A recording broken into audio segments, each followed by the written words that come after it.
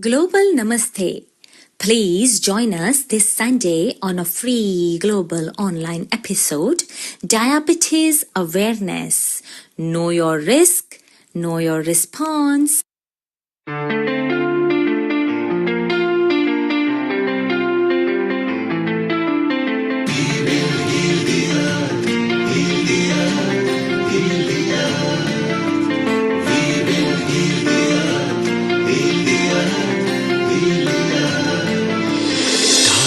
They can tell you stories which are brighter than yesterday. The streets have never been so quiet. The squirrels found a new hideaway. Tomorrow will never be the same. There is so much hope in our hearts. Brick by brick we shall overcome and walk right into a new start. Welcome to the brand new world. In the children of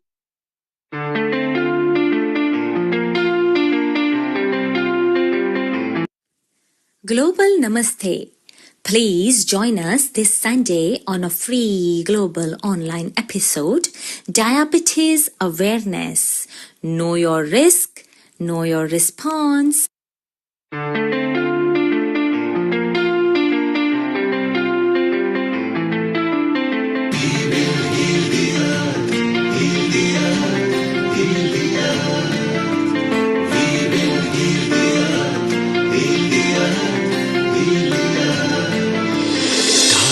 They can tell you stories which are brighter than yesterday. The streets have never been so quiet. The squirrels found a new hideaway. tomorrow will never be the same. There is so much hope in our hearts. Brick by brick we shall overcome and walk right into a new start. Welcome to the brand new world. In the children of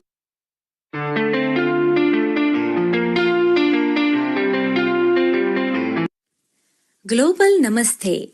Please join us this Sunday on a free global online episode, Diabetes Awareness.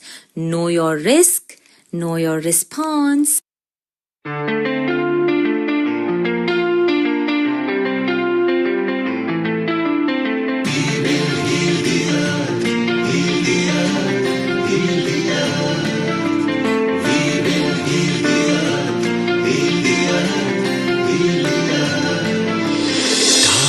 They can tell you stories which are brighter than yesterday. The streets have never been so quiet. The squirrels found a new hideaway. tomorrow will never be the same. There is so much hope in our hearts.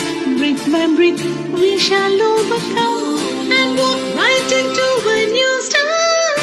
Welcome to the brand new world. In the children of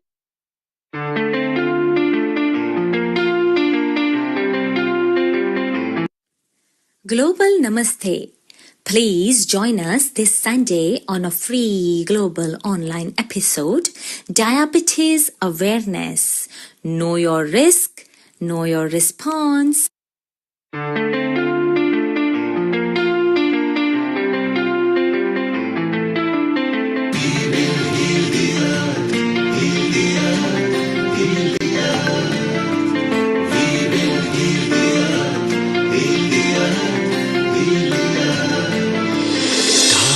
They can tell you stories which are brighter than yesterday. The streets have never been so quiet. The squirrels found a new hideaway. tomorrow will never be the same. There is so much hope in our hearts. Brick by brick we shall overcome and walk right into a new start. Welcome to the brand new world. In the children of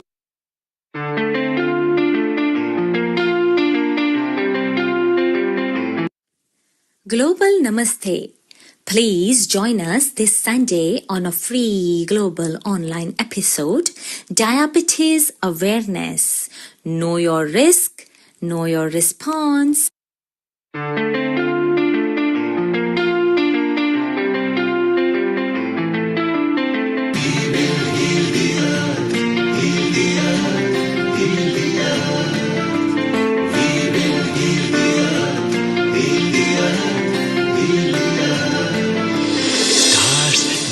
tell you stories which are brighter than yesterday. The streets have never been so quiet. The squirrels found a new hideaway. Tomorrow will never be the same. There is so much hope in our hearts. Brick by brick we shall overcome and walk right into a new start. Welcome to the brand new world. Give the children a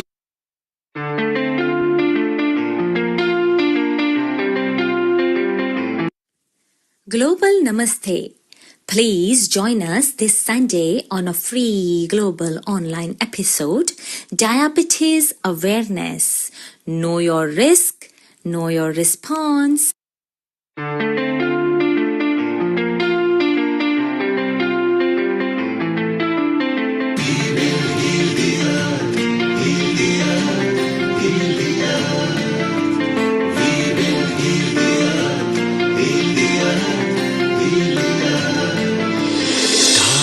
They can tell you stories which are brighter than yesterday.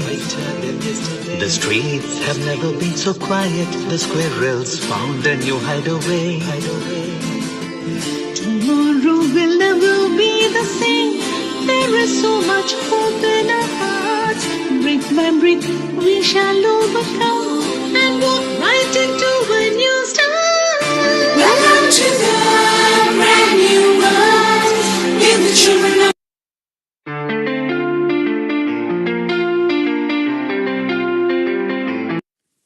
Global Namaste. Please join us this Sunday on a free global online episode, Diabetes Awareness. Know your risk, know your response.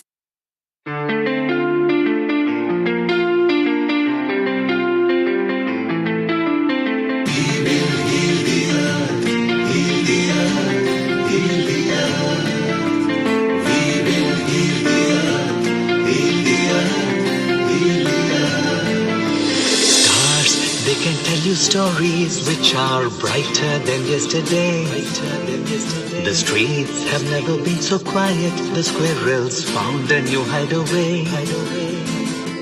Tomorrow will never be the same. There is so much hope in our hearts. Brick by brick we shall overcome and walk right into a new start. Welcome to the brand new world. Give the children a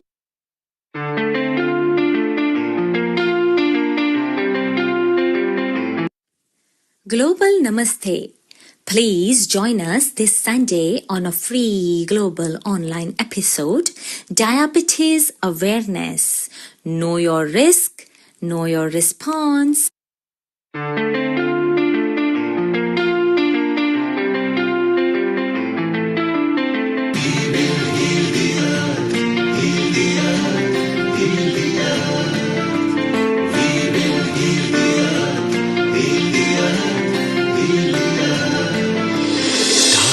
They can tell you stories which are brighter than yesterday.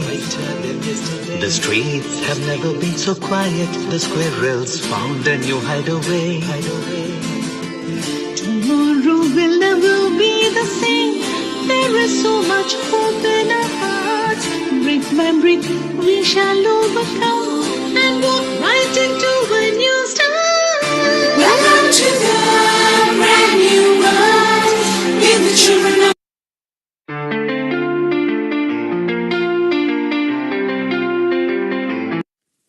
Global Namaste. Please join us this Sunday on a free global online episode, Diabetes Awareness. Know your risk, know your response.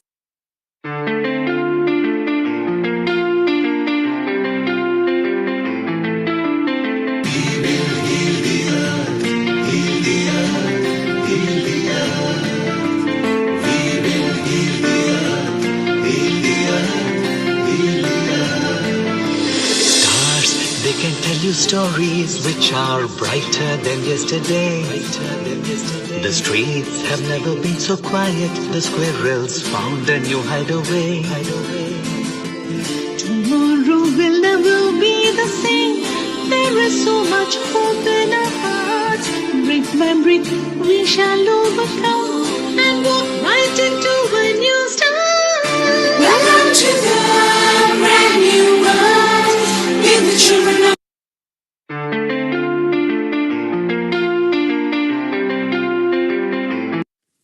Global Namaste.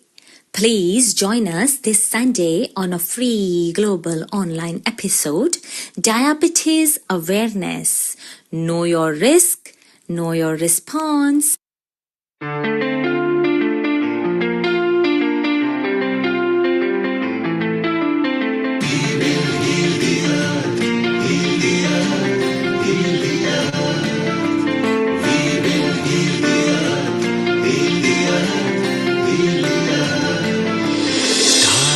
They can tell you stories which are brighter than yesterday. The streets have never been so quiet. The squirrels found a new hideaway. tomorrow will never be the same. There is so much hope in our hearts. Brick by brick, we shall overcome and walk right into a new start. Welcome to the brand new world. In the children of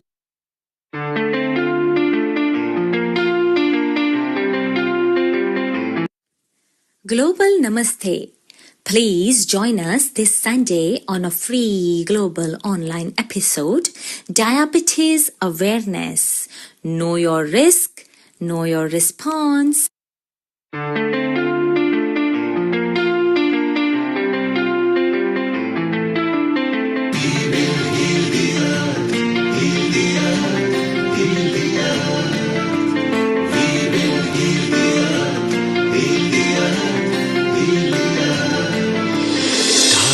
They can tell you stories which are brighter than yesterday. The streets have never been so quiet. The squirrels found a new hideaway.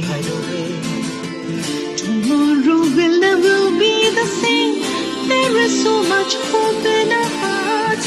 Brick by brick, we shall overcome and walk right into a new start. Welcome to the brand new world. In the children of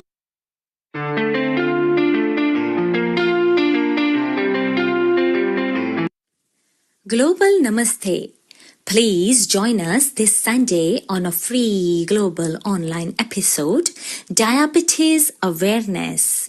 Know your risk, know your response.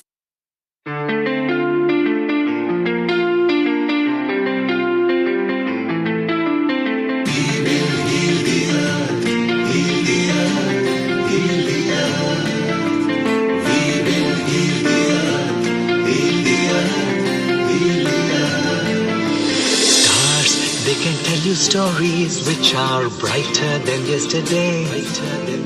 The streets have never been so quiet. The squirrels found a new hideaway. tomorrow will never be the same. There is so much hope in our hearts. Brick by brick, we shall overcome and walk right into a new start. Welcome to the brand new world. In the children of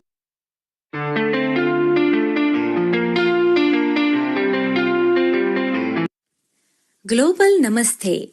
Please join us this Sunday on a free global online episode, Diabetes Awareness. Know your risk, know your response.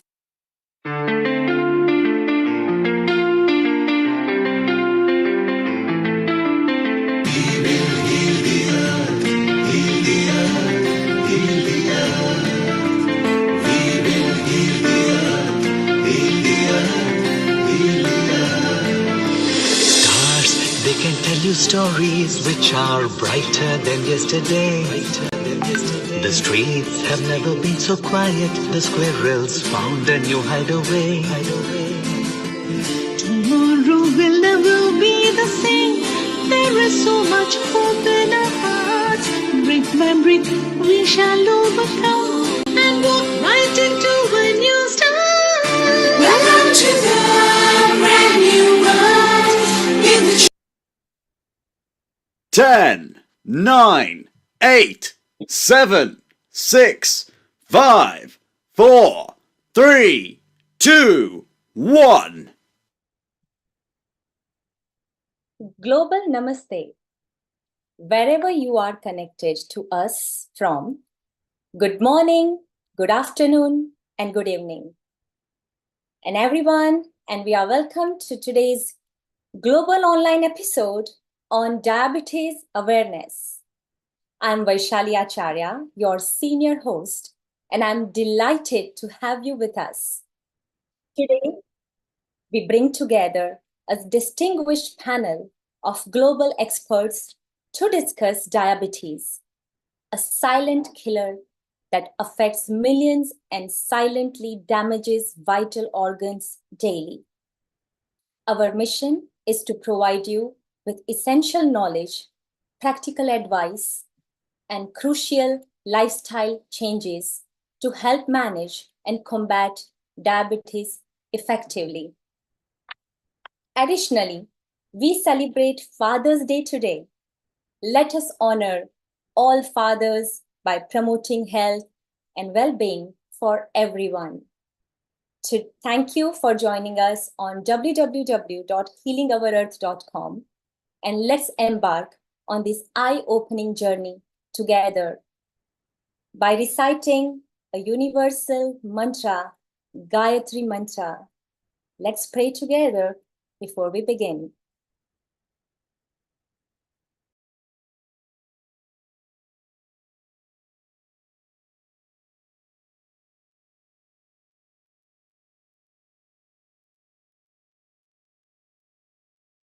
Vaishali, can you unmute yourself, please? Thank you. And let's commence the universal mantra of Gayatri.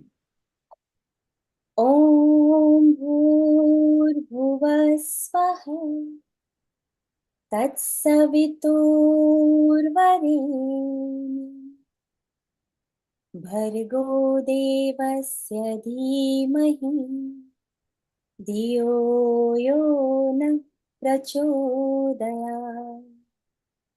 Om Bhurbhuvah Swaha Tatsaviturvarenyam Bhargo Devasya Dhimahi Dhiyo Yo Na Prachodayat. Om Shanti. Om Shanti. Om Shanti. Global Namaste once again. And this is your senior host, Vaishali Acharya. And I'm going to welcome my co-host, a beautiful, a gorgeous, with a flower background, and an eminent Ayurveda doctor, a personality who doesn't need any introduction. And she is a physiologist, she is a yoga practitioner, she is a counselor, she is connected with various prestigious government bodies in India. And we are so privileged to have Amrita Sharma, Dr. Amrita Sharma, as our co-host. And welcome, Amrita, and over to you. Thank you, Vaishali ji. Thank you so much. A global namaste to all of you. A very good morning, good afternoon, and good evening to everyone. Once again, we both welcome you all to today's episode, which is very special because it talks about one of the very prominent prevailing diseases, which is so contagious that what to say. Some sweets are so sweet that they virtually do a lot of problems which people don't come to know. And as Vishali mentioned, it's a silent killer. So in today's episode, we'll be bringing up our eminent experts and guests in the field of diabetes for dealing with, who will be telling us what's wrong that sweet is so killing for us, what it has done, what can be done for the prevention, what can be the best for the treatment, and yes, how many sweets should you consume in form of chocolates, cakes, pies, and mithais, of course, which are world famous of Indian sweets world over. So it's time, Vaishali, to move forward for today's episode as we have lined up with so many eminent guests with us. Absolutely, Amrita, and so excited to bring light through our expert panel and our very first uh, guest, our honorable guest, Dr. V.N. Shah sir from India. He is MD FACE USA, Fellow of American College of Endocrinology, Fellow of Diabetes India, Member and Endocrine Society USA, Senior Consultant Diabetologist and Metabolic Physician, Zydus Hospitals and Healthcare Research Private Limited. So without further ado, I would like to welcome one and only Dr. V.N. Shah sir. Global Namaste, V.N. Shah sir. Global Namaste. Yeah, global namaste to you all. It is privilege, very it is warm our welcome. absolute privilege to have you, sir, with us. And today is a Father's Day as well. And Yeah. wish you a very happy Father's Day. Thank you. You are an amazing father. I have witnessed Thank you. your Thank you so journey. And welcome to our platform. What would you like to share today, sir? How would you like to start this episode with your word of wisdom, your expertise and Yeah, knowledge? definitely. Because you see, diabetes is such a disease, once it is ignored, then the devastating effect in the human life, which is observed since more than 100 years. Fortunately, we have completed the insulin initiation 102 years. Last year, we have completed 100 years plus. So what is happening in total scenario, the fifth cause of the morbidity and mortality in the world after cardiology problem, cancer, accident, it is a fifth cause. And people are ignoring and they are not having the at least awareness. Second thing, it is a just tip of the iceberg in the developing countries where we are having the diagnosis of the diabetes and which is causing a burden to the family, to the region, to the nation, and in global scenario, it is causing nowadays, even coming years, more than $1 trillion as a cost to the therapy in the world. So we are supposed to understand this disease and how one can prevent, and if it is there, how we can prevent from the complications of the diabetes and even hospitalization, so we can have the at least good outcome. So this kind of the understanding problem we are at least educating the people with your this media and via with the social medias. I think so it is going to help a lot to our population as a nation and as a globe. So I think so this is my message, and we are going to have the narration regarding the simplest way to understand why this diabetes, how it is to be treated, how it is to be controlled, and how it is to be prevented. Is it reversible or not? Nowadays, a lot of talks are going on, a lot of myths are there. So I think so in the very short time, I'm going to narrate this thing. Thank you so much. Yes, absolutely. And the question immediately right now from someone, our audience, that can one reverse the diabetes? That's a question as well. And we are so eager to see more from your side. And we would love to have your insight on us. And please go ahead, over to you. And Yeah. the stage is yours. And we have audience worldwide who is listening to us. We are right now live on Facebook, website, Twitter, and all other social media platforms. And we have different, globally, we are connected at the moment. Go ahead, sir. We are over to you. Yes, please. At present, this is the scenario as a world point, and this is the figure of the WHO as well as the International Diabetic Federation.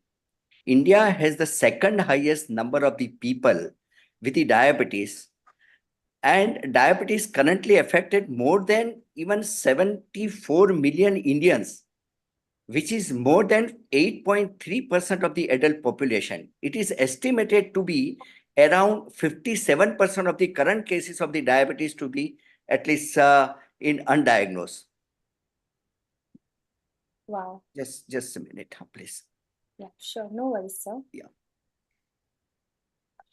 So in 2000, because after that, the survey is not that. I'm giving the figure of 2021. It is estimated that 537 million people have diabetes. And this number is projected to be reached 634 million by the 2030 and 783 million by the 2045. In addition, 541 million people are estimated to have the impaired glucose tolerance in 21. So diagnosed and undiagnosed patients are parallelly going on, and which is having the pre-diabetic stage as a 541. Those having in the future the diabetes and people are not knowing. It is also estimated that over 6.7 million people aged 20 to 79 years will already it is figured out and die from the diabetes. And you can see that the overall figure of the COVID death also, it is more than this figure related to cause in 21. The number of the children and adolescents up to 19 years living with a type 1 diabetes annually. And in 21, over 1.2 million children and adolescents have the type 1 diabetes. Direct health expenditure due to the diabetes are already close to $1 trillion and will exceed this figure by 2030. So why this scenario is? Primary driver is rapid epidemiological transition associated with change in the dietary pattern. I'm giving one example here. We were up to 2018, the world capital of the diabetes as a India. Now the China since last 4 to 5 years is the world capital of the diabetes because they have changed their dietary pattern in the world scenario, and now they are going for the fast food and change of the cola lifestyle. So this is the basic change in the dietary pattern. One of the examples, decrease the physical activity. Everybody is in the fast buck rat race is in the society, and that's why there is no awareness about the physical activity, as evident from the higher prevalence of the diabetes in the urban population. You can see here in India also, in comparison with the urban population and the village population, where the higher cases are with the urban population. And prevalence of the microvascular complication, retinopathy, nephropathy, and other microvascular complication in compared with the Western countries, India is less. But prevalence of the premature coronary artery disease is much higher in the Indian compared other than the ethnic population. Here the slide is there. 1 in 11 adults have the diabetes at present in the world market. So 450 million patients are suffering from the diabetes. And out of that, even 46.5% adults with diabetes are undiagnosed. 12% of the global health expenditure is spent for the diabetes. That is the 673 million. And by the 24, one adult in even out of 10 will have the diabetes. Similarly, even gestational diabetes. 1 in 7 birth is affected by the gestational diabetes. And 3/4 of the population all over the world is in the developing countries and under middle income countries. 542,000 children have the type 1 diabetes. And every 6 seconds, a person die from the diabetes. Roughly 5 million deaths occur due to this diabetes. So projected increase in diabetes in India, because Asian Indian phenotype is our different in our Indian scenario. Unique clinical biological abnormalities in our Indian genes. Increase the insulin resistance, greater abdominal adiposity. You see, we are having the greater waistline than the overall body. Higher waist circumference, that is despite of the lower BMI, and lower adiponectin, which is higher in high sensitivity C-reactive protein. So one can understand why this diabetes, what is the normal scenario of the physiology of the glucose absorption. Once we are eating the food with the carbohydrate, which is grains, fruit, milk, and sweet, These carbohydrates change to the sugar after digestion. The glucose is passing through the wall to the even blood vessels. So glucose entering the blood to go to the all part of the body for the energy. What is happening parallel? The pancreas is senses the rise in the blood glucose, and so it makes the insulin production. And insulin helps the sugar get into the cell and in our body, so they can use the sugar as a energy. If this energy is not there, human being is not going to survive. So what is pancreas? Insulin and pancreas. Pancreas is situated in the abdominal behind the stomach and duodenum. This is the just like a tail-like structure is there, and we can see that this is our pancreas. And pancreas play an important role in the glucose metabolism. We are having the two kind of these cells: beta cells from the island of the Langerhans secreting the insulin, and we are having the alpha cell, which is preventing the insulin over secretion and producing the glucagon, and which is maintaining the balance in our body as a glucose metabolism. Maintenance of the blood glucose, you can see we are having the two activity. One is the insulin secretin beta cell activity, and second is the alpha activity. So when the blood glucose increase, the insulin is released by the beta cells. Excess glucose is stored as a glycogen. Improve the utilization of the glucose in the body by opening the channels in the cell membrane. When the blood glucose level falls too low, the glucagon, that is the alpha activity, is released. Stored glycogen is converted from the glycogen to the glucose. So this is the cycle which is maintained in our body regularly. So insulin and glucose disposal in our normal individual. Once we are having the glucose in the body, the insulin secreted by the pancreas, which is controlling our sugar. What is the effect of the insulin in our body? Which is reducing the gluconeogenesis, glucosenolysis, and increase the glycogen synthesis in the liver. Similarly, which is having the effect in even our muscle mass also. So glycogen synthesis is there in the muscle mass. Similarly, glucose uptake by the fatty tissue and decrease the fatty free fatty acids releasing in our body.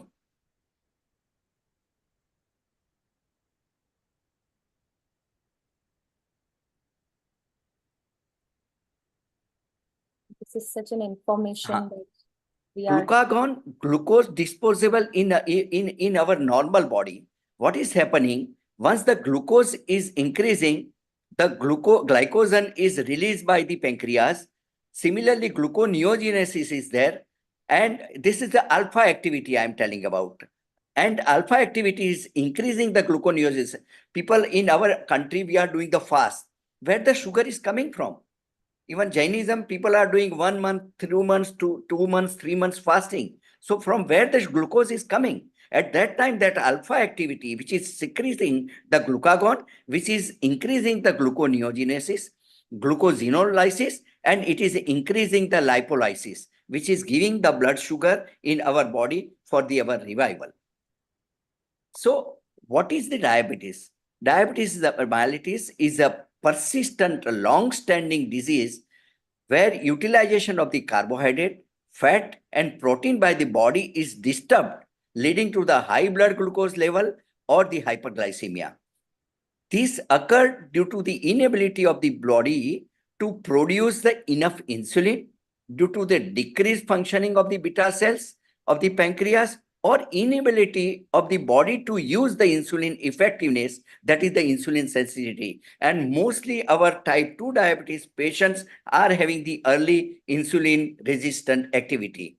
And in sometimes both the activities, even insulin resistance as well as the decreasing the beta cell function, which is producing the hyperglycemia in a singular constant feature of all the type of the diabetes. So type of the diabetes, we are having the 3 type of the diabetes: type 1 diabetes, type 2 diabetes, and gestational diabetes. Here, type 1 diabetes is having the 5 to 10% in the all over the world scenario. 90 to 95% patients are having the type 2 diabetes. So due to the beta cell destruction. So what is happening in the scenario of the type 1 and type 2?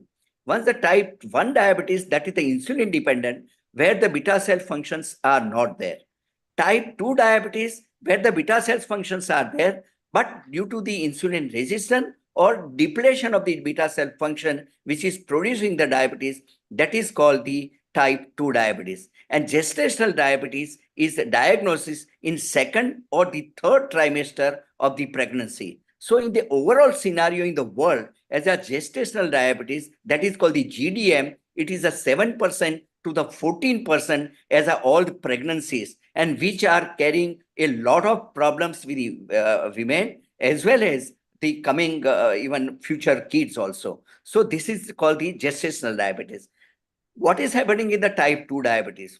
We are having only 1 million beta cells in our pancreas. At the time of the first time diagnosis, type 2 diabetes, which is having 90 to 95%, where the 50% of the beta cells are not functioning.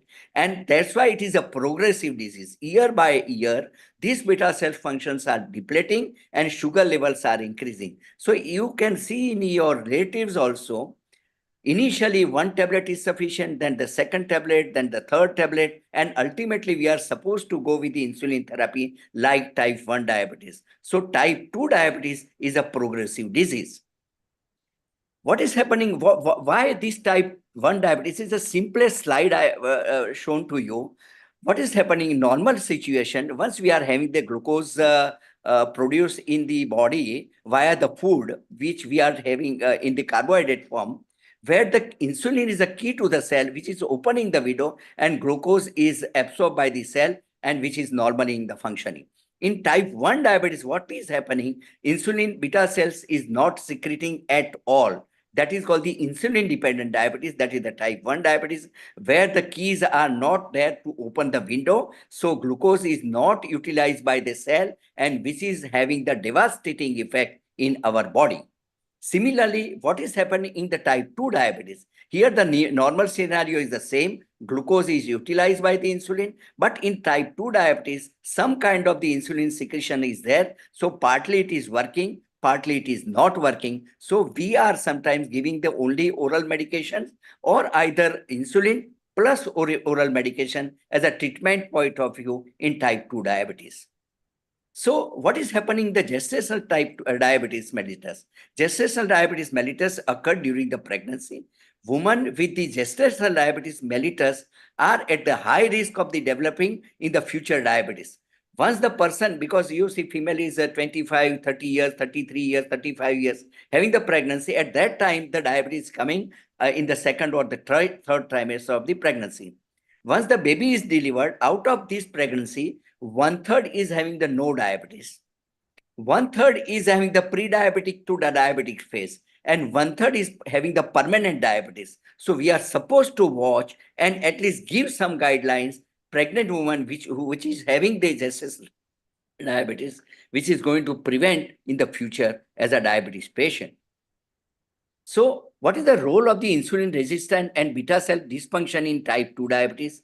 We are having the two scenario.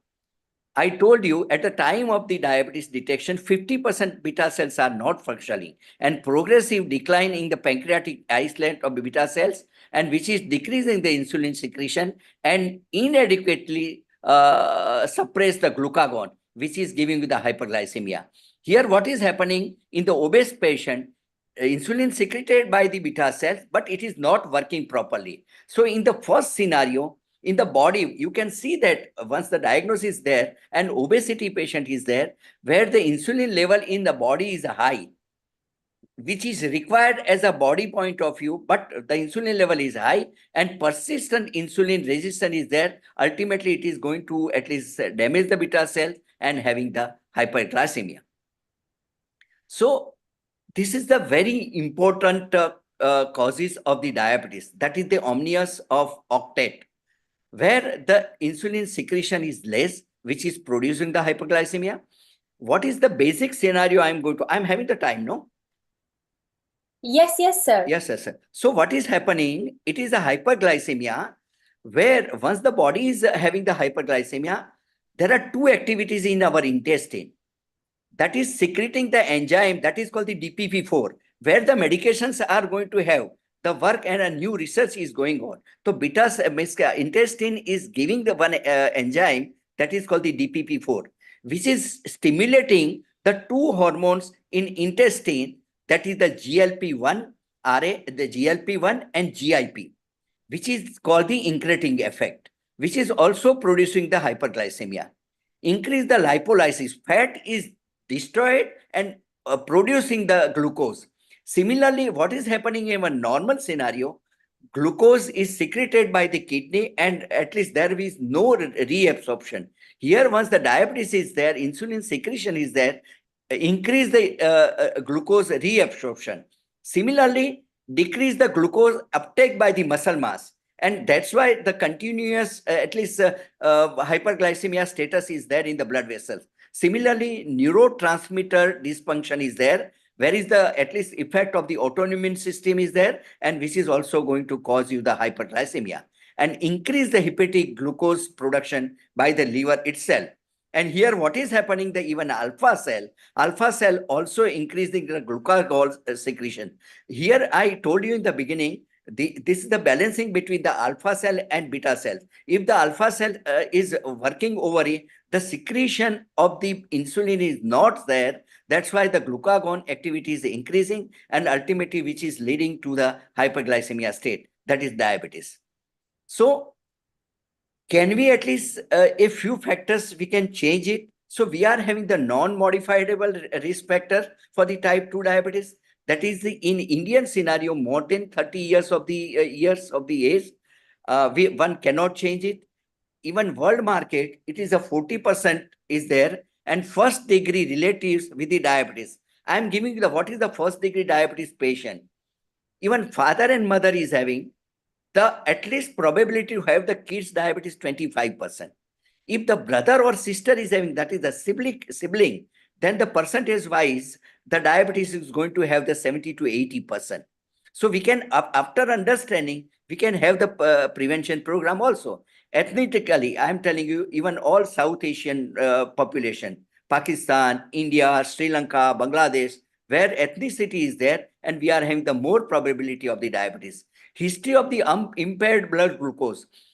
What is the impaired blood glucose? Once your sugar is having the between 100 1 to 125 fasting stage or 140 to 200 figure as a IGT that is called. If it is there, then the future candidate, this person is for the diabetes. History of gestational diabetes we have narrated.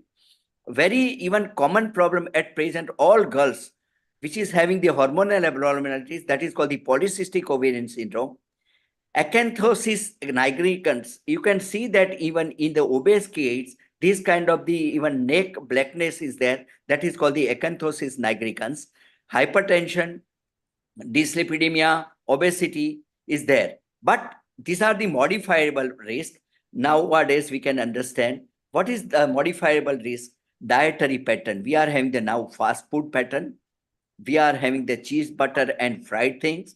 Already now available all the foods in the market. We are not having the freshly available food. Abdominal obesity. You can see that the day by day and year by year, all our population is having the adiposity and abdominal obesity is there. Overweight. Overweight is a burning problem of our society. Even all developed countries, like even US and all European countries, kids are having the major problem of the obesity due to the fast food and physical inactivity.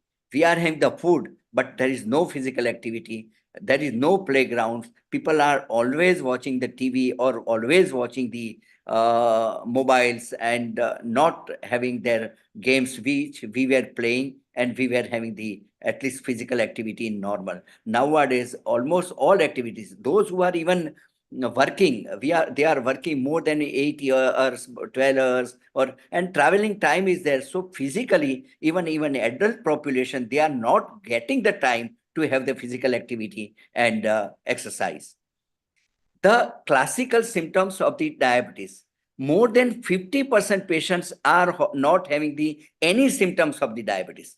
While even examination pre-operative examination, while even health checkup examination, while going for the driving license, or in the school or colleges examination, we are having the early diagnosis of the person. But cardinal three major signs, that is the 3P, that is the polyuria, frequency of the urination is increasing, polydipsia, excessive thirst, and excessive hunger.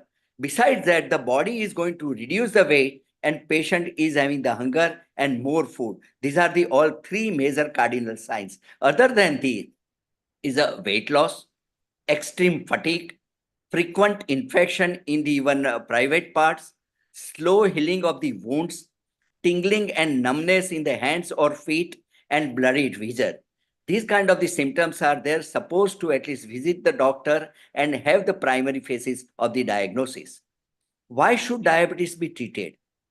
Sustained high blood glucose level can cause the damage to the eyes, kidneys, nerves, heart, and blood vessels.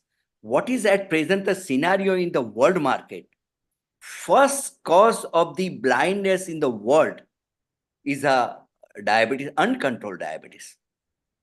Here in India, still it is in the developed country, not even India, I'm telling you, the cataract is the first cause.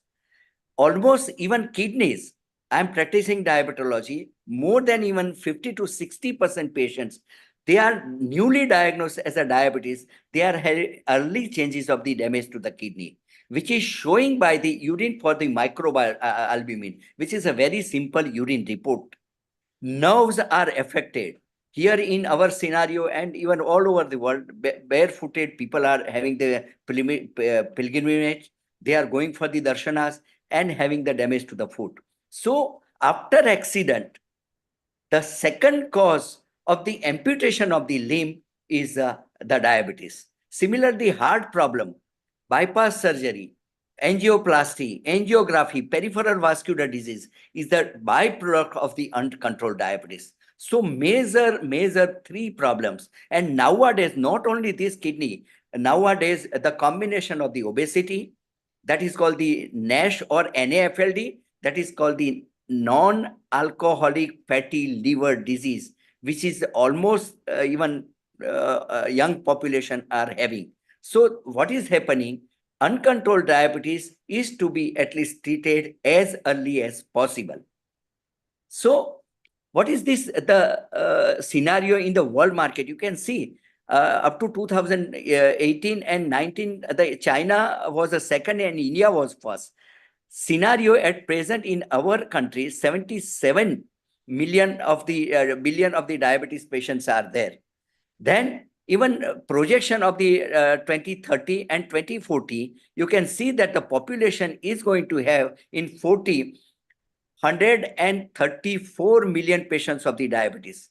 Third is the United States. Fourth is the Pakistan, Brazil, Mexico, Indonesia, and most of the people countries are of the developing countries. You can see where the awareness is not there, and this is the future scenario as a India point of view, South Asian countries, and as a global. And even in European countries, diabetes awareness is there. That's why at least prevalence of the diabetes is in some kind even lesser than the developing countries. So as per the expert in India, the scheme is there. As per the expert in the management of the diabetes and aspiration target, 90-90-90 is eminently needed in India. What is happening at present? Hardly any. I told you 50% patients are having the diagnosis, 50% patients are not doing that, not knowing they are having the diabetes. So out of that, 90% of the people with the diabetes at least detected as early as possible as a diabetes. Out of these 90%, those detected, it is to be treated. Here in our country, the population in the villages and the periphery not getting the proper treatment of the diabetes. And out of that, even 90 of those treated with, it is controlled diabetes. Here the scenario I was telling in the number of times, controlled diabetes and uncontrolled diabetes. If the uncontrolled diabetes is there, then definitely people are going to have the lot of problems, lot of complications related to the diabetes. I'm giving you the one example because I was the one of the task force member of government of Gujarat in COVID era. Lot of ICU deaths were there where the uncontrolled diabetes, because patients were treated with the remdesivir and steroid, where the diabetes control was not there and death were occur due to the COVID scenario. So what is the diagnosis criteria of the diabetes? Fasting sugar, if it is a more than 126, is a diabetes, or postprandial sugar more than 200 is a diagnosis. In between, one way is there, that is called the pre-diabetic. Normal person, the sugar is below 100, that is the fasting blood sugar. If the 101 to 20, 101.25, it is a pre-diabetic. Similarly, postprandial sugar, if it is having the 100 and up to the 40, it is a normal. 140 to 200 is a pre-diabetic. And here, the last 90 days, the average sugar, that is called the HbA1c. If it is a below 5.7, it is a normal. 5.7 to 6.5 is a pre-diabetic, and more than 6.5 HbA1c, A1c or glycosylated hemoglobin, the three names are there with the one report, it is called the diabetes. And similarly, even any random sugar person is doing and sugar is a more than 200 plus, that is called the diagnosis, and it is to be investigated thoroughly to confirm the diagnosis. Dr. V.N. Shah, yes. Wonderful. We got a lot of questions here. So if you could stop sharing your screen. Yeah. We go into a question time. Yes, please. And we have got Dr. Lalit Sodha here. If you could stop your screen share. Yeah, sure. And we have got Dr. Amrita, we got Dr. Rajiv. So it's beautiful. You brought in a lot of statistics to us. And one particular point you mentioned was diabetes needs to be treated. So if you could kindly stop your screen share. I'm sorry, yes. Maybe let me help you. Yes, there you are. So this is wonderful. So what we would like to do now, first, there is one question from Abdul in Kuwait, who is a local native in Kuwait. He has been diagnosed with type 2 diabetes. Can it be reversed, and what are your tips? First and foremost, if the person is obese, and where the at least claims by the bariatric surgeon, I think so one of our speakers is there today for the bariatric surgery. So bariatric surgery is definitely answer, which was I was supposed to shown in my one of the slides. So type 2 diabetes at least can revert with the bariatric surgery, those who are having the obesity. First, in that case, we are seeing the beta cell function. If the beta cell function is good, then the dietary pattern and weight loss. I'm telling you one example. If the person is losing out of his obesity 5% of his weight loss, then from the pre-diabetic to the non-diabetic person can go for. If the person is having the loss of the 15% of the weight loss, overweight, then person is having the result in mild to moderate diabetes, can at least revert to the non-diabetic or the pre-diabetic level. And these are all the studies which is shown by the International Diabetic Federation. Thank you, so Abdul. I hope it helped you. Try to lose some weight and change your diet habit, and hey, who knows, you will be normal maybe. Dr. Lalit Sodha, our reporter and a senior anchor at Healing Over Earth, and who visits Ahmedabad regularly, please say hello to Dr. V.N. Shah, and maybe your first visit was in Zydus, Dr. Lalit Sodha, is that right? Absolutely. A global namaste to all the Healing Over Earth members today and all the viewers. It's been a pleasant afternoon and a happy Father's Day to all. Yeah. Yes, Dr. Shah, my first visit was at Zydus. I had come down to get a full medical check, and what a wonderful service I got. I had, luckily, the fear was that I might be diabetic or and lots of things were going on. But luckily, I had a clean bill of health. So congratulations for that. Yes. Big high five to Zydus Hospital for giving me the good result. Yeah. But my question to you would be in relation to diabetes. Yes, we say lose weight, but what other way? I mean, if you can sort of recommend some 5 good foods that people can Now- consume to help reduce diabetes, and one form of exercise that would help them? Excellent question you have asked for. The treatment of the diabetes first and foremost is a food. So food, because you see, we are foodie nowadays. We are Yes. consuming a lot of fats in the form of the cheese, butter, oil, or ghee in Indian scenario. So first and foremost, the calorie value wise, we are at least restricting the sugar values. One person is having the sugar like ice cream or sweet, which is costing you as a sugar point of view, calorie value is a 4. But once you are taking the cheese or butter, the calorie value wise, it is a 8. So the Sure. calorie is to be reduced in the food. Before taking any food, at least have some kind of the leafy vegetables or the celery or the salad. Then at least avoid unusual refined food, which is having at least privilege in our market. Even rice wise also, don't go for the polished rice or have the raw food or the raw rice. This is the thing. And one can have the fat less or the fat free food in our diet. That is the first statement. Second is the physical activity.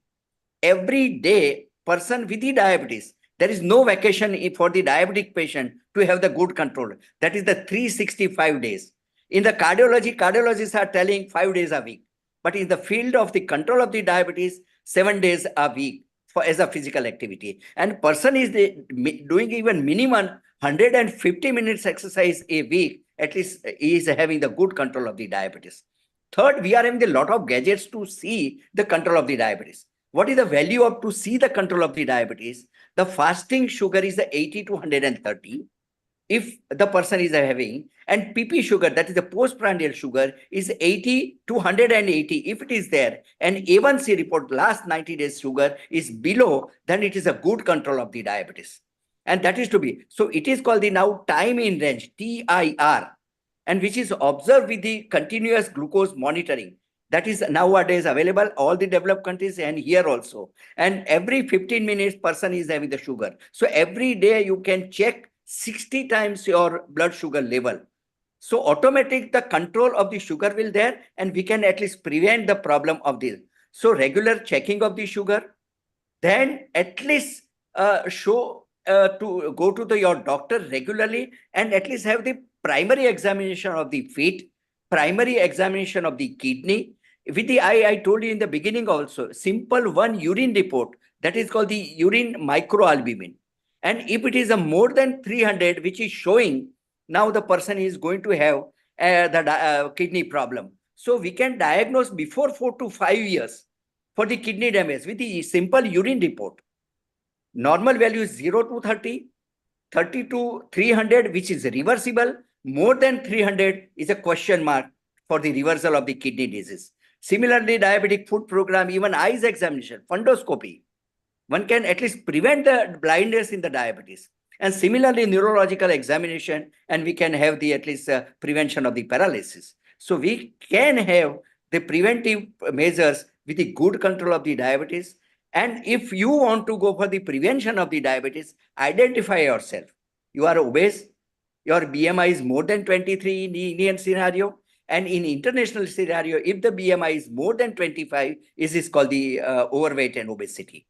So at least control your weight, do physical activity every day, control your food, control your alcohol consumption, cessation of the smoking, and at least stressless life. You see, nowadays we are having the lot of insomnia patient and stressful life. So this kind of the 4 to 5 changes are there, then we can prevent the diabetes. If the diabetes is there, we can at least control the diabetes. This is my Thank you, message. Dr. V.N. Shah. Very precise tips. Control your weight, control your diet, avoid smoking, avoid drinking excessively. Dr. V.N. Shah, I would like to introduce one of our other hosts here, Kirit Mistry, who is part of SAHA, the South Asian Health Action. Hello, sir. How are you? Vaishali will actually look you. Please. Vaishali will look you to him as well because he does a lot of outreaches and activities over here. And then shortly, I'd like to introduce you to a famous doctor here in Harley Street, Dr. Dhanapal Ramaswamy and Yes. Dr. Naveen Gupta, who are Yes. jointly going to take a session here. So it's nice to meet up. Again, Vaishali will facilitate connection with that, so we can do an outreach with you and Zydus and Harley Street and Dr. Navin Gupta, who is in different countries, as is Dr. Danapal, who is in Singapore and London. Shortly, we will do that. Kirit, say hello to Dr. V.N. Shah and the activities that you do before we move to Dr. Danapal and Dr. Navin Gupta. Global Namaste, Dr. Shah. Very good Yes, presentation, and great to meet you as well. I've had the privilege of meeting Dr. Mohan in Chennai. He does some fantastic work around India, and also, but one of the questions, the work we do from our NGO here in the UK is we're a patient-led charity. So we support diabetes patients, type 1, type 2, and pre-diabetes. But the biggest challenge we have is we can bring all these experts, we can bring, education, but it's that behavior change that we're struggling with in terms of getting patients to start thinking, and we give them the scary tactics like you've just identified, the complications, but still they decide to take notice when it's too late. So what would be the kind of behavior change message that we need to be giving the listeners? First and foremost, it's again the good question, because ultimately the behavior changes from our physician side. Doctor is to be convinced first that my patient should be normal. And as a doctor, because all colleagues are there, we are not having enough time to give the patient for the primary education. We are sending our patient to the educator or the dietitian. Once the person, we are spending a few minutes to convince the patient why it is the need of the time to have the good control of the diabetes, what is the behavior changes, why the physical activity is going to help you. Then and then it is going to help. And at least my 90% plus patients are giving the cooperation to me. I am having more than 1 lakh of the patient has present in Indian western side of the, but they are definitely have the good control. They are coming with their glucose monitoring chart. I'm asking first and foremost, where is your chart is showing? So you are first and foremost convinced as a physician point of view. Once you are convinced that the need of the time is there to at least, and particularly in the younger population, once counseling is there, always I'm asking the person with the spouse or the family. Once they are in the chamber, then automatically family care will be there. It is not the person is coming and we are treating the patient. If the family care is there, then the interaction with the family and the behavior changes is definitely going to change. This is my experience I'm telling you and sharing you. Thank you, Dr. V.N. Shah. Very nicely answered. Kirit, you will be looked up through Vaishali over here. And Dr. Lalit Soda, Kirit Mistry, say hello to Dr. Danapal and Dr. Navin Gupta. Vaishali, if you could introduce Dr. Danapal to us, and we can see what he has got lined up for us. He's very eminent in Harley State. Tell us a bit more about Dr. Danapal, and what did you think of Dr. V.N. Shah, Vaishali?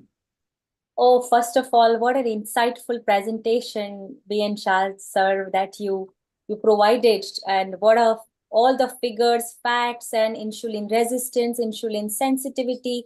It was an eye-opener presentation, and thank you so much for putting light on such an important topic today that we have.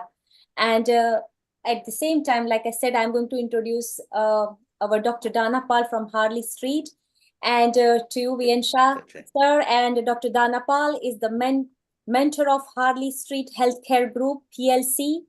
Dr. Danapal has provided professional patient-focused care to thousands of patients spanning over 5 decades as an experienced specialist in medical emergencies and diabetologist, while working for National Health Services, NHS, Royal Free Trust, and as a medical advisor to several care homes in the United Kingdom.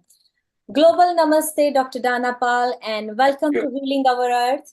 And lovely to have you. Say hello to Dr. V.N. Shah, sir, and over to you. First of all, can you hear me? Yeah. You are audible. Thank you. Thank you so much for getting me on this talk. Dr. Shah, you've done everything about diabetes A to Z. There's nothing for me to talk. You have covered A to Z of diabetes, from epidemiology to the whole lot. First of all, let me wish you a happy Father's Day to all the fathers. Yes. And we would be fathers also. Unfortunately, ladies, there is no Mother's Day or Ladies' Day as yet today. Anyway, thank you for inviting me to the eminent panel. Neil Kumar, thank you for getting me onto this. But I think the substance of the diabetes has been elaborated by Dr. Shah. He's an eminent diabetologist, so I'm not going to delve further. What I would prefer is an interaction with the audience. So rather than being presenting. Nonetheless, let me give you a bit background of diabetes. The world population is 8.1 billion. Can anyone tell me the population of diabetes among this 8.1 billion? Please. The world population is 8.1 billion. How many diabetes are there in the world right at this moment while we are talking? Dr. Shah would obviously know, but I would hazard a guess that you there is hazard more a than... Dr. Shah. No, I mentioned in the WHO slide. I don't want any answers from Dr. Shah. No, Exactly. I don't want any answers from Dr. Shah. The rest. But Dr. Shah will Dhanapal, know the figure. Since he mentioned China, and China has got over 145 million already, and then he said India has got very high, I would guess we are reaching 1 billion, maybe 1 in 8. Neil, you almost as we sit, there are 415 million diabetes in this world of population of 8.1 billion. Yes. Wow. Tell me, how many of them know they've got diabetes, and how many of them know that they do not have diabetes? Wow. I'm very sure many not don't. Dr. Shah. Not Dr. Shah.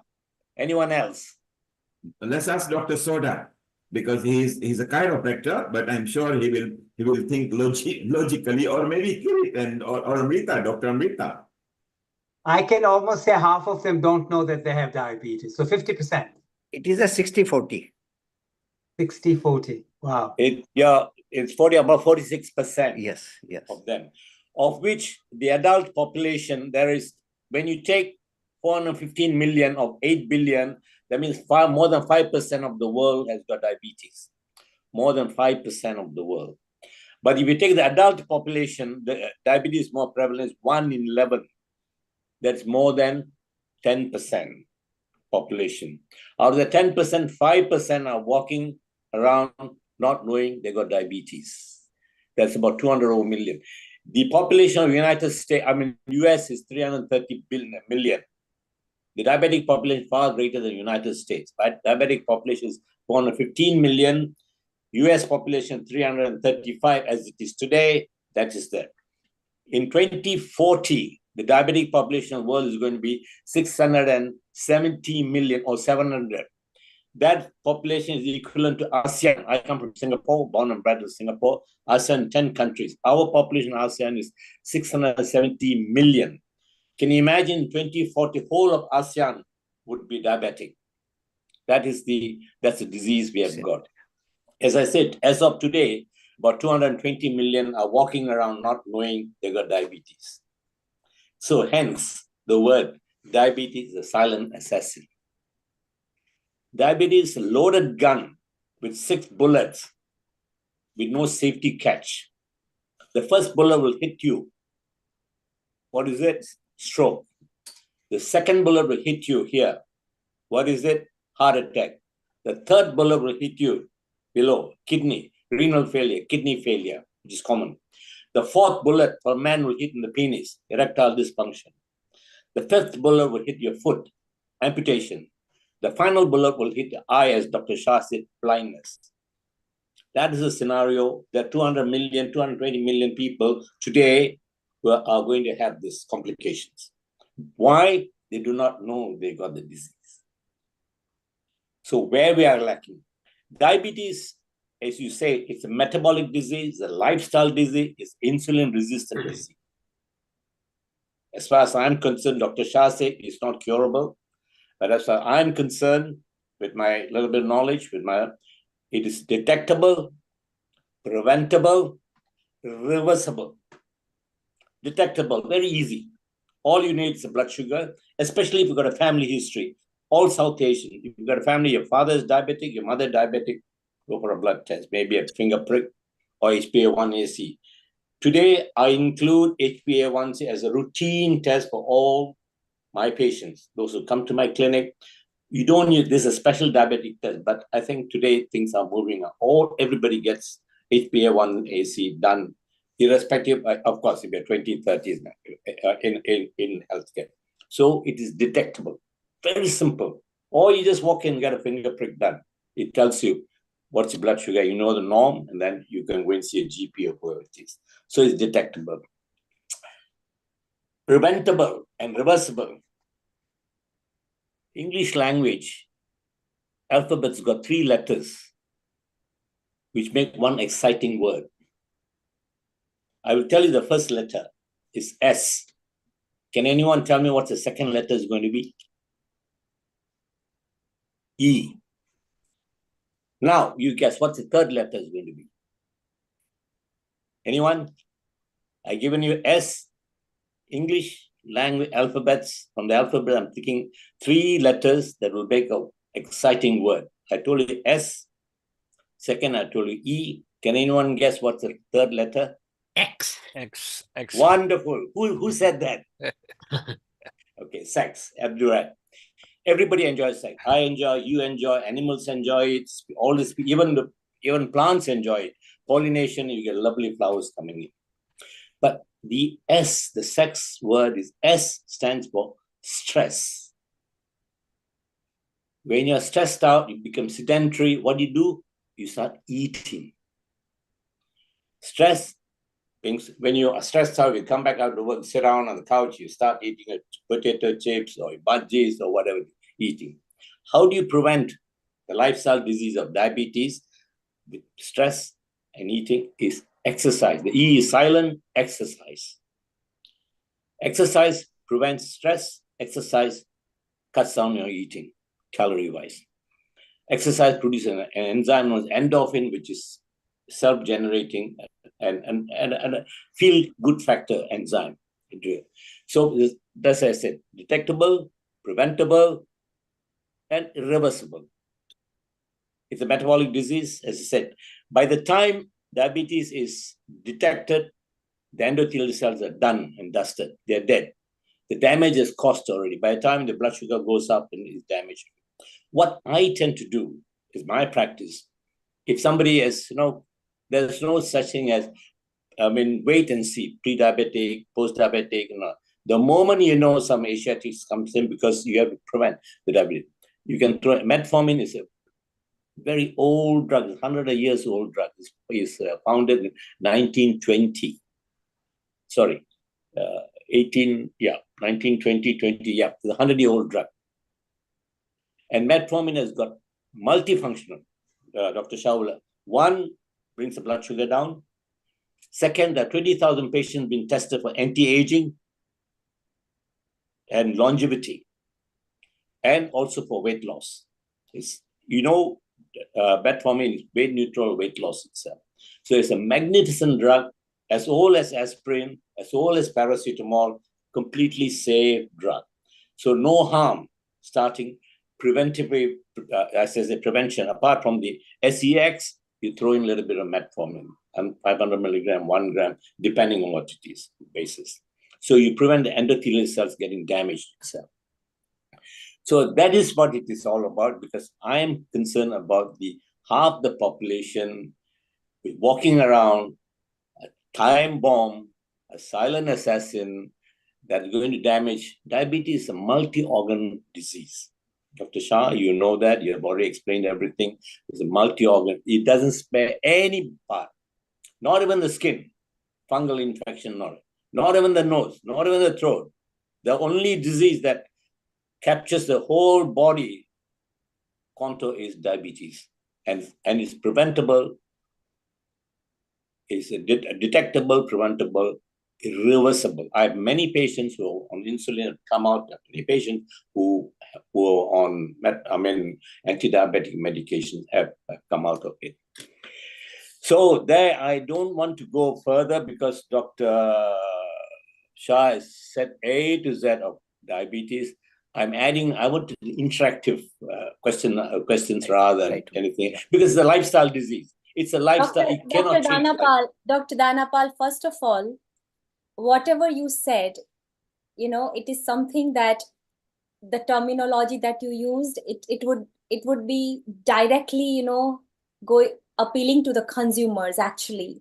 People who are laymen, who don't know much about the terminology, the medical language, what we are talking about, blockages and all, but in a very simple layman language, the way that you make our audience understand about the insulin sensitivity, insulin resistance, that's amazing, because it's all about insulin resistance and sensitivity.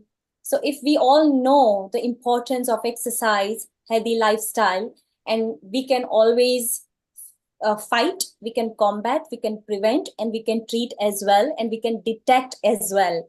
So thank you so much for your wonderful Vaishali, Vaishali, very well summarized. And Dr. Dhanapal, with Dr. Shah bringing the statistics and presentation, you bringing the sense of humor and succinctly, slowly and deliberately making people understand what a complete scenario we have given. And at this point, the people on social media, they are confused. So between you two, if you could clear this out, both of you say that diabetes type 2 can be reversible, but maybe not curable. What is the difference? Could you explain what is the difference between curable, particularly Olexon in Iceland wants to know, what is the difference between a reversible and not curable? To both of you, we start with you, Dr. Dhanapal, and then we'll go to Dr. VN Shah. Over to you, Dr. Dhanapal. Yeah, when I say reversible, it's preventable. Preventable means if the parents are, I already said the three things: control your stress, control your eating, even if you don't have diabetes, and exercise, at least 40 minutes to an hour of exercise, and also control your BMI. Today, BMI is not only height and weight, but also fat. Because fat, the three parts of the BMI is your height, your weight, and your fat composition of your body. Try and control all this. As VN Shah said, central obesity is a disease today. It is not a symptom, especially visceral central obesity. If you look at all the Asians, many of them, they say it's Lord Shiva's or Lord Buddha's stomach, Lord Ganesha's stomach is there. I think Lord Ganesha must have had diabetes, looks like it. You see, the tummy is, that is, and even Lord Buddha must have had diabetes. Even the Chinese gods must have a diabetes, central obesity. So this all are preventable. From day one, you teach your children, obesity is a killer. Obesity is a disease. So you can prevent them. Even your parents have got diabetes. Second thing, even if both parents you are deemed, you can prolong the onset of diabetes. So your quality of life is there. Today, what you want is quality of life. Not to live for 100 years, rather live for 80 and good quality of life.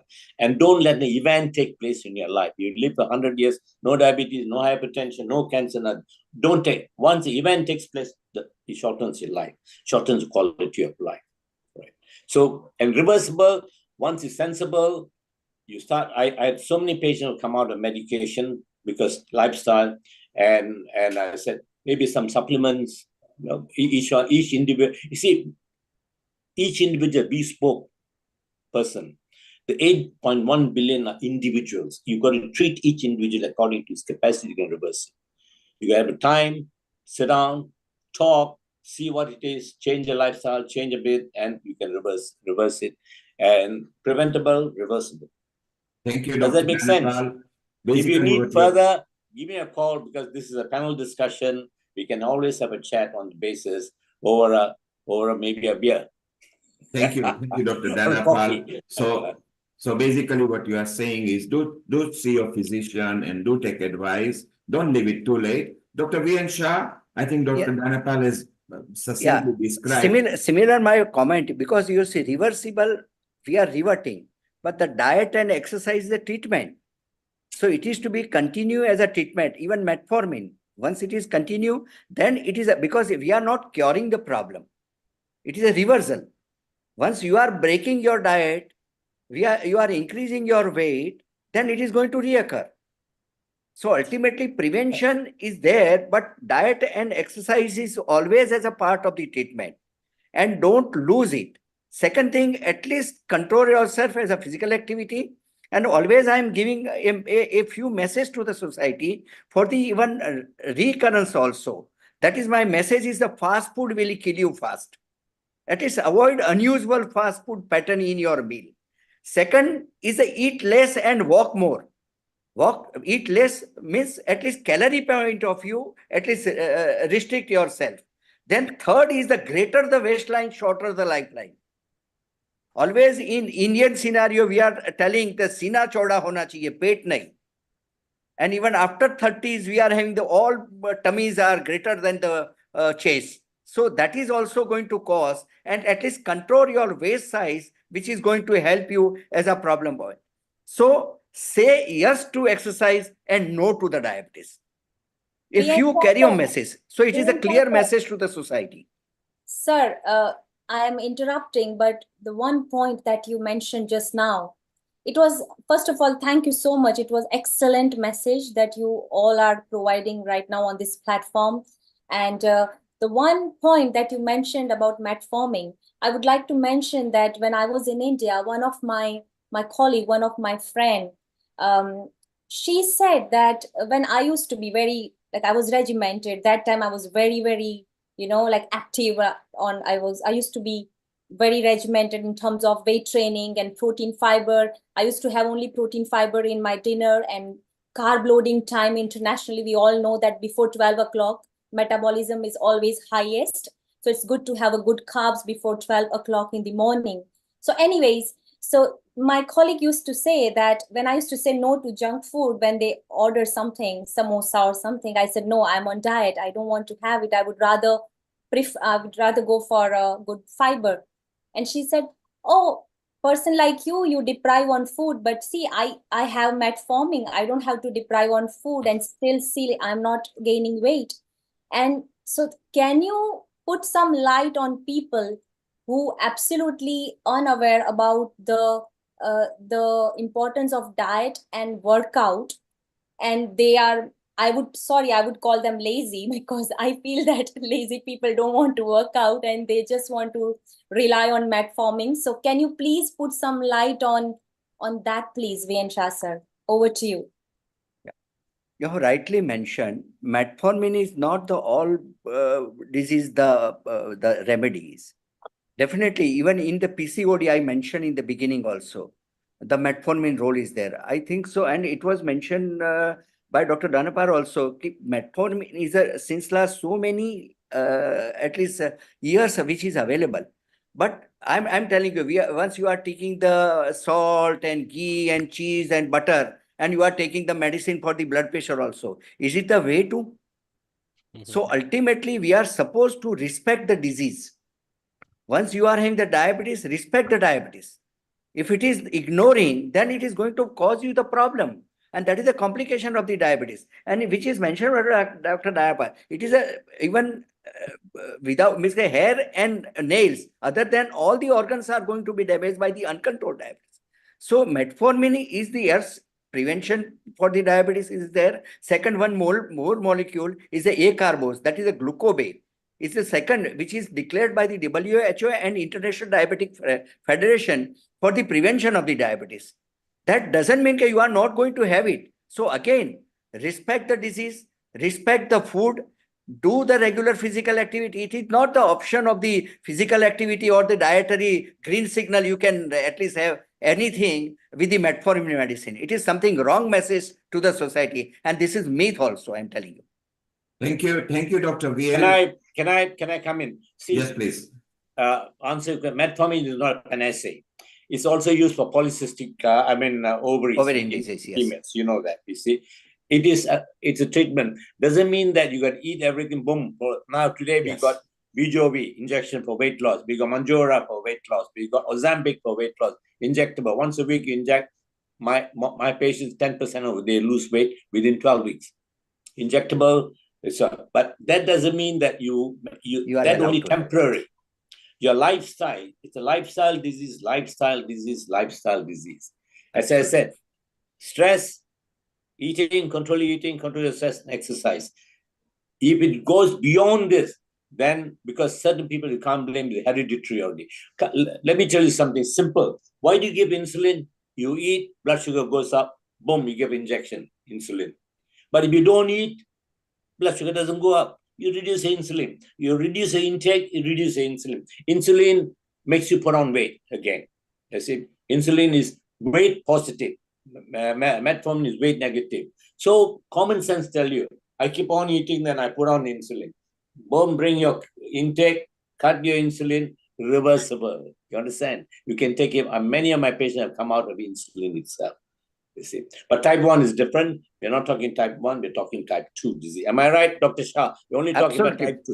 Fully agree. Because that's why I'm trying to respect the disease.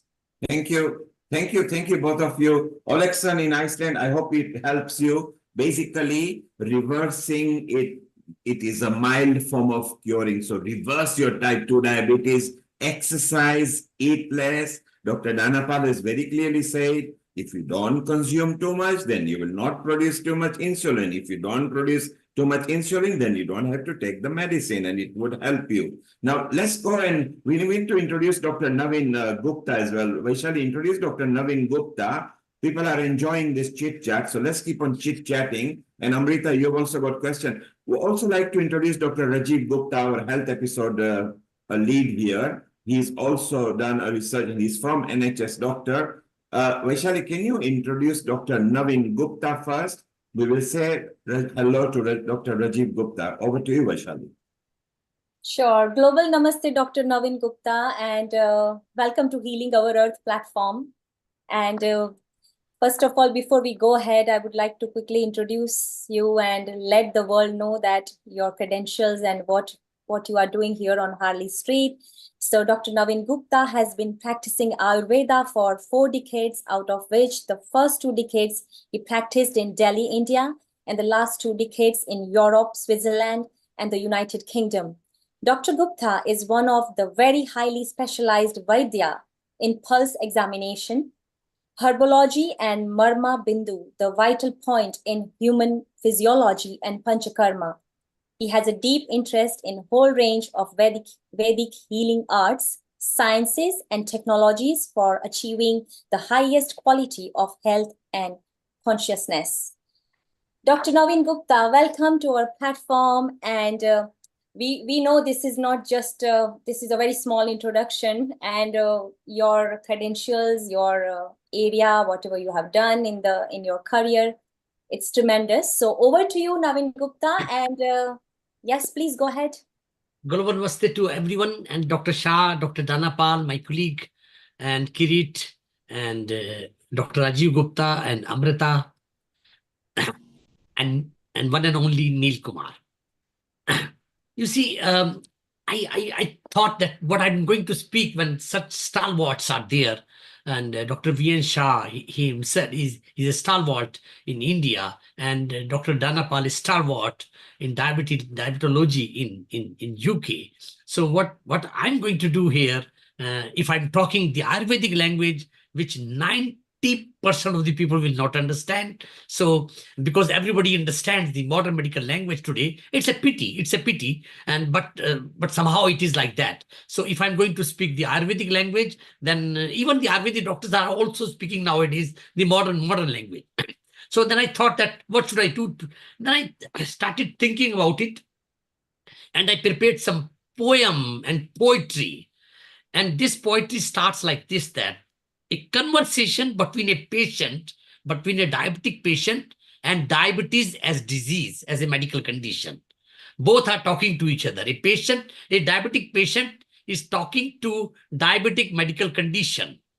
And this is how you will understand how I'm approaching to Ayurveda and to my topic. And this conversation, the patient says, "Oh, diabetes, I cannot take it anymore. I feel every day like a war. No more, please. You destroyed everything. You have ruined my life. Can you feel the pain? No, you can't, because you are the cause of the pain. I heard about Ayurveda, and Ayurveda can remove the cause of the pain. Then it comes to diabetes. Diabetes replies, diabetes as the medical condition replies, says, Tathastu. That's a Sanskrit word, but I translate it for the English audience here. That means, so be it. diabetes says further, at the outset, know the cause and promise yourself you will do your best to avoid the causes which has given you the pain, and as per your words, I have ruined your life.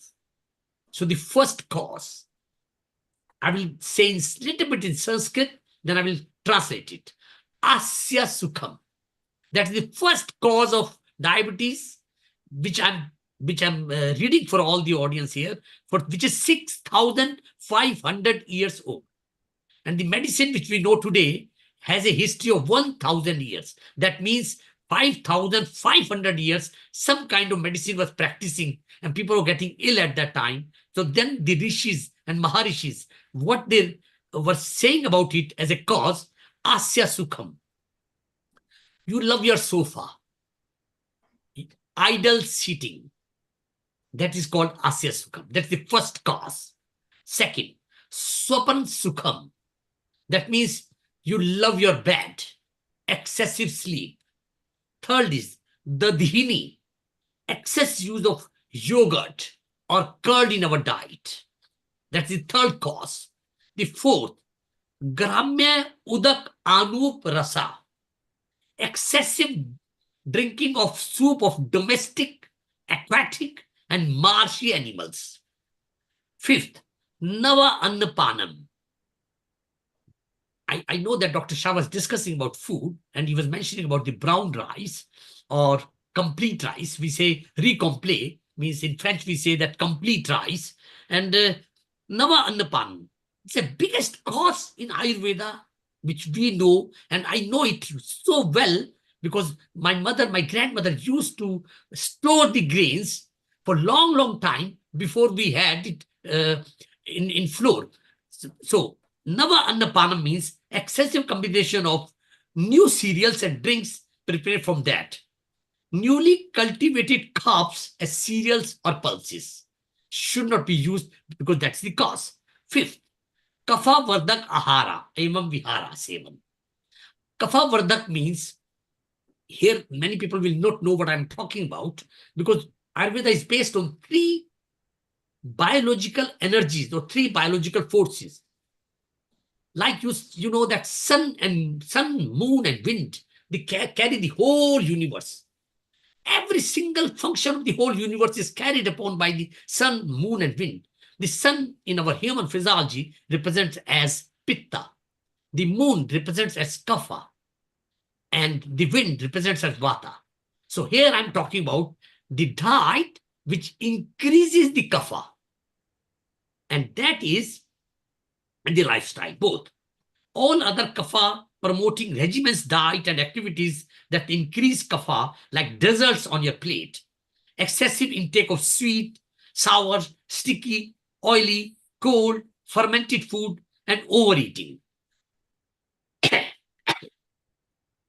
Excessive consumption of red meat, jaggery, liquid diet, yogurt, saturated fatty soups, etc. The seventh cause, avayayam. Whenever we use in Sanskrit besides the letter as a prefix, that means opposite to that. So not doing the exercises, avayayam. Abstaining from physical exercises like sitting jobs today on computers. Irregular sleeping habits includes timing like sleeping during daytime and incorrect posture on uneven mattress, lack of workout, of exercise, and laziness. The eighth cause, which I do not know the allopathy world knows that or not, because they will not correlate it to they will not correlate the body with the mind or with the soul. I don't know that. If somebody has done research on that, the eighth cause is the anger. Anger is one of the cause for diabetes. Whenever you are angry, if I keep on saying about Bhagavad Gita shloka on anger, you'll be surprised at what anger can do with you, with your human physiology. It can turn, anger can turn anything which is physiological activity in the body into the pathological. So anger is the cause. Next, ninth, Ratri Jagran evam Diva Swapanam. If you sleep at daytime and awaken during nighttime. Of course, there are some exceptions about children, about the pregnant ladies, about the geriatric, about the old age. There are the exceptions. They can do that. But the young people, they should not sleep in daytime and they should not awake at the nighttime. 10th, shock. Shoka, not shock, S-H-O-C-K, I'm not using the word. So I'm using the Hindi word, which is called shok, that means sorrows. Like I said, angers is the cause of diabetes. Sorrows are also the cause of the diabetes. So this is how we train our patient, as Kirit Mistry rightly said, that we educate people. So I educate people what Dr. Shah has said, what Dr. Dhanapal has said. I educate people all this, what they said. But I educate deeply into simple, not about all the things which are mentioned everywhere and everyone knows that. Also to avoid all kind of sorrows and anger as much as possible. And then, and the result is, I mean, that can be abstained only when you love and live and let live formula. Anyway, the 10th, the 11th is alasya, lassitude. And the 12th one, good vyakratam, excessive consumption of diverse type of sugars. So these are the diabetes saying that, and the patient says now, the patient says to diabetes, oh diabetes, I admit I did all these. Now I say to you, goodbye. Please stay away from me. I come back to nature. I come back to Ayurveda. And I'm not going to do all this from today. And I promise to myself, I'll follow Ayurveda in letter and spirit. This is the patient is saying to diabetes. So now I little bit prepared some text, which I have to read again. The evidence for use of Ayurveda to effectively treat diabetes mellitus is limited. Nevertheless, there are several reports of glucose lowering effects and use of some herbal and spices mixtures, including single herbs and some of the complex polyherbal formulations. I've also developed some formulation to address diabetes, some of the diabetic conditions and complications arising from it in the Netherlands. And they're already registered. And I've been practicing for 29 years in Belgium, Germany, and Switzerland. And many of my patients are diabetic. So I should not say more than 25% patient will be diabetic in one or the other way. During a client's first visit, my protocol is to first identify any or all weaknesses and disbalances I detect by pulse examination and by talking to. Because in Ayurveda we say, darshan, sparshan, prashan. You physically examine the patient, that is darshan. Prashan, you question, and then you talk to the, and you come to some conclusion. Darshan, and then sparshan. Sparsh is, in my sparshan will be the pulse examination in this case. So this is how we detect and then diagnosing the marma bindus.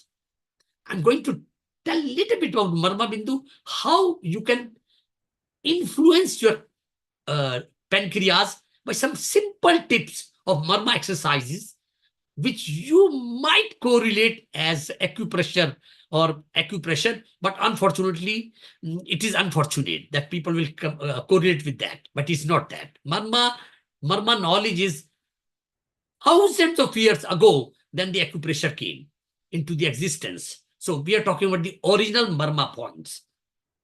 So this is what I do in first point, and some questions and observation. And if need be, examining the urine, like Dr. Dhanapal said, Dr. Shah said, we examine the urine for microalbuminuria. And sometimes you see heavy proteinuria, then you diagnose a patient of CKD. And then because of that, because from that CKD, we calculate the estimated GFR and we come to the stage that stage 1, stage 2, stage 3 to the end stage renal disease. This is how it's calculated. But in Ayurveda, I do a tel bindu pariksha. That means we take the patient's urine in a wide mouth bottle and I drop one oil drop on the surface of the urine. And how the oil drop behaves on the surface of the urine in the pot, it is spreading or it is going down and it is splitting into many, many droplets. It gives me a diagnostic background and it's a full knowledge. So I'll not be able to share it here at this platform. But then I call it tail bindu pariksha, means dropping out of oil drop over the surface of the urine. As I said, then I do pulse examination. Then based on my findings, where those weaknesses are directly connected to the actual condition or not, I treat them first by prescribing a program of herbs and teas to address those imbalances. On the second visit, which usually I take after a week or so, then we discuss all aspects of do's and don'ts about diet, lifestyle, and in so doing, we'll usually identify some mistakes patients are doing. This is how I call again, Kiritji, that we do so good follow-up. And follow-up is not just about the HbA1c after 90 days. It is. I'm not saying, that's why I'm using the word just about. So we do all the tests. That is mandatory. That is beautiful that we do that. But more than that, we talk to the patient to know what mistakes the patient are doing. And then through that mistake, we come to know now this is the diet and this is the picture of the HbA1c or the blood glucose level, fasting or postprandial, whatever it is. So in that case, this is how we come to know what, and then we can advise the patient about the breakfast, lunch or dinner, especially in that sense, which will help the patient. So Navinji, excellent. And the way that you shared about Ayurveda, Panchakarma, Vata, Pitta and Kapha Prakriti, and it's all about understanding your own Prakriti, and the way that you said, it is so amazing that our audience would be able to get benefited after your presentation. And what an excellent knowledge you are having about Ayurveda.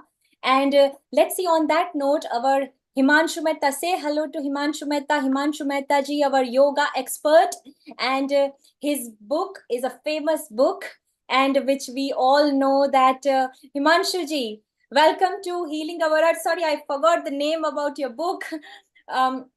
Yoga. Global Namaste, everyone. Global Namaste ji.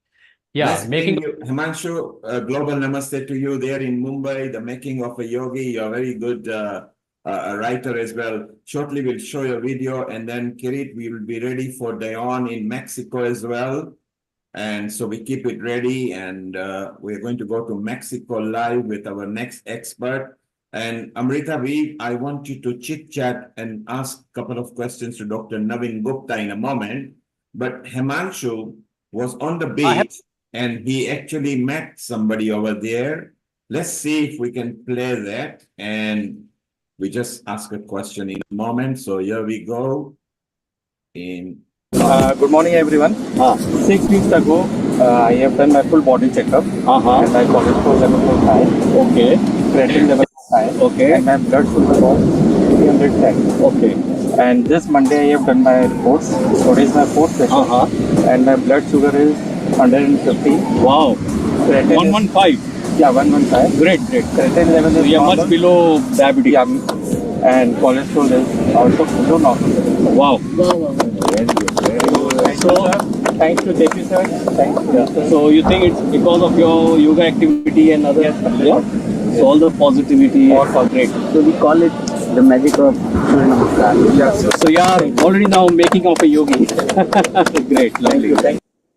So I think what Himanshu is referring there, what Dr. V.N. Shah and Dr. Dhanapal, they all mentioned that if you exercise, you can almost reverse. So Himanshu, that was a good point. And how is the person now at the moment? Oh yeah, his diabetes is almost gone, I would say, because 115 is nothing comparatively. And I hope I'm audible, right? Yes, we can hear you. Go ahead. Okay, great. So he's been regularly coming now for our Surya Namaskar and yoga sessions, and he's very much thankful to all of us that he could reverse it, and he's daily practicing Surya Namaskar now. So that's working a lot.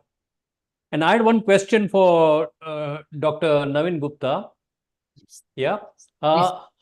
To what extent Kavasya helps in curing the diabetes? Because I've been distributing Kavasya to people as a philanthropy. Because most of the people you find in India having diabetes, I think 1 in 3 probably. I don't understand what is Kavasya. Kavasya, that's the bark of the tree, which you just dip in the water and take the water in the morning. The water is very bitter. So I've seen personally my father experienced his diabetes dropped from 450 to 200 in just 1 month. Actually, you're talking in a dialect language. Maybe you're talking in Gujarati language, which I don't know. What's Kavasya? Perhaps you're referring to a tree which is called Vijay Sar. Which is called Vijay. Yes. Yes, perhaps you're talking about that, because when you talk about the wood. So what we do, we take the bark of the wood and we can dip it in water overnight, and then we can sip this water, and it's a blood lowering sugar herb, which is very well known. And even to the extent that I'm the first one in Netherlands, I produced a Vijay Sar, the same bark, I produced a glass, a wooden glass.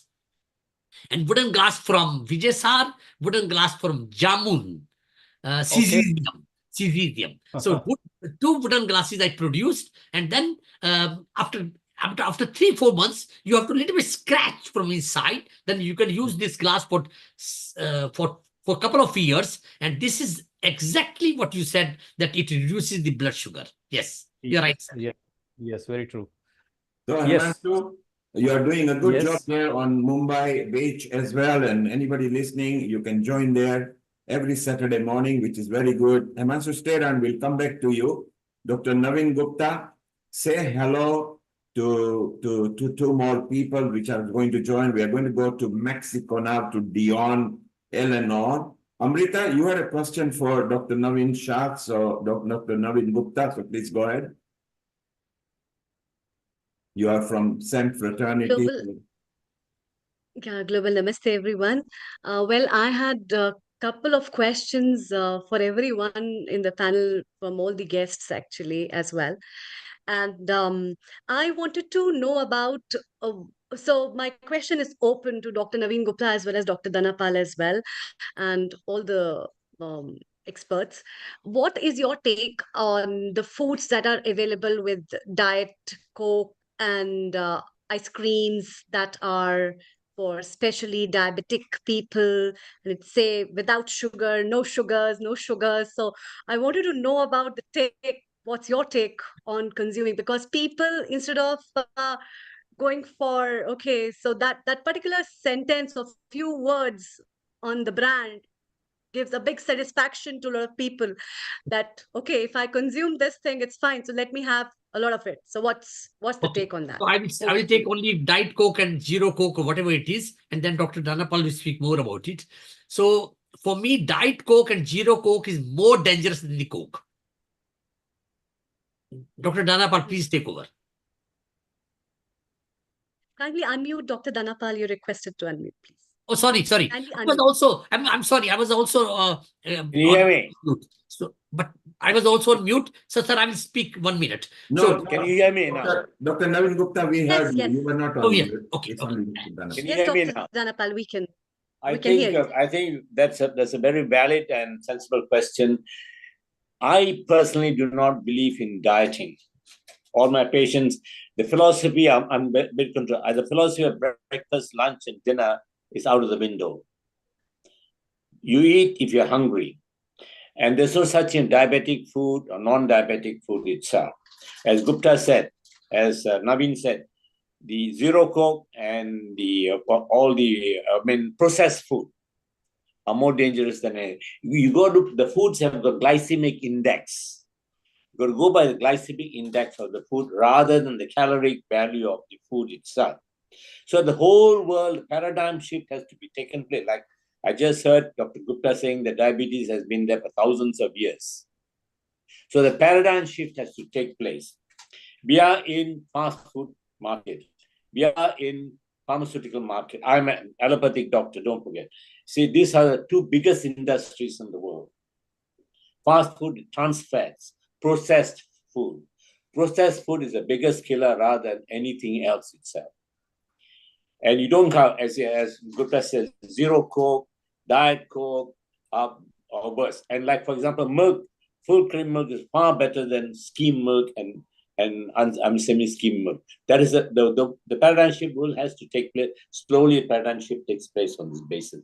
So that we come, as I said, diabetes detectable, preventable, and reversible. Right.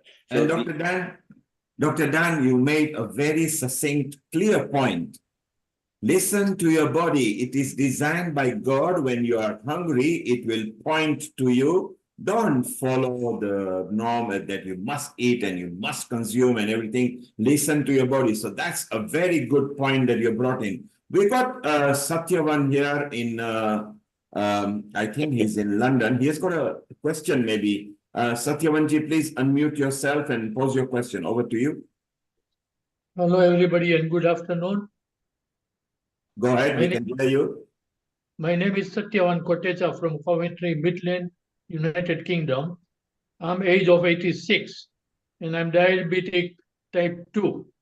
And I love my sweet dishes, but I don't know. Dr. Dhanapal, can you tell me how to get it? I'm locking myself, but I can't control my sugar. I don't take sugar in the tea or cereal, but then again, I still love my sweet dishes. What should I do? I love my glass of orange juice in the morning, and somebody is telling me there's a sugar in orange juice as well. So can you advise me what should I do? First of all, let me compliment you, sir. You look pretty young for your age. I wish I could be that your age and have the same thing. 86, my friend. As I said, can you hear me? Yes, I can hear you loud and clear. Go ahead, please. As I said, as Neil said, your body is your God. Listen to your body. Yeah. And you compromise between, if you need a globe jan, take the globe jan at the time. Right? But cut down the other things which you don't. As I said, you eat when you want to. If you feel like having, what's your blood sugar level? If I'm not personal, you're diabetic, 80, you said 86, did you say? 86, yes. Wonderful, done extremely well. Enjoy life. Yeah. Eat whatever you want to, as long as you burn it in a different proper way. Do not go down and say, I don't want to eat this, I don't want to eat this, I don't want to eat this. I'll give an example. I tell my patients, when you don't need food when on your own. Food should be enjoyed with pleasure, like alcohol. Everything is with pleasure. So if you can equate mindset to change, okay, I eat with my friends with that. On my own, I don't need it. Your body is going down. You won't die. All we need is about 800 calories to live, breathe, and all that. Yogis do that. They take a glass of milk and dates in that. So we are no different. So this is why I said you can cut down on other things, but enjoy whatever you want to. Life is a balance. Enjoy life. No point being puritanical. I don't eat this. I don't want to do this. I don't want to do this. And then not worth living, isn't it? The pleasures of life. Thank you, Dr. Dhanapal. Satyavanji, what Dr. Dhanapal is saying, you had a very good innings. And over the next, you only got 14 years left for century. Enjoy yourself. Don't overeat too many of your mithais and your sweet dishes. Keep on walking. Do your exercise. You're looking good for your age. Your innings is going very well. We wish you all the best. And century is coming soon in 14 years. Let's go to Kirit. Kirit, let's go to Mexico and we leave the India and United Kingdom and we go to Mexico with Dionne over there and maybe welcome her with como esta or hola or something. Kirit, please introduce Dionne to us, please. Okay, global namaste, Dionne. Dionne's actually from the UK. She's actually from originally from Birmingham, but now doing a lot of work in Mexico and around the world as well. So it was great to meet Dionne. Last year I met her, and her story is, in terms of diabetes, I'll let her tell the story, but she's set up she's a motivational speaker, she's a coach, a nutritionist coach, but also she's got some powerful messages around, I think, yoga, meditation as well. So there's a combination of expertise that Dionne's bringing. So Dionne, without further ado, I'll let you welcome you to Global Healing Our Earth, and over to you. And Kirit, while Dionne comes on, we've also got Dr. Raj Khan, who's going to follow Dionne. So a global namaste to you, Dr. Raj, as well, and stay around because you're after Dionne, and we carry on with our chit chats. Dionne, hola, or ¿cómo está? Hola, hello. Yes, I almost studied Spanish then. My name is Dionne. I am originally born in the UK. I've been based in Mexico for the last around 4 years. And Mexico is really interesting. It's the leading country, somebody told me very proudly yesterday, for diabetes. So we have a huge diabetic problem here, which I did know about when I came. And it's very interesting. I'll go more into that. So to introduce myself, my name is Dionne Eleanor. I work a lot in the theme of leadership empowerment and relationship mastery. And with that being a part of health, I'm the founder of the Body Sage Method. So helping people to really become aware of their bodies, what's going on in their bodies, and achieve their goals, whether they're health goals or personal goals, despite the adversity that they've experienced in their life. And I came over to Mexico really as part of my own personal story to deal with and care for my own health. In terms of diabetes, diabetes has run quite rampant in my family for several years. My father passed away just after his 50th birthday from a diabetic heart attack. His mother passed away at 54 from diabetes. She had her leg amputated. Pretty much almost every member of my family growing up had diabetes. So it would have been very easy for me to grow up with the mindset of, well, I'm going to get diabetes. But something in me was different, and I decided that was not going to be my path. I did spend a lot of time as a younger person obese, overweight. At my heaviest, I was 23 stone.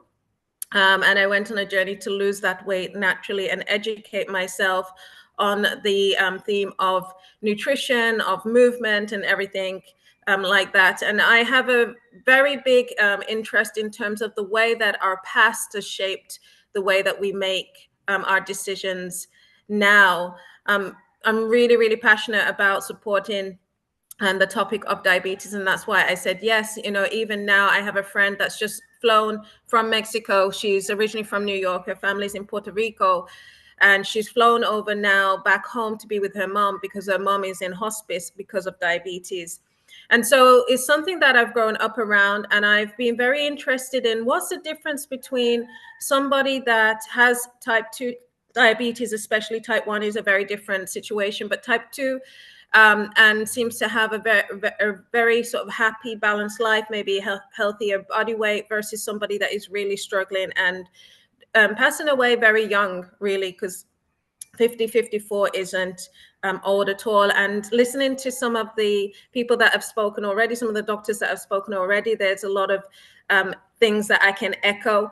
Things like the liver. The liver metaphysically is the seat of anger. That's something that I learned a long time ago. We've got repressed anger a lot of the time. Some of that anger is not necessarily our own, and we don't even realize that.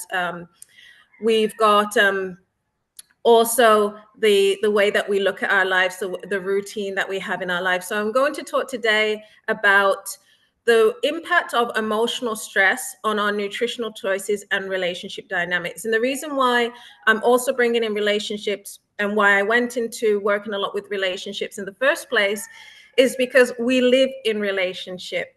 So if we have diabetes and we're in a family, a lot of the time when we have diabetes, we're at an age where we are part of a family or part of a working environment. And so we can't just heal ourselves in isolation and not engage with people and know how to engage with people to continue to support our health. And so it's really important to look at our health from the perspective of ourselves and our own inner world, and what I call sort of internal boundaries and internal rules that we live by, and also the external, how we operate with the people around us so that we can continue to get what we want, which is, you know, a healthy body and a healthy mind. So thank you for giving me the time. And of course, if anyone's got any questions, you can let me know. So first of all, you know, I want to talk about how stress affects our nutritional choices. And I'm going to keep it very simple so that everybody listening can understand. So when we're under stress, our bodies respond by releasing hormones. And one of the hormones that a lot of us might have heard about is cortisol. This is our stress hormone. Our body is going into a fight or flight or freeze response. So this is a response to dealing with something that is stressful. It is ancestral, it is wired into our body. Now, what happens when it comes to nutrition, it increases our appetite and our cravings for high fat, high sugar foods. And this response dates back thousands of years, because at that time when we were releasing these hormones, there was a purpose for us to want high fat, high sugar foods. These foods are calorie dense.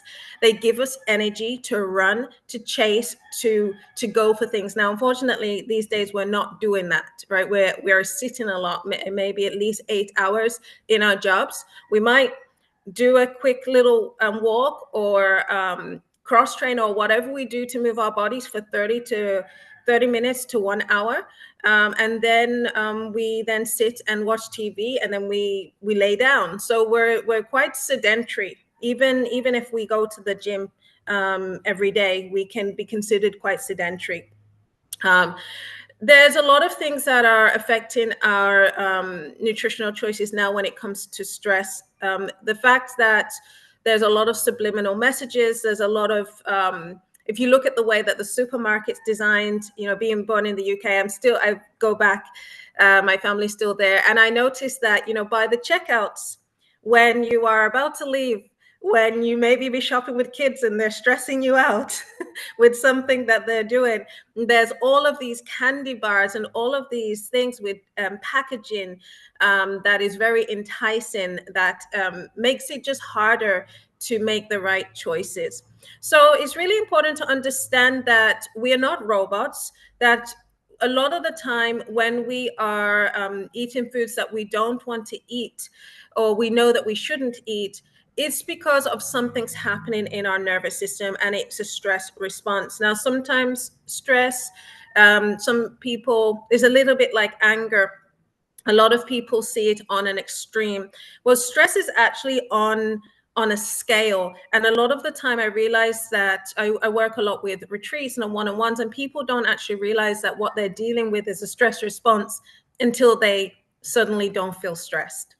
And so it can be, you know, a very undertone thing.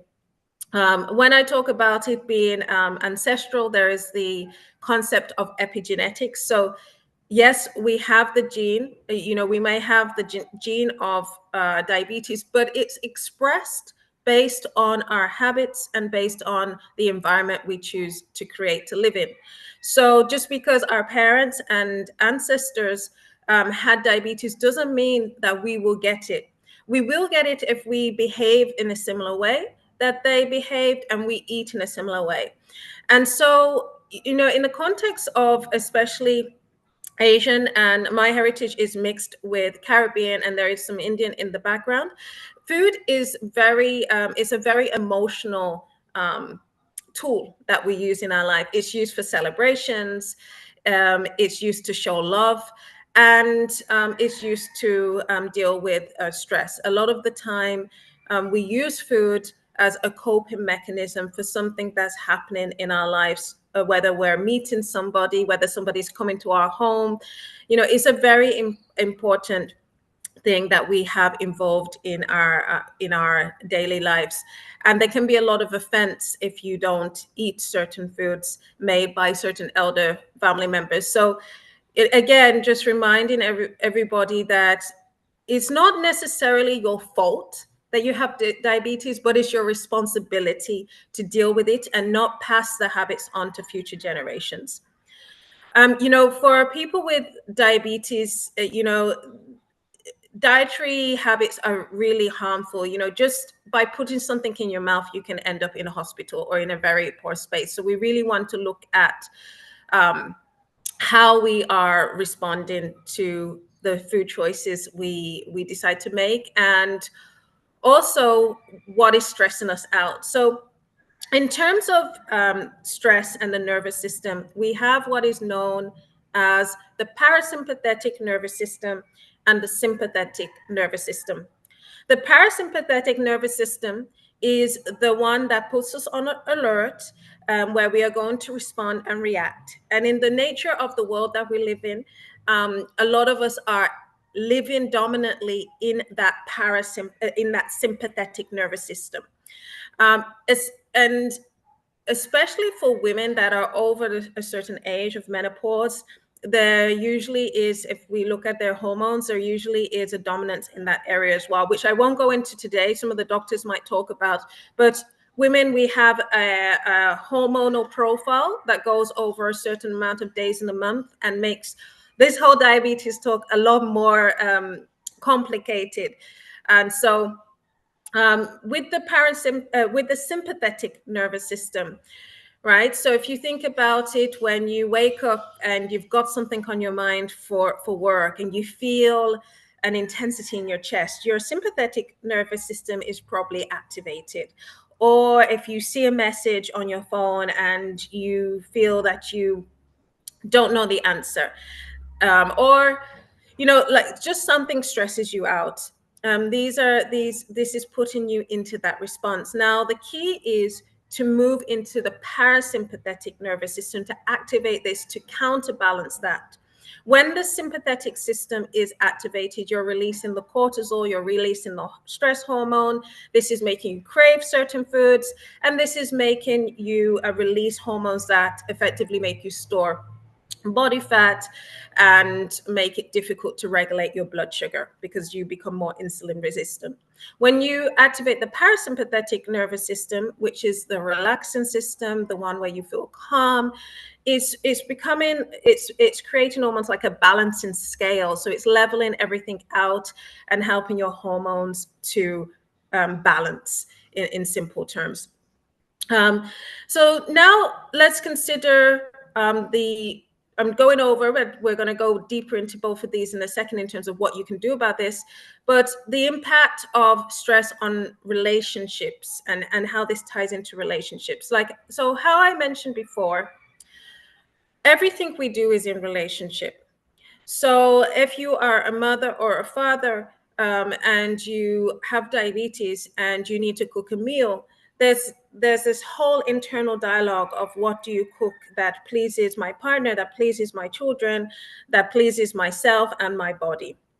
We really need to get good at effective communication, understanding what we need, and asking for what we need and finding the balance. So something that I've practiced quite a few times is going out with friends who want to go out for food at a time that doesn't make sense for my body and for my own diabetes preventive lifestyle, and not eating. Because as one of the doctors just mentioned, I wasn't hungry. It was after sunset. There was no point in me eating so close to bed when I was not going to use that energy. So what I've realized in that practice of, I would call it a food-based relationship practice, is that a lot of us have an addiction to food. And addiction is a word that we use with smoking, with alcohol, with gaming, with gambling.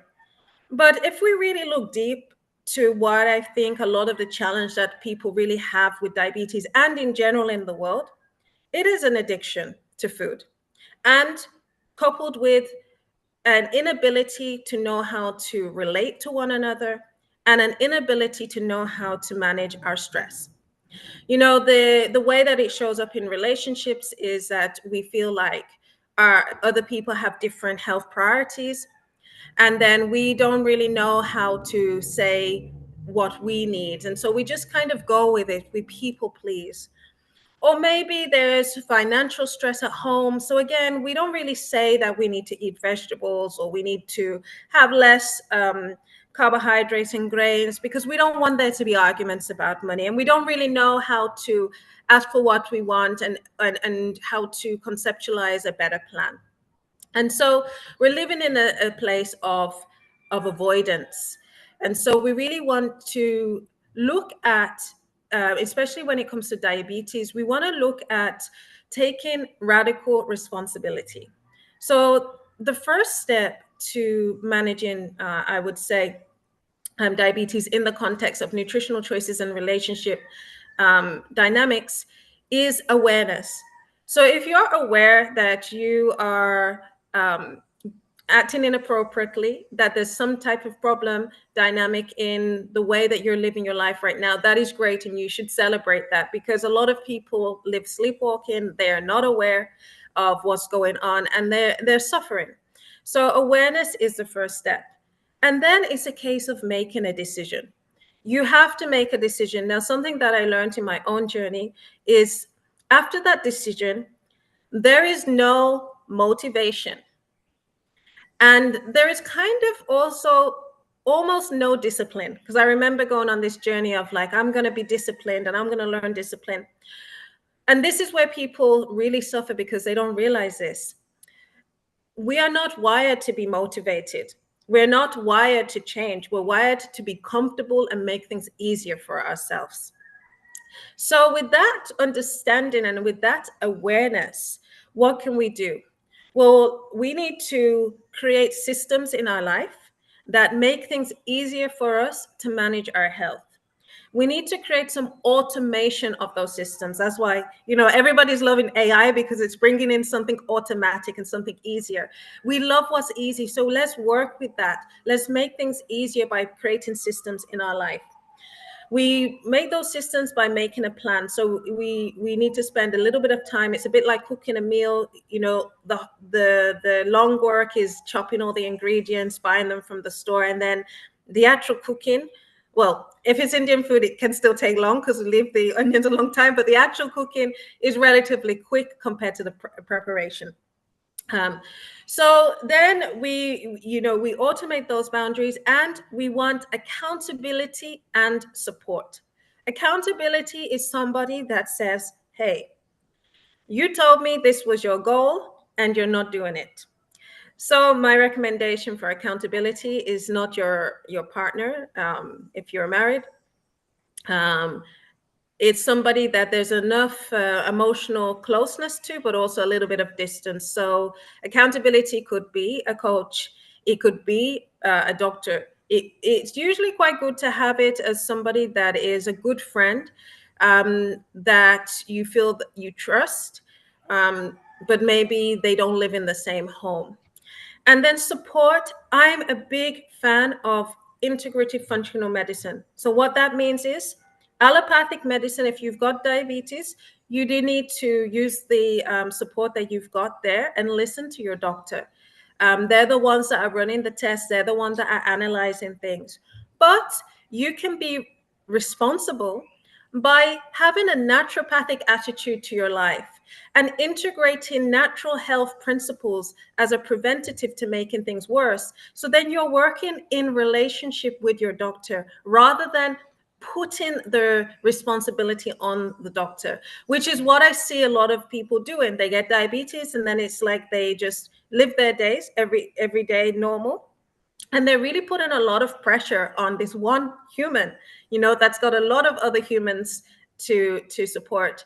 Now, granted, there's a lot of conflicting information online, but we live in a time where there is a lot of good information online.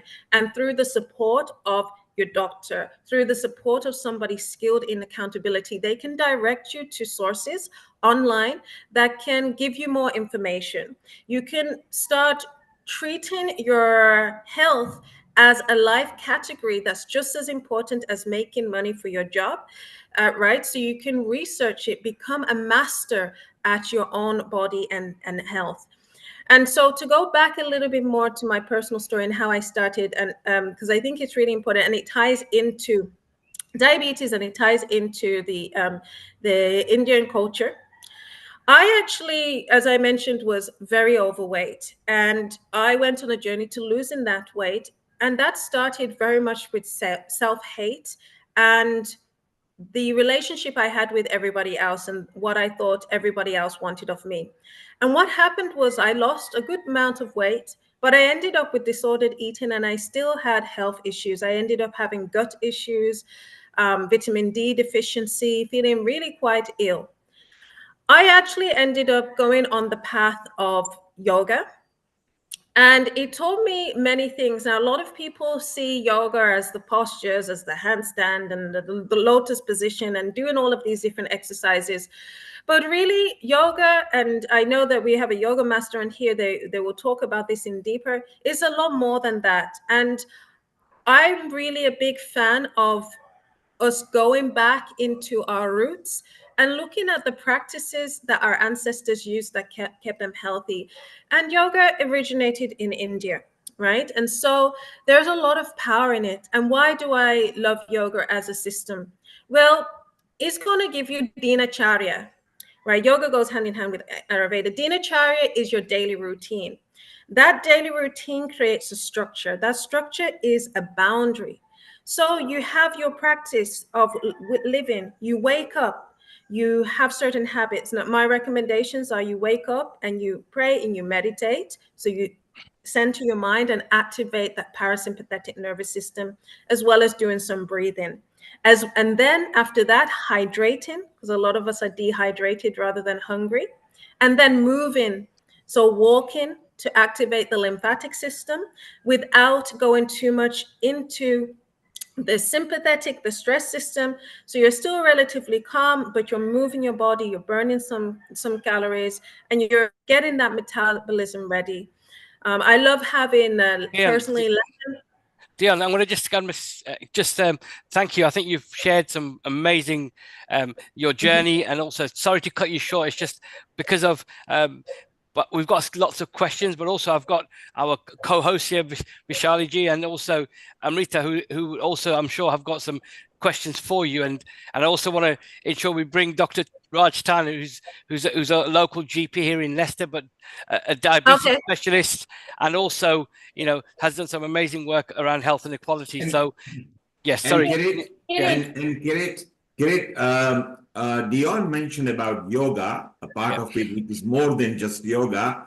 Well, who better than our yoga expert, our own Dr. Amrita Sharma? Exactly. And yes. Yes, I was just about to go into the 8 limbs, doctor. So you'll probably be able to cover that really well. So Amrita, a quick comment on Dionne's routine of taking yoga, because you and Vaishali, who does Kundalini and Chakra, and you do actual physical yoga as well. Your comment on what Dionne mentions about yoga and how it helps mind and relax. Thank you, Neil Kumar.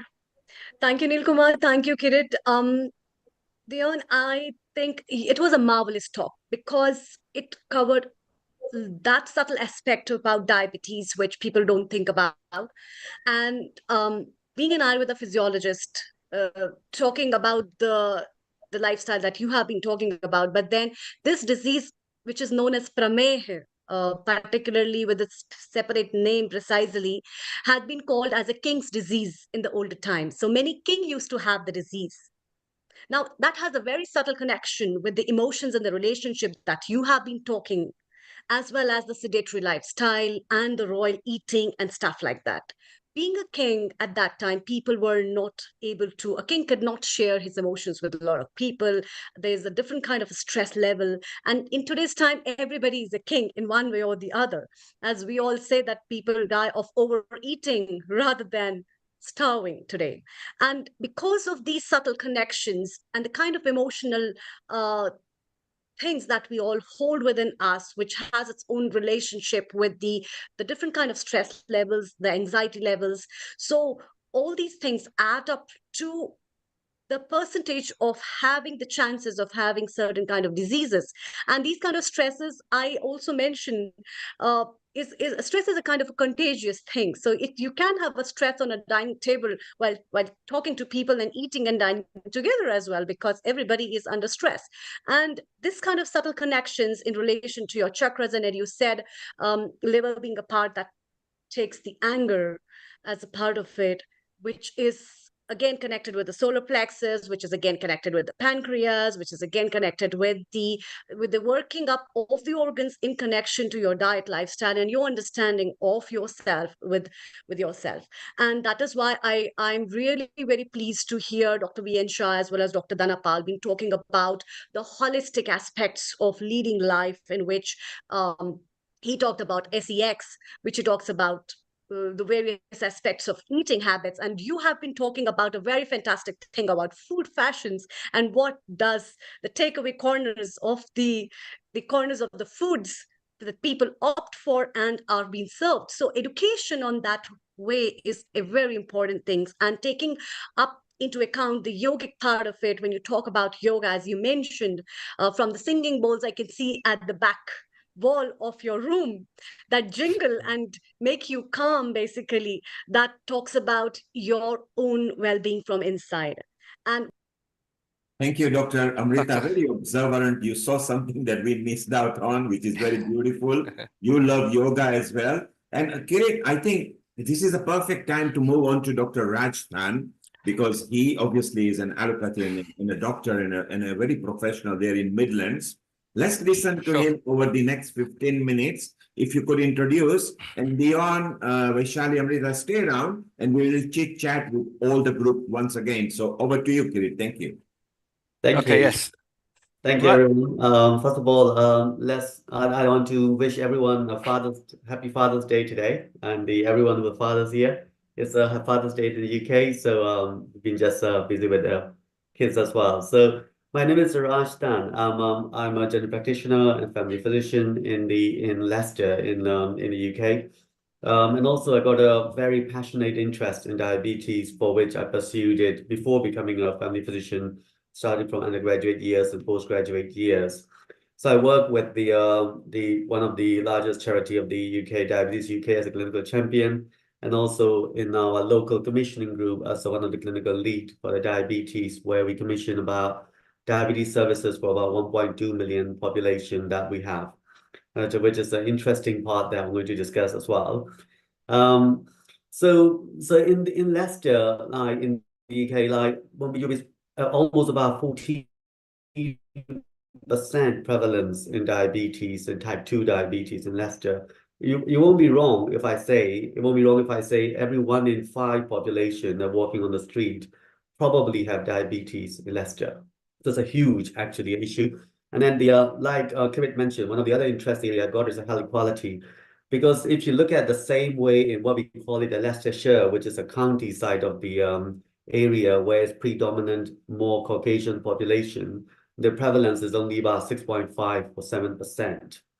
So that's a huge difference. In the Leicester city is a very, very, very metropolitan with a lot of Southeast Asians and the Indians and Afro-Caribbeans and all is actually, you can say it, it's about East the Arabic people as well. And this is a very metropolitan city, and then the huge burden of the diabetes that you can see that how much difference it makes in the whole country. The country average, by the way, in the UK is only 7% at the moment, less than 7% for diabetes. So we got quite a higher incidence and prevalence in our area, which essentially also it's good to mention that Leicester Diabetes Center is one of the 3rd largest research diabetes center in the world, and we are lucky to have that in our city, and then which we closely work with day to day to make sure that we can provide high quality services for our patients. I just want to mention 2 things. I know that it's going to be not as interesting as the other thing. It's going to be a little bit of boring side of medical side of diabetes, but please just stop me anytime or just ask questions if you got any like that. Yeah. So one thing I want to catch from the previous before I go for my own chapter.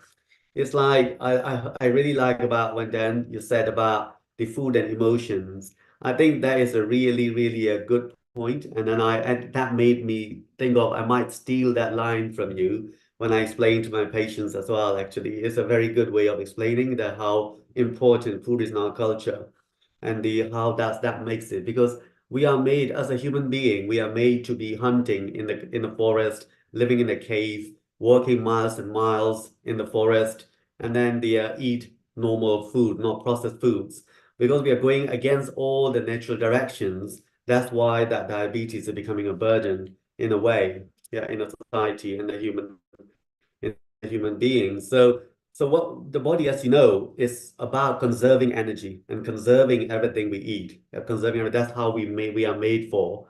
So that's why I would like to say that quote, that there are only two types of population in the world now. One who are already diabetic, second one who are going to be diabetic but don't do anything about it. Yeah, there's no third population.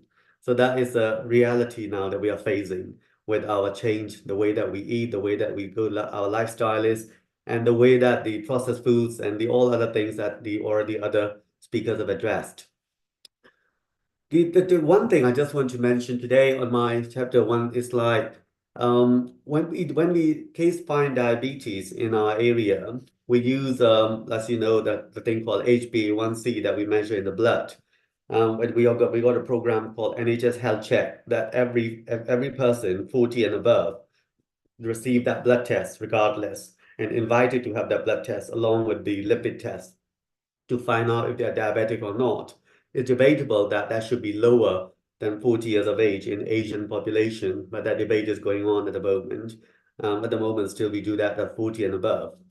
So then we diagnose the diabetes if its HbA1c level is more than 6.5%, which is if you use millimole in your countries, that's equivalent to 47.5 millimole per mole of HbA1c.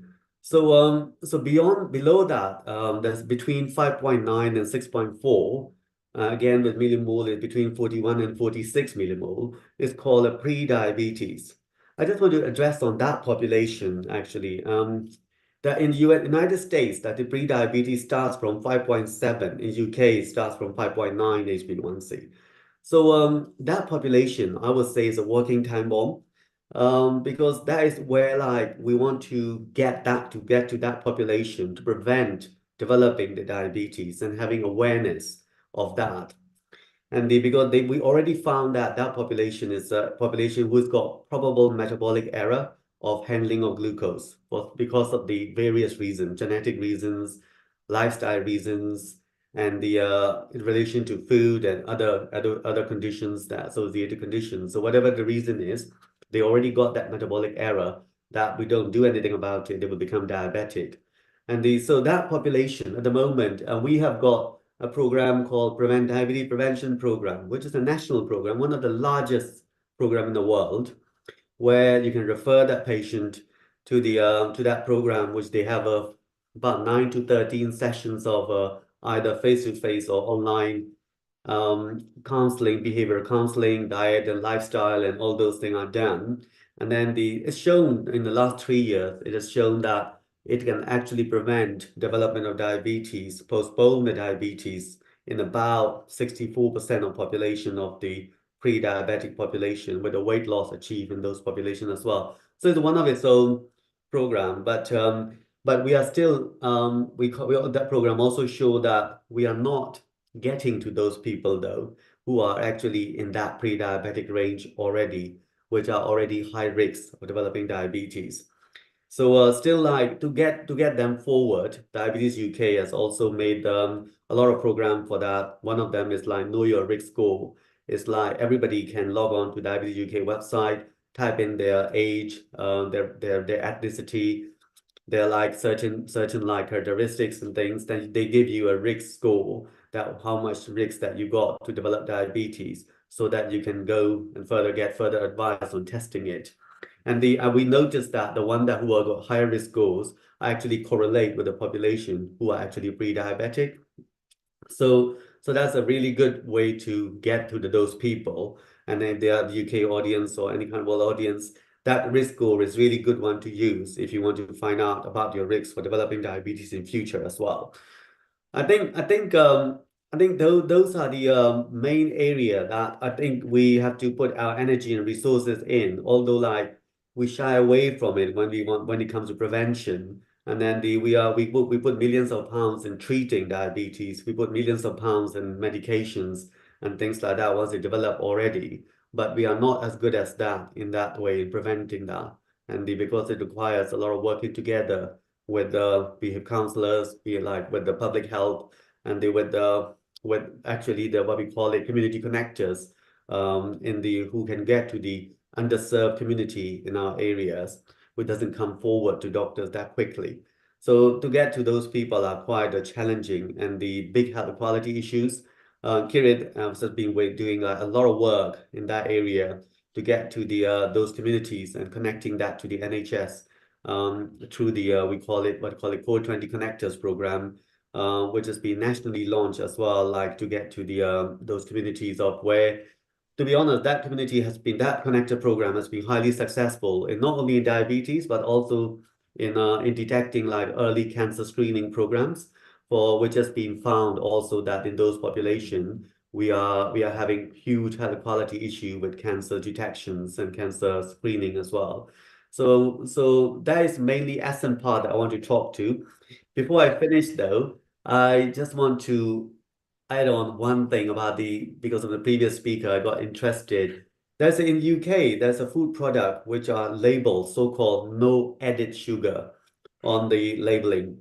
Yeah, it's becoming quite a trendy in the supermarket when you say no added sugar, which is very confusing term. I think it's actually I'm at one point I even want to lobby that to make that labeling go away, to be honest, because that no added sugar doesn't mean anything.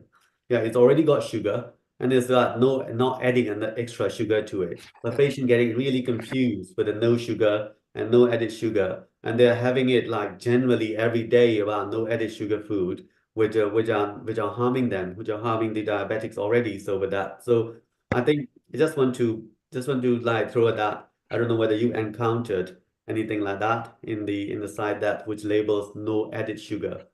Thank you. Thank you, Dr. Tan, for your presentation. And obviously the risk score is something that certainly the work we've been doing as a diabetes risk assessor, and also through the work we've been doing with the NHS diabetes prevention program to try and target more of our communities getting the risk score.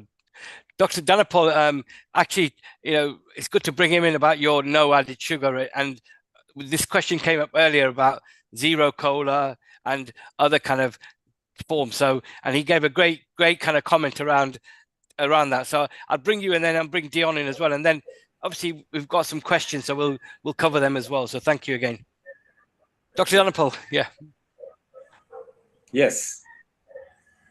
You said about you don't believe in diets, and you know about the zero element of it. So just want to kind of, in light of what Dr. Tanner said, is that a confusing message around no added sugar? That's for the general consumer, really. I subscribe to his view, definitely, because people get confused. You're right. I mean, we are generally, some are doctors, but what we got to address the problem with the audience. The world is the audience itself. When you say with no added sugar, they get confused. As I said earlier on, it's a processed food. The food industry, the Kellogg's industry, breakfast is processed, right? It's a battle between the food industry and pharma companies. You have the processed food, you get diabetes, you get the pharma industry giving you the injections and medication itself. So we got to find a balance, but you can't get your kids away. Today is Father's Day. You can't get the kids away having McDonald's, or fries and all. You can't get away because they are there to stay. How we overcome this is our issue. I'm sure, Dr. The biggest killer is zero Coke, Diet Coke, whatever, and all the processed foods. It's not the calorie. It is the stuff that goes to trans fats. So I subscribe to the idea. It's not calorie. It is not. It's glycemic index of each food are different. you follow that, I think that's where all comes in. Yep. Great, thank you. Dionne, anything to add to that? Yes, Kirit, I would like to add something. Okay, sure.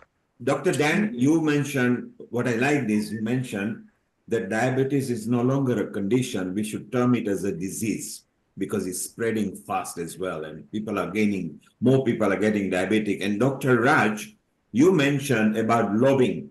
So I want to ask you and Dr. Dan, I want to ask one very simple question.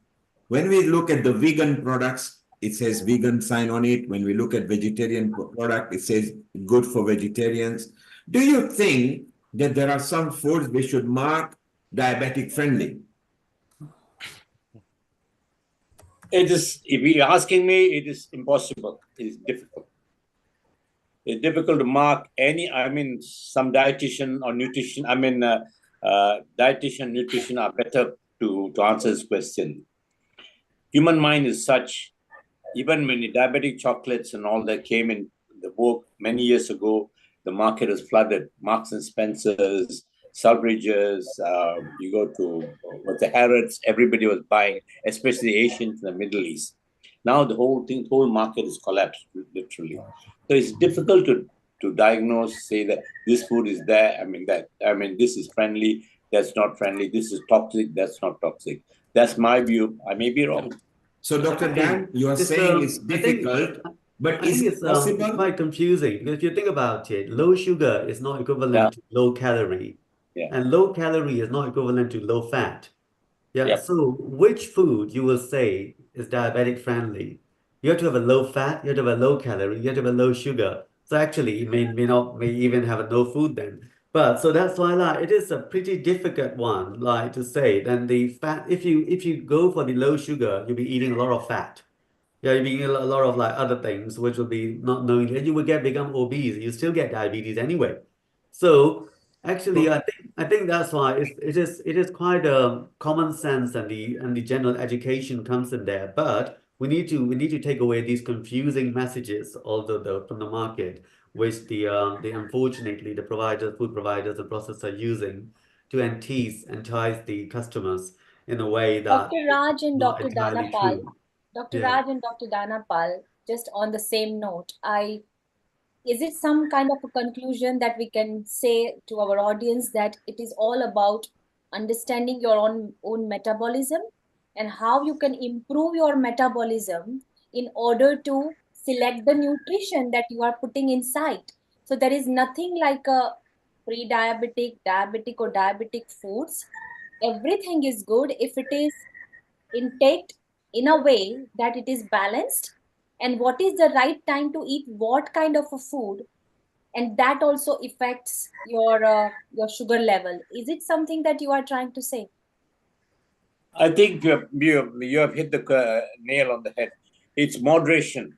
Each individual is bespoke. You're bespoke. Your body is bespoke. Your body is your God. My body is my God. You see, listen to your body.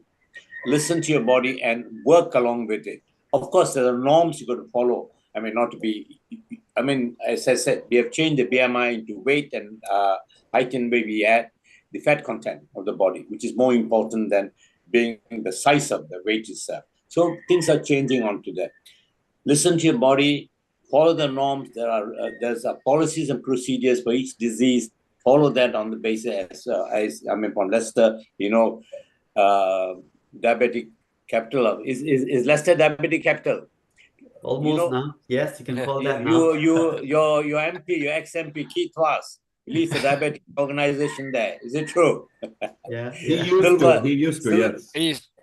Silver Bridges or something like that. Silver Star. Silver Star. Keith Ross. Yeah, I think he's standing for election now as independent.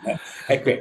So that's the conversation for another day. So I think this is very, very important, especially Asian community, is education, education, education. People are not educated. As you said that.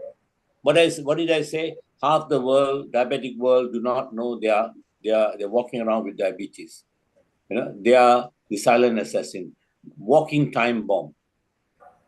It's education. It's awareness. Right? We got to spend some money in education and awareness rather than coming to the end of treating the end disease, because quality of life goes down. Our budget, NHS budget is 180 billion pounds now. It just keeps going up. And the only disease that affects all parts of the body is diabetes. No other disease. And Dr. Dan, you mentioned very clearly education. That is what Kirit does. Kirit actually brings people together, particularly in Midlands. So SAHA group is South Asian Health Action. And particularly, as Raj mentioned, that Leicester has actually got a very creditable diabetes information center where they're collecting data. Kirit, you need to be in touch with Dr. Dan and Raj and Vaishali, if you could facilitate that, because that's what we do at Healing Our Earth. We bring in people together, we bring the knowledge to the community, and through to the community, education is very good. I revert back to the question Vaishali was getting. To our consumers who are not doctors, who are not experts, we'll go around the panel now, and I would like to have 5 tips from Dr. Raj and 5 tips for Dr. Dhanapal that the consumer can understand at home. So, Dr. Raj, you go first. You're putting me in the spot now. That's okay. Yeah, and I think just I think it's mainly, like you're right, like Dr. Dan said, it depends on your metabolism and how you are and how you know your best of your body and what you can do with your how you can handle.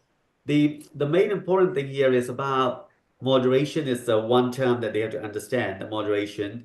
But I think that moderation comes into account with what condition you got already. Supposing if you are diabetic on insulin, of course, the moderation, what you need to moderate is slightly different from diabetic who are not diabetic totally. In that way, you need to understand that word in your own context.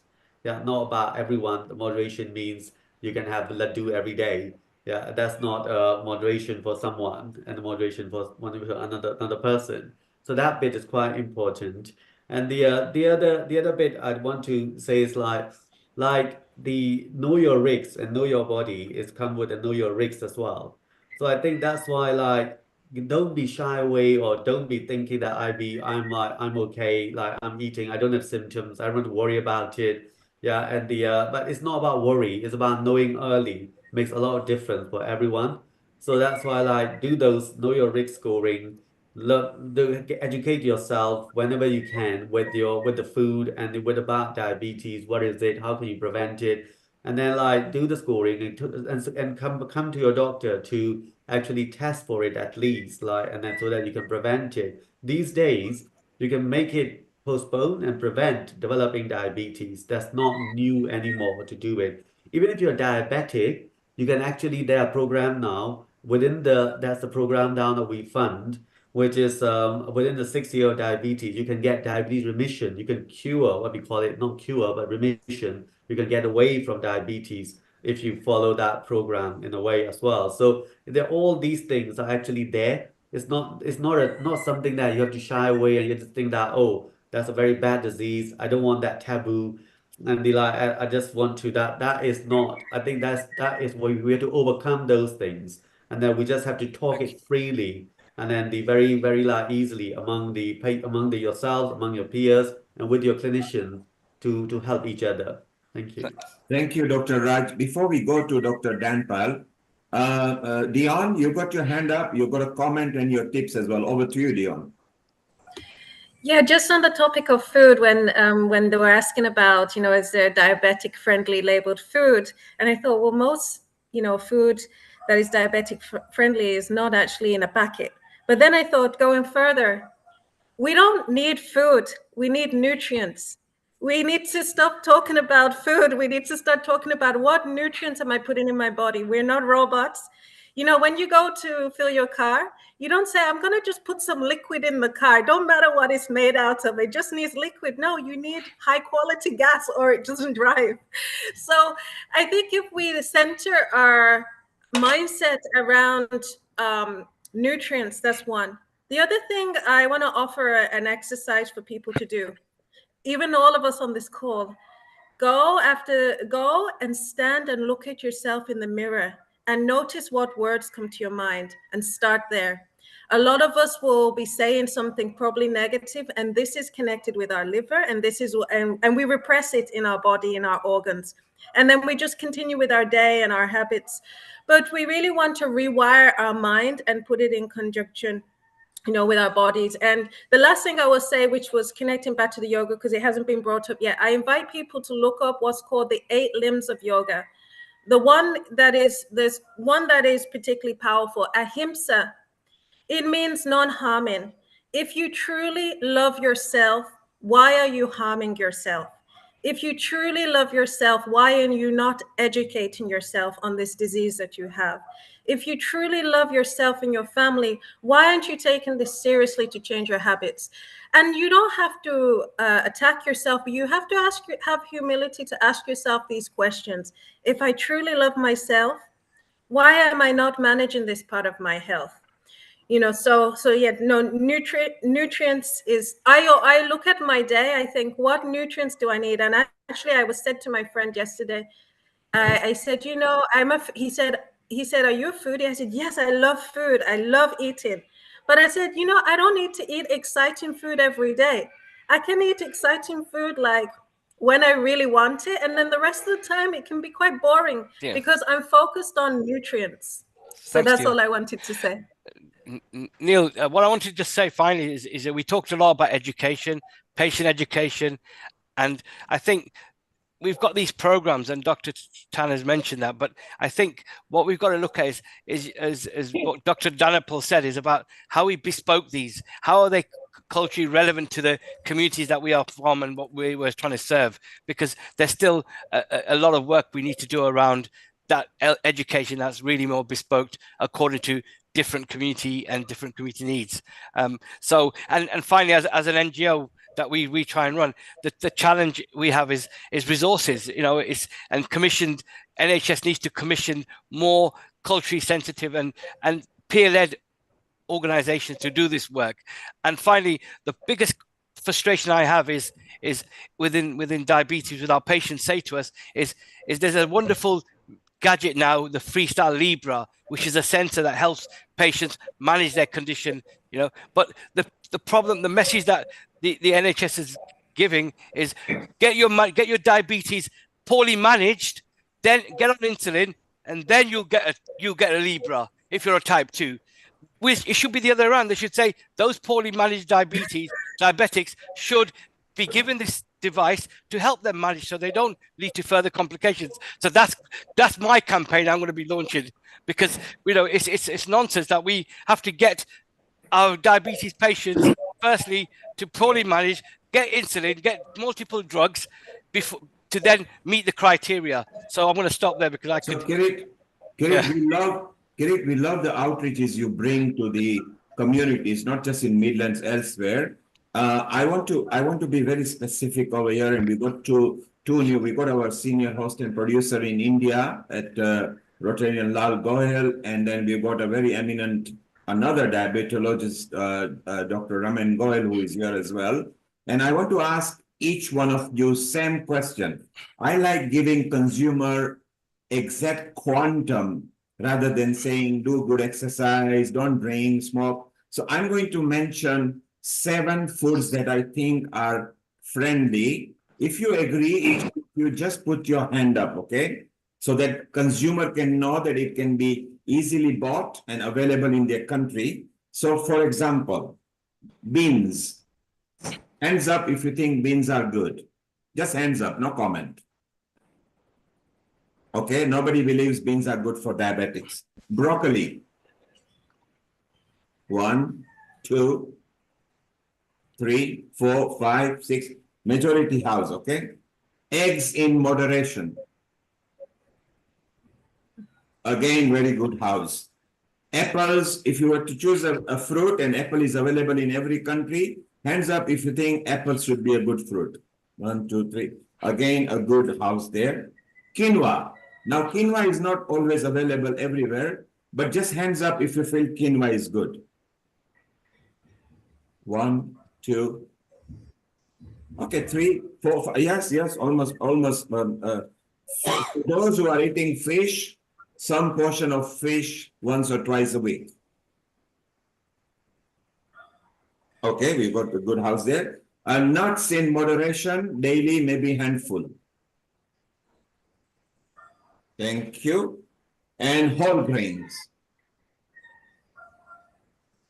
Okay, not everybody is keen on whole grain. And finally, millets. So there you are, consumer who are listening to us on a YouTube, Facebook, website, Twitter, and our social media. You now have actual quantum. You can see which kind of foods you can safely eat. So there is a possibility of educating people with exact knowledge that we can do. You are all fantastic. It's so wonderful. We have learned so much. And Kirit, we must group up again for these outreaches that you want to bring in over there. Before we leave Mexico and UK and we fly off to India here with our host and senior producer there, Rotarian Lal Gohel, with an eminent Dr. Raman Gohel there. Vaishali, you had a comment, and Amrita, you both had a comment before we bring in Rotarian Lal Gohel. Over to you, Vaishali, and then Amrita. Yeah, I mean, my comment would be simple that whatever knowledge that we acquired in this episode from Dr. Dhanapal and Dr. Khan, I would just say that I think it's all about lifestyle. It's all about lifestyle. It means that what time you are waking up in the morning, it starts with that. And I would say what time you are sleeping at night, that also affects. So enough sleep, early morning, good workout in the morning.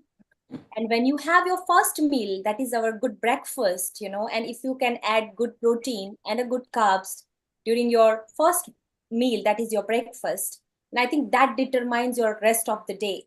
Because if we hog on just carbs in the morning, in breakfast, then I think that it all starts with the breakfast.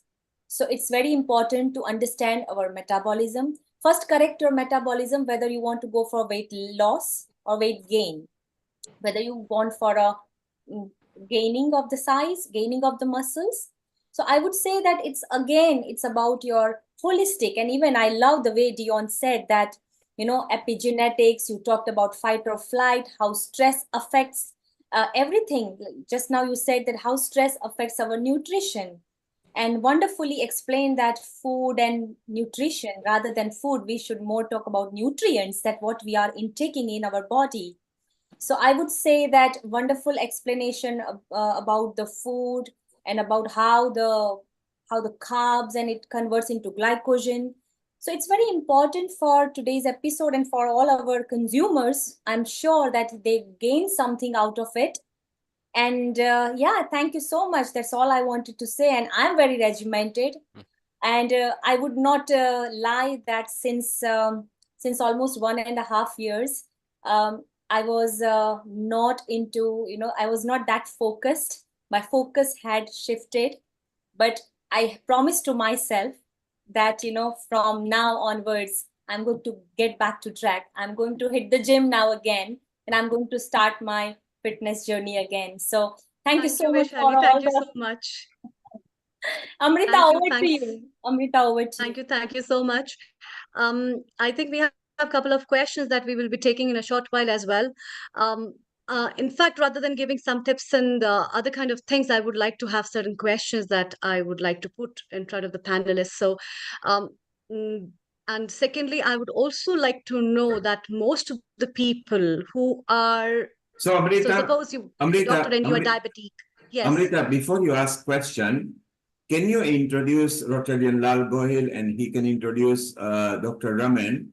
And then while we are there, you can ask questions because then even they can answer and give some sort of comments to you and Dr. Raj. And then we'll move to Dr. Raman with his understanding and outreach about diabetes. So please go ahead and introduce Rotarian Lal Gohil and Dr. Raman.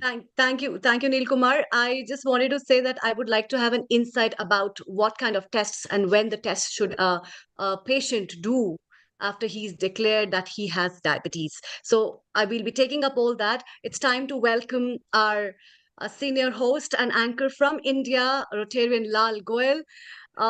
Rotarian Lal Goyal, most welcome. Rotarian Lal Goyal is a founder and charter president of Rotary Club of Organ Donation International and is also a chairman of Organ Donation India Foundation and GYAN. And global namaste to you, Dr. Raman Goyal. A very warm welcome to you at Healing Our Earth platform. And we are looking forward to have your talk as well as your insight on your expertise of how diabetes can be cured through surgery. Over to you, Rotarian Lal Goyal. Thank you so much. Thank you, Amrita, and thanks to all of Healing Our Earth team, especially Mr. Neil Kumar, for organizing such a wonderful program on a very, very important topic, that is diabetes and the diabetes awareness. Diabetes is a significant health challenge in India, with the country often referred to as the diabetes capital of the world. According to a 2023 study by the Indian Council of Medical Research, ICMR, 101 million people in India have diabetes, which is 11.4% of the country's population. The rapid increase in diabetes cases poses a substantial burden on the healthcare system and economy. Efforts to combat diabetes in India focus on enhancing public awareness, improving access to healthcare services, and promoting healthier lifestyle through diet and exercise.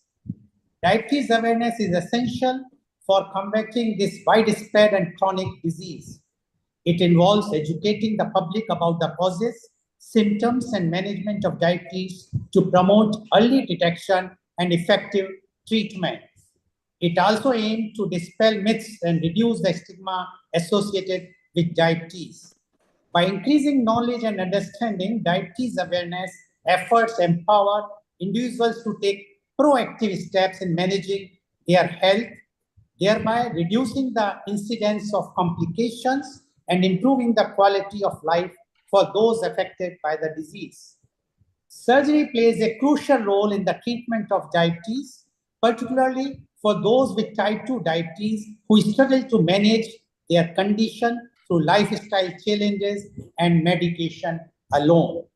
And to discuss this very, very important topic, role of surgery in diabetes treatment, I would like to invite and introduce a renowned diabetes surgeon. He is Dr. Raman Goyal. Dr. Raman Goyal is MS, FRCS, FAS, MBS.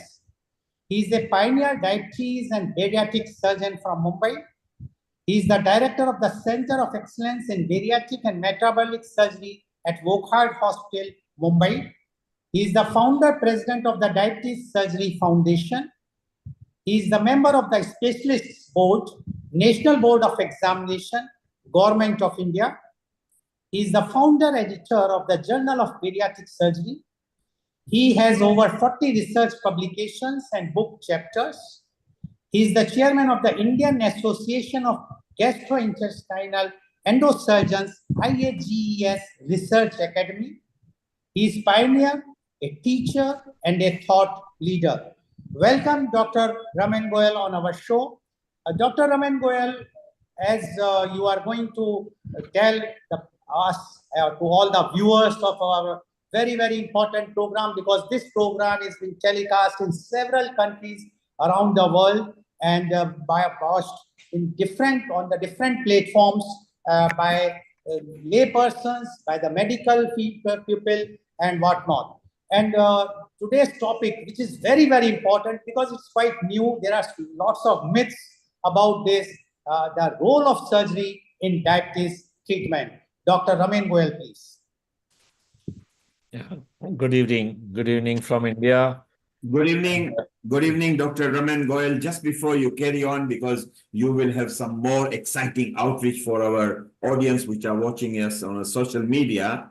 Dr. Amrita posed a question. Normally we do talk at the end, but while we've got people over here, Amrita, can you repeat your question? And even Dr. Raman will give you his answer, and Dionne will give you her answer to your question, because I think it was very salient and very important. So if you could slowly and deliberately repeat that, please. Thank you, Neil Kumar, for giving me an opportunity to ask a question. Global Namaste, Dr. Raman. I wanted to ask you that suppose a patient goes and he gets his checkup done. He is been declared, okay, you have diabetes. He's put on medicine. He's the one who cannot afford gadgets. He's the one who cannot have essential like instruments for measuring diabetes at home. What are the basic criteria? Then what kind of a test he must undergo, and at what time? At what time he must go undergo that test? Mean to say, there should be a follow-up, or he should go for a blood test or a urine test, and after how long time? That was my general question. Thank you.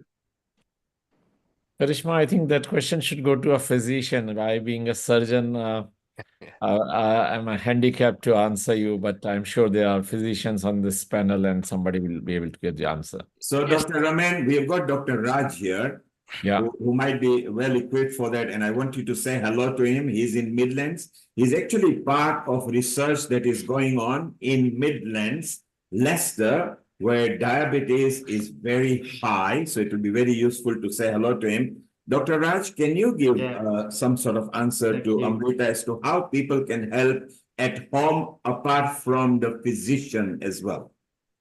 Thank you very much, and I'll try to answer that question. In the UK, as you know, that there are once you are diagnosed with diabetes, with the marker called we do it HbA1c in the bloods, and they are registered on the as a diabetes. The registration is very important because our systems are set up to get automatic reminders for those tests that you mentioned that patients should have at least once a year as a minimum. So the first thing is almost a blood pressure measurement. So as you know that in fact, it's not wrong to say that blood pressure is more of a killer than a sugar in a patient with diabetes. Yeah, so that's why they should have a blood pressure monitored and then treated very quickly in a patient with diabetes, more important than non-diabetic patients. And then the other thing is we check the urine protein once a year minimum. Urine protein is an early indicator of developing kidney complications. Yeah, so if you are developing leakage of urine and leakage of protein in the urine, which can be detected very, very easily, yeah, that shows that you should have a kidney protection at the earliest thing to make sure that the kidney doesn't get worse. Yeah, so that's another thing that we do it every year. So blood pressure, urine albumin, urine protein check, and of course your weight, BMI, that we don't want you to gain weight further unless you are unless you are very, very underweight from the start. And then we always tell them if they're smokers, they need to stop smoking or reduce the smoking, and we refer them to smoking cessation services for support. That happens at the same time as well. And we refer them to structured education program, which is actually, as you know, any chronic disease, patient lives with diabetes. We only see them twice a year. So they need to be expert in their own disease and own thing. They need to do more than us about diabetes. So that structured education program takes the patient to the whole of about diabetes, the diet, what are the complications, how to prevent that. Is a tailor-made to the patients. Those programs are funded here, so we refer to them for that, so they can have in the first year in the diagnosis. And the other ones that we do is eye check. So as you know, that diabetes affects the eye, and is #1 cause of blindness in the world, actually. So that's why that they need to have regular eye checks. So which is done once a year for every diabetics in the thing. So they get automatic reminders, and then we call them, and they go to the optician, or the optician checks it for the back of the eye to look at their retinal health, and they can be treated in prevention measures if they see any abnormalities, which is again is a very important thing. And not least is the foot check. So as you know, diabetes affects the foot, and not only because of the nerve problems, also for blood vessel problems. So it's a combination of everything. So it's a very big complication. So with all the diabetic patients are taught how to look after their feet, and then like a mirror under your feet, we call it. So we put them so that you can't see under your feet. So we put a mirror underneath your feet to look at the feet, check at least once a week. Yeah, said that there are no hard skins or corns developing, which may become ulcer. They're not cured because they tend to have a less responsive nervous system in the feet, and that they might not know even if they got small injuries in the feet, and they become an ulcer.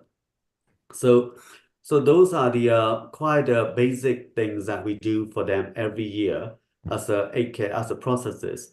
And then of course the other one is a regular blood check every year, which includes HbA1c, diabetes level, kidney function tests, and the liver function test, and the urine protein that I've already mentioned. So those are the basic things that they should get checked every year. And depending on the findings, they might have to have it a little bit more frequent if there's already found something abnormal.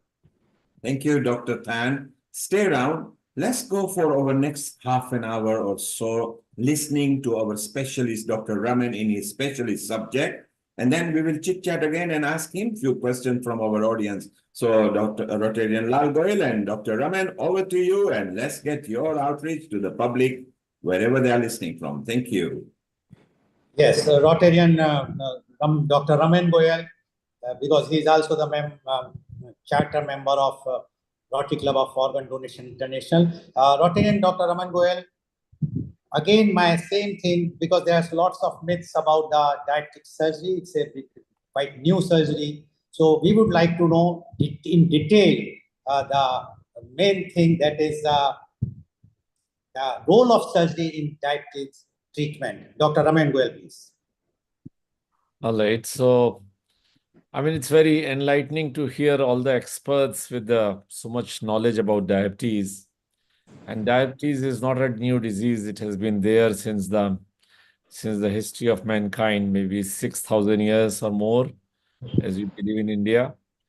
And but what we need to understand that the treatment of diabetes is very recent. Just about 100 years back, the first allopathic medicine for diabetes was found, that's insulin. And most of these oral tablets that we are talking about came hardly 50 to 60 years back. So the mankind lived and died with diabetes for 5,900 odd years without any medicine. And the medical management that we have been listening to on an everyday basis is just about 100-year-old. And very recently, just about a year, 1.5 years back, surgery has been added as one of the has been added to the armamentarium for diabetes management. And in next 20 to 25 minutes, I'll try to share some insight on that, and we'll be very happy to take questions on that. So let me try to share my screen, and then we'll talk about it. I hope you are able to see my screen. Yes, please. Okay. So that's our Center for Metabolic Surgery in Mumbai. And as I started saying that it's not, we are talking of a new treatment of an old disease. This is primarily because of this reason that there's a lot of skepticism about role of surgery in diabetes. And the same kind of skepticism we have seen when we were treating obesity, that how come you treat a lifestyle disease with a surgical intervention? So let's look at the evidence. And so these are my disclosures. I sit on the advisory boards, but none of these affect today's presentation. So when in December 2022, the worldwide guidelines were changed and we are allowed to operate for diabetes, a lot of questions were asked. People even thought that we are doing something illegal. People said, is it possible? Is it allowed? What about people who do not want to lose weight? Whether diabetes will be cured or whether it will go or come back? What will happen, whether it will come back? What about the medicines, whether they will continue? What about diabetes complications that Dr. Raj just mentioned in great details about various organs that are affected, and obviously the surgical safety and the economics of it. But friends, it's not a new concept. In 1955, this was published in a journal by a surgeon, that when he did a surgery for an ulcer, that patient's diabetes went away. And this remained unnoticed for so many years before people realized that that surgeon had come up with something very, very unique even before most of the oral medicines came through for diabetes. Why it is important? Mr. Lalgoel just mentioned a study from ICMR in his introduction. The same study mentioned that out of those 100 odd million diabetics in India, 77% of them remain uncontrolled. And this is not only about India. Worldwide, 56% of diabetics remain uncontrolled. So even with all the awareness, education, and the medicines, if 77 odd million people in India remain uncontrolled, they are at a high risk of diabetes-related complications. And that is where surgery can probably play a small role. Because after surgery, more than 80% patients maintain their HbA1c under 7, even after 10 years.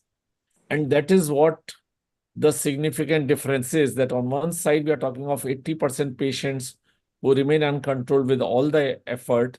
On the other side, we have an intervention which leads to control of diabetes in more than 80% patient long term.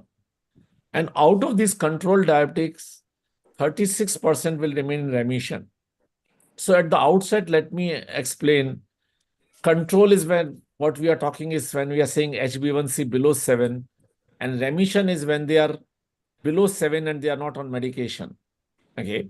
So even after 10 years of a surgery, 36% patient will remain in remission and they will not require diabetes medication.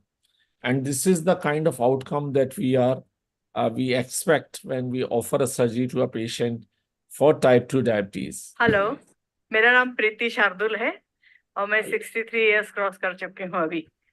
तो diabetes की तकलीफ से बहुत परेशान थी। 3 बार insulin लेना पड़ता था, 35 यूनिट्स हर टाइम। तो परेशान हो गई थी। किसी ने डॉक्टर गोयल के बारे में बोला तो सोचा कि ये भी ट्राई कर लो। अभी ऑपरेशन के बाद तो मेरा एकदम लाइफ ही चेंज हो गया है। अभी पहले मेरा वजन 93.4 था बिफोर सर्जरी और अभी है 68 to 70 के बीच में रहता है, फ्लक्चुएटिंग। और अभी जस्ट मैं यूरोप ट्रिप पूरा घूम के आई हूँ और मुझे कुछ भी तकलीफ नहीं हुई। 200 सीढ़ियाँ एक साथ चढ़ सकती थी, उतर सकती थी, कुछ भी प्रॉब्लम नहीं हुआ। और गोली इंसुलिन तो पूरा ही बंद हो गया और गोलियां भी खाली एक गोली है ग्लाइकोमेट की। So what she was saying was that she is 60 years old. She was on insulin and diabetes medication.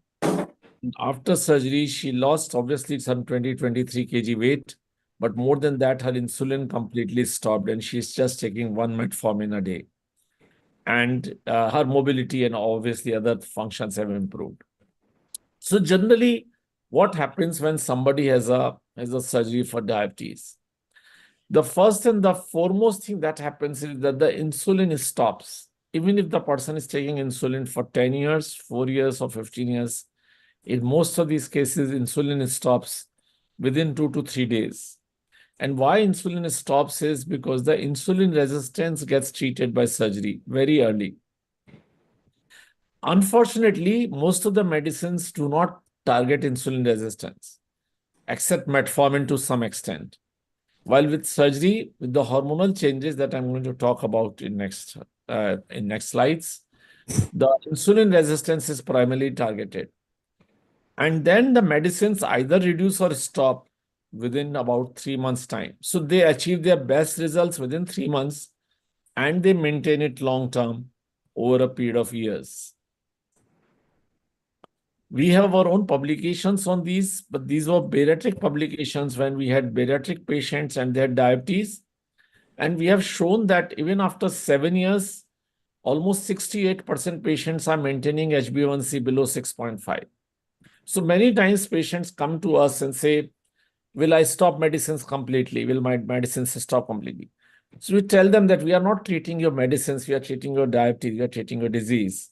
So medicine stoppage is not a criteria. The real criteria is what will be your HbA1c.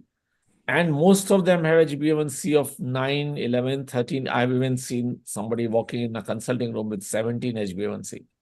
So it can be anything, but at the end, the control comes very fast and it's sustained.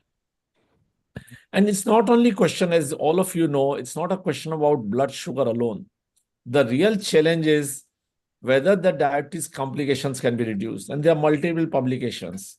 These publications clearly shows that macrovascular complication reduced by 78%, which includes cardiovascular, strokes, deaths, and microvascular complications like blindness, amputation, renal issues. They improve it by almost 90% after surgery.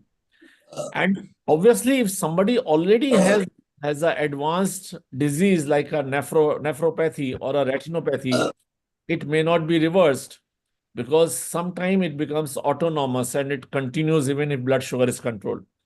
But in those who are not having an advanced disease or who do not have these complications, the possibility reduced substantially, and these are long-term follow-up studies of 20 years. These surgeries are similar to bariatric surgeries. I'm sure most with this learned audience, you know about bariatric surgery. So there are other benefits. There are other benefits like in terms of sleep apnea improvement, GERD improvement, joint pain improvement, PCOD improvement, and the lipids improve substantially after these surgeries. And then what happens is that the cardiovascular events reduce by 50% at 10 years. So even those who had a previous cardiovascular episode like a heart attack or a angina, their episodes reduced by 50% over 10 years. And this is actually more effective than any statins that we use in cardiac patients.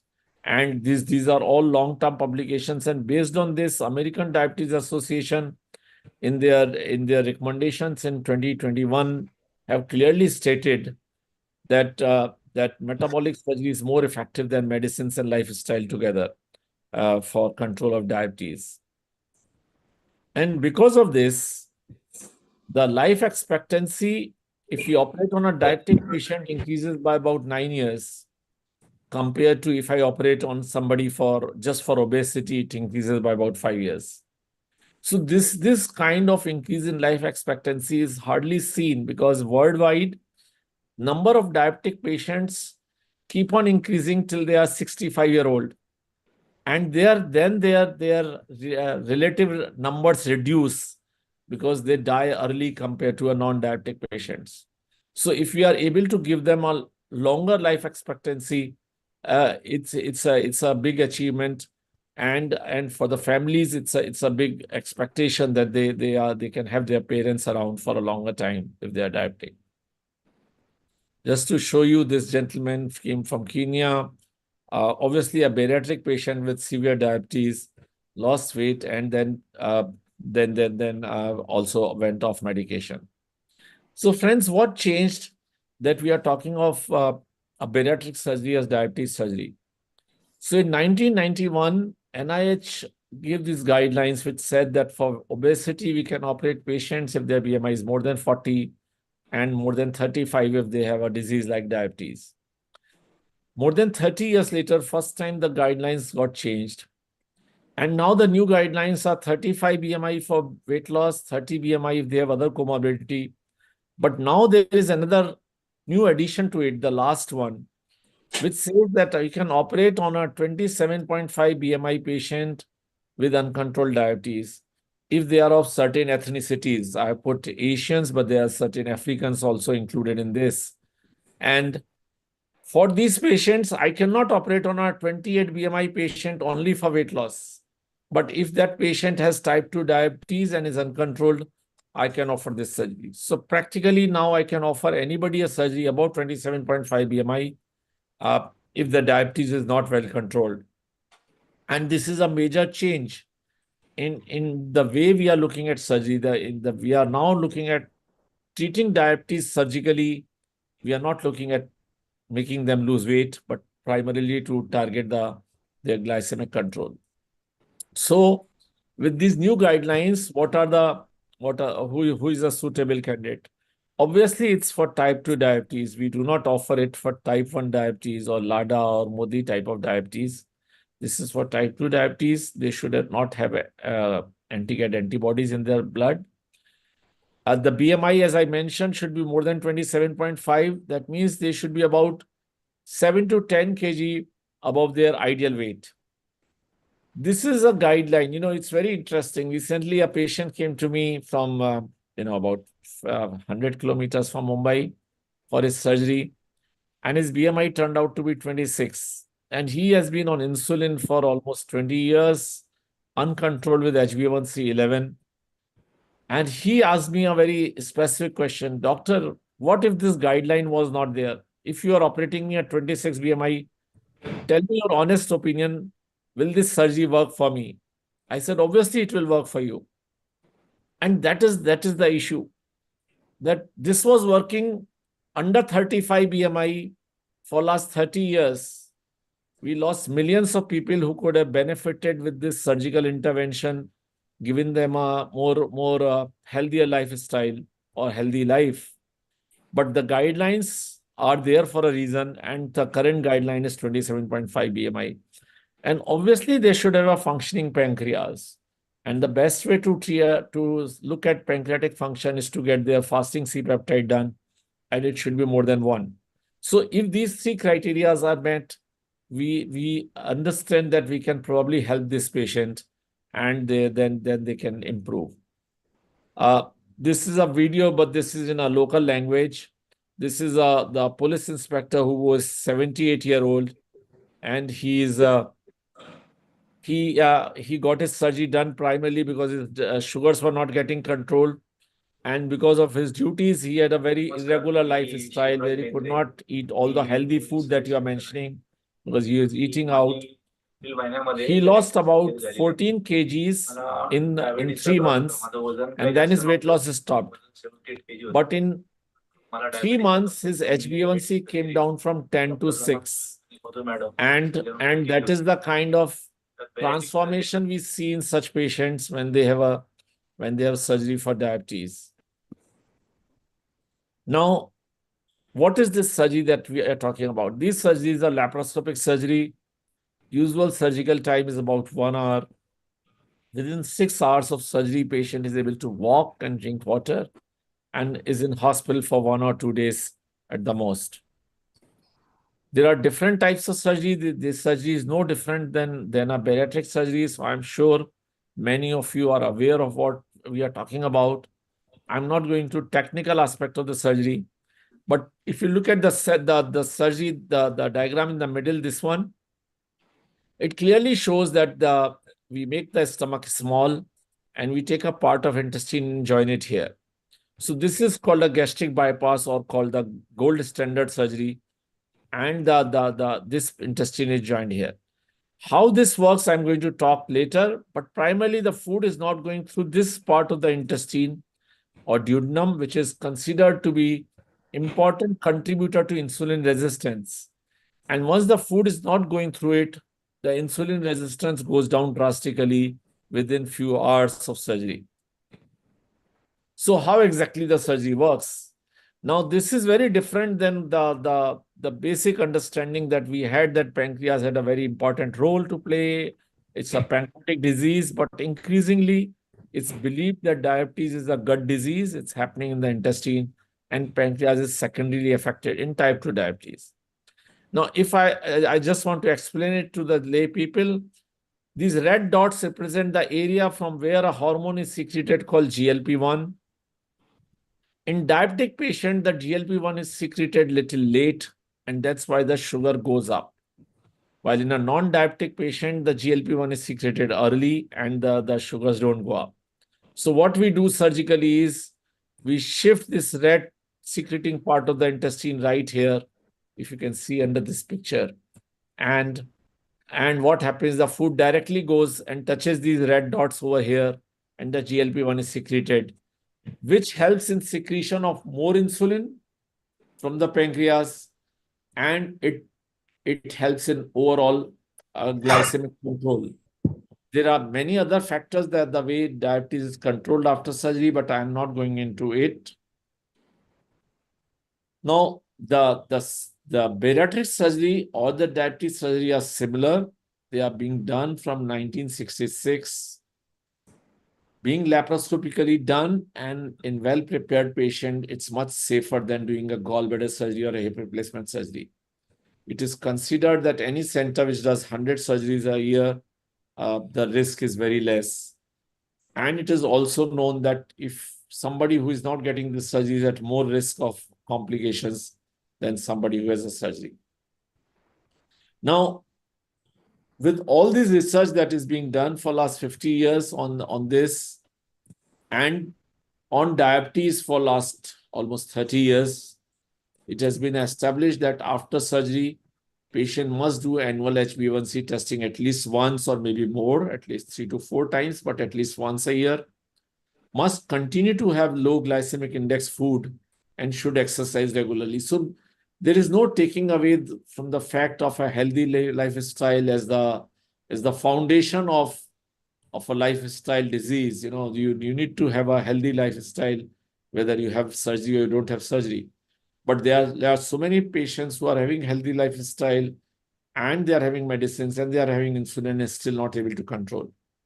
And they should avoid glucose increasing agent like steroids or the psychiatric medication. So friends, to conclude, diabetes surgery is not a miracle, not a cure. It's not a substitute of medical management, but it is an effective option for patients with aggressive or uncontrolled type 2 diabetes. Now, at least they have a chance to lead a complication-free life, because we for last 1.5 years that we started treating diabetes patients surgically, we find patients who are coming who are in a helpless situation. They do self-glucose monitoring on a daily basis. They do take insulin 3 times a day. They eat healthy, and still, because they are fighting a biology, a disease, which is not of their making, their HbA1c remains high, and they remain uncontrolled, and they end up with complications that they do not know how to stop the progression of the disease. So for those patients, there is a definite option available now, which they can use. From the time that we started doing the surgery, so this publication about diabetes, that the guidelines that changed, the American Diabetes Association and subsequently the American Bariatric Association publication came on 1st of December 22. We started doing low BMI diabetic patients somewhere in 16 December 22. And in 1 year, we collated our data. We operated about 43 low BMI patients. And if you see this one, those who completed 3 months, their HbA1c was 9.2 before surgery, and it came down to 6.5. And those who completed 6 months, they also had the same HbA1c at 6 months. And those who completed 1 year, they also had HbA1c of 6.6. So the results come within 3 months, and they can be maintained. We have published for 8 to 10 years. There are multiple publications from other centers. And out of these 43 patients, 15 were on insulin before surgery, and only 1 of them is on insulin. After surgery, 14 went off insulin.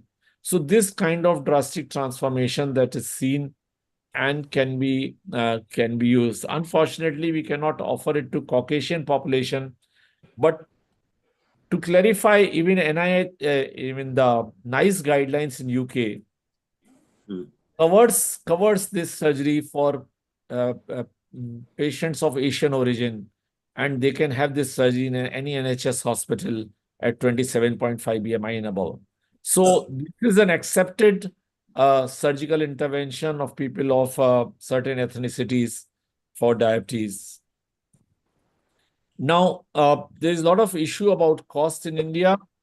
Fortunately, for bariatric, we got it covered somewhere in October 2020, and but the guidelines remain the same what we got in October 2020, that your BMI need to be 35 and uncontrolled diabetes.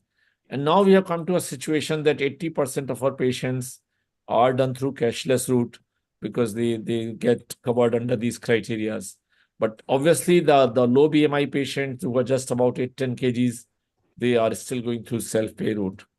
So this is a doctor who got this surgery done. He's a family physician, and we are operating more doctors today than what we operated in the last 20 years, because they have been facing the same problem that the non-medicals face. And the HbA1c was 8.5, and within a month's time, the HbA1c reduced to 7. C-peptide dropped down because the pancreas doesn't have to work overnight to produce more and more insulin. They get rested. And this is what we are able to tell the patient. They will not need insulin because their pancreas get protected because of the surgery, and the pancreas get rested. So thank you so much. I'll be very happy to take any questions, and I can stop my screen share. Thank you so much. Thank you. Thank you very much, Rotarian Dr. Raman Goyal, for giving your very beautiful PowerPoint presentation about the role of surgery in diabetes treatment. One question which is because you have already mentioned about the coverage, but how much the diabetes surgery cost in India? Is it covered in Ayushman Bharat and medical insurances in India? Medical insurance, definitely, as I explained, it is covered. It's not covered for the low BMI patients, means those who are those who are less than 15 kg overweight. So one need to be around 15 kg overweight or more to be covered. Ayushman Bharat doesn't cover it yet. We have made a representation to our association. Hopefully, it might get covered. But the cost-wise, if you are looking in dollar terms, it will be somewhere about $5,000 odd. And in rupees term, it will be somewhere about 3 to 3.5 lakh rupees. Okay, and the one more question is, what is the minimum and maximum age for diabetes surgery? At the moment, the international guidelines are talking of 18 years. Obviously, we are operating on type 2 diabetes, so most of them are above 18 years. But there is no upper age limit mentioned. So we have operated up to 76 years if they tolerate anesthesia and if they do not have very aggressive or advanced complications. If they already have developed advanced complications, we generally say that it may not help you in long run because you will not be able to avoid complications already there. And yeah, Vaishali, I think you are there, but before you can ask my question, is one more question is, what are the potential benefits and risks associated with undergoing surgery for diabetes management? Because this people have myths that so much complications or the lifestyle has to be changed, and more particularly about the alcohol. People are very much worried about whether they have to stop 100% the alcohol or they will be able to have some limited thing. So what you say about that? So I think, a surgery is a surgery. When somebody is on a medicine, taking a decision to undergo surgery is not easy. And it has to be a very well-informed decision. And as far as complications are concerned, there is a whole list of them. But a well-informed patient and well-optimized patient, generally, we are able to minimize the risk of complications to an acceptable limit. As far as lifestyle changes are concerned, I think that's what was being discussed before I started. Lifestyle changes have to be there in any case. And alcohol and tobacco in any form are bad for pancreas. So even otherwise, even if you're not diabetic, they are bad. And that's why, making healthy choices is necessary, whether you have surgery or you don't have surgery. And that's what we talk to the patients, because it's not right to say that those who have uncontrolled diabetes are making bad choices. These people are struggling. They are fighting a really bad disease. And once the insulin resistance improves, they are in a much better position. Obviously, nobody changes. Whatever we talk, 99% patients will continue to eat or drink the way they have been doing for years. But when they are in a program, they are given reminders on time, they are brought in the support group meetings, and they keep getting back on track as far as drinking alcohol or eating a high calorie dense food. So I think it's a step in a direction, and as I'm saying, a very large number of patients, 36% patients at 10 years is a very big number. It's not a small number. We are talking of unselected population. It is also seen that those who come in first 5 years are likely to be off medication. So first 5 years of diagnosing diabetes, they respond better. Those who come between 5 to 10 years, 80% of them will go off medication. So, you know, when we are right now getting most of the patients who have diabetes for 25 years, 30 years, who are on insulin for 10 to 15 or 20 years. But as more awareness will get created, more people will start coming early.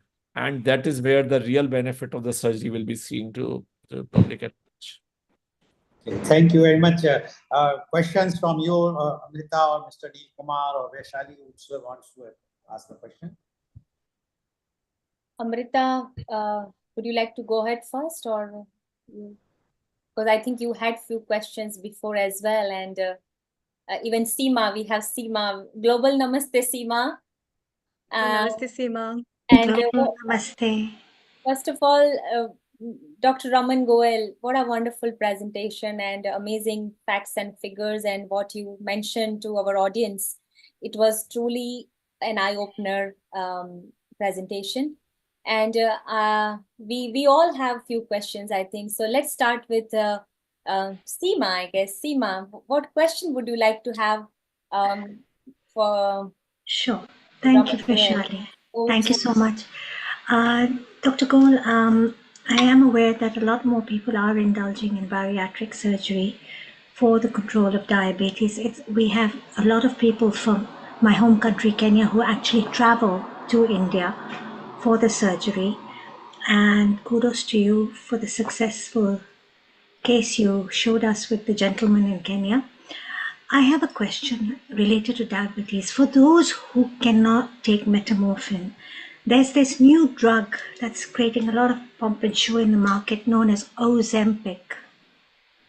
Yeah, and a lot of people are taking Ozempic for weight loss as well. Yeah, and it's also very good for diabetes. I would love to hear your views on the drug Ozempic. Yeah, wonderful. Well, the injection rather, Ozempic. Yeah. So we have that molecule available in India, the semaglutide in oral form. We don't have the injectable form, but we are doing a clinical trial for that company for their advanced molecules. So the difference between surgery and let's say Ozempic or any GLP-1 RA drug is that is one particular hormone that we are talking about. While with surgery, there are about 7 to 8 hormones that change. So companies have realized that. And from semaglutide, they are now combining 2 hormones, then 3 hormones, and then they are going to combine 4 or 5 hormones.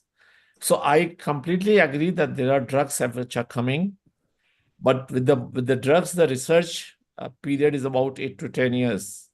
So when we do a drug trial today, it will probably see the commercial side of it 8 to 10 years from now.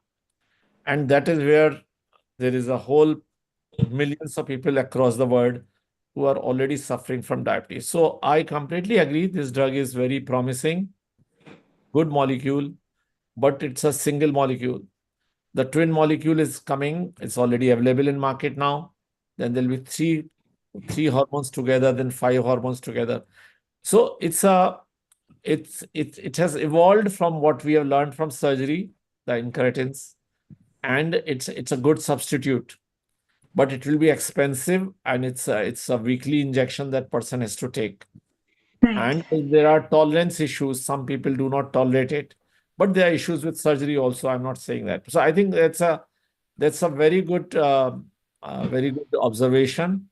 But it's a long way. Maybe 20 years down the line, we will have a situation where everybody can buy and afford Ozempic.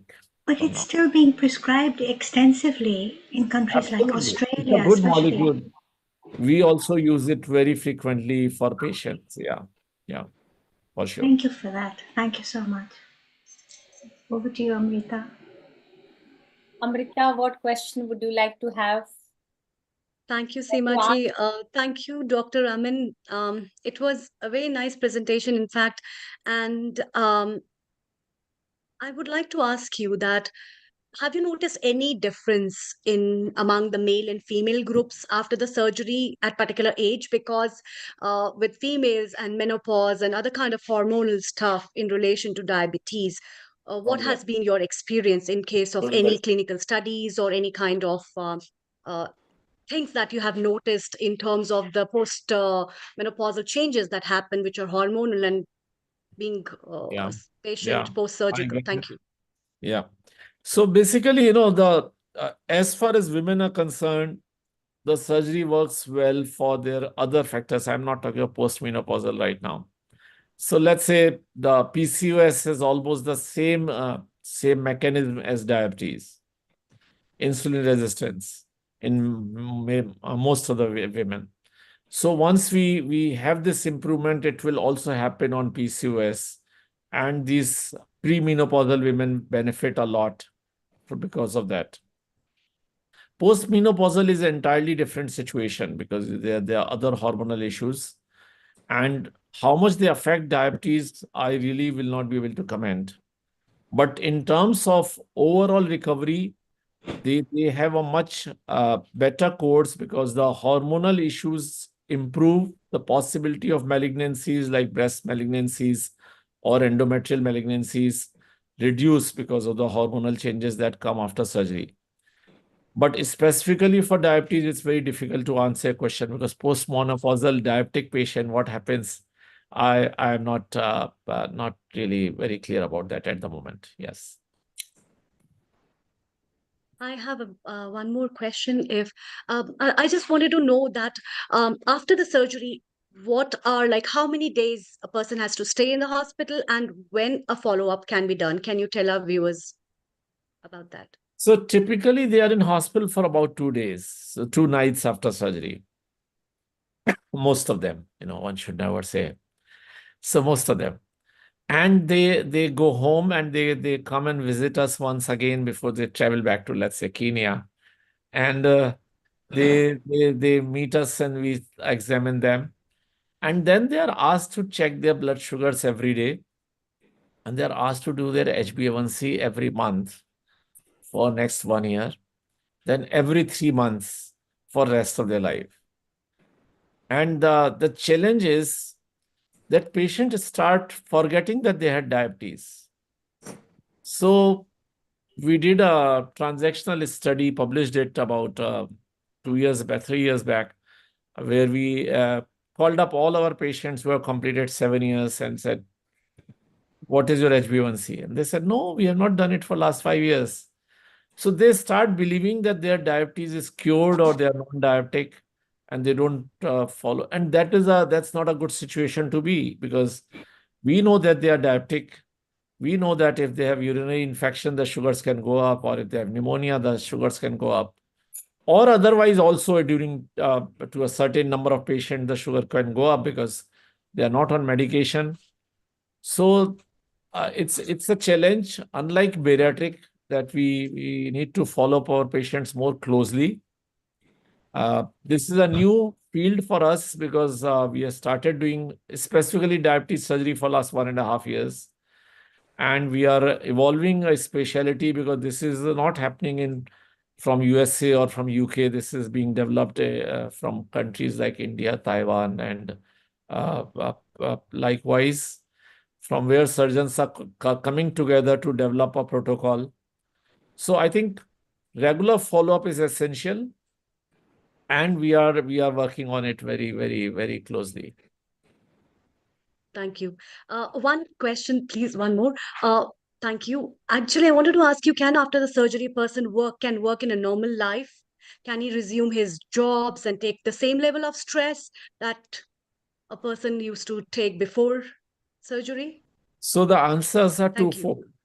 When we were doing it for bariatric, not only normal life, they can do super normal work also. Once they have lost 40, 50 or 70 kgs, they fly, they don't walk.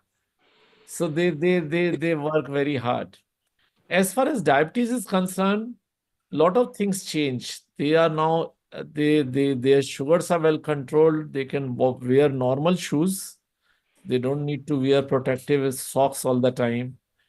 They are more active. They are traveling more frequently. I tell you, we operated a very senior government officer who sits on the Prime Minister's panel in India.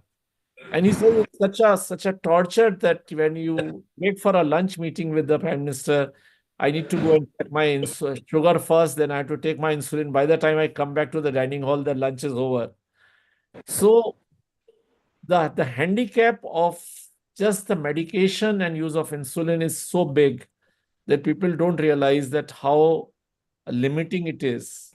Or if somebody is traveling at night in a car and you stop on a roadside restaurant, you need to take out your kit, take insulin, and then sit down to have dinner with your friends. And now it gives them the liberty to eat when everybody is eating, to travel so I think it's not only a question of work, the entire lifestyle changes. And the way they enjoy their life changes. The only thing they need to remember is they are still diabetic. Just because sugars are normal doesn't make them non-diabetic. Yeah. Thank you. Seemaji, Dr. Raman, thank you very much for answering very succinctly. Stay around. We have still got some questions because Dionne from Mexico wants to interact as well. Seema has got a question. Just before that, we have got a very special guest over here. And let's welcome this special guest because he's a big contributor to Healing Our Earth. Swami Shailendra Saraswati, Osho's younger brother. And I think there is something special Amrita and Vaishali wants to say about him today. A global namaste, Swami, and how are you? You can unmute yourself, please. Yes. Global namaste to everyone.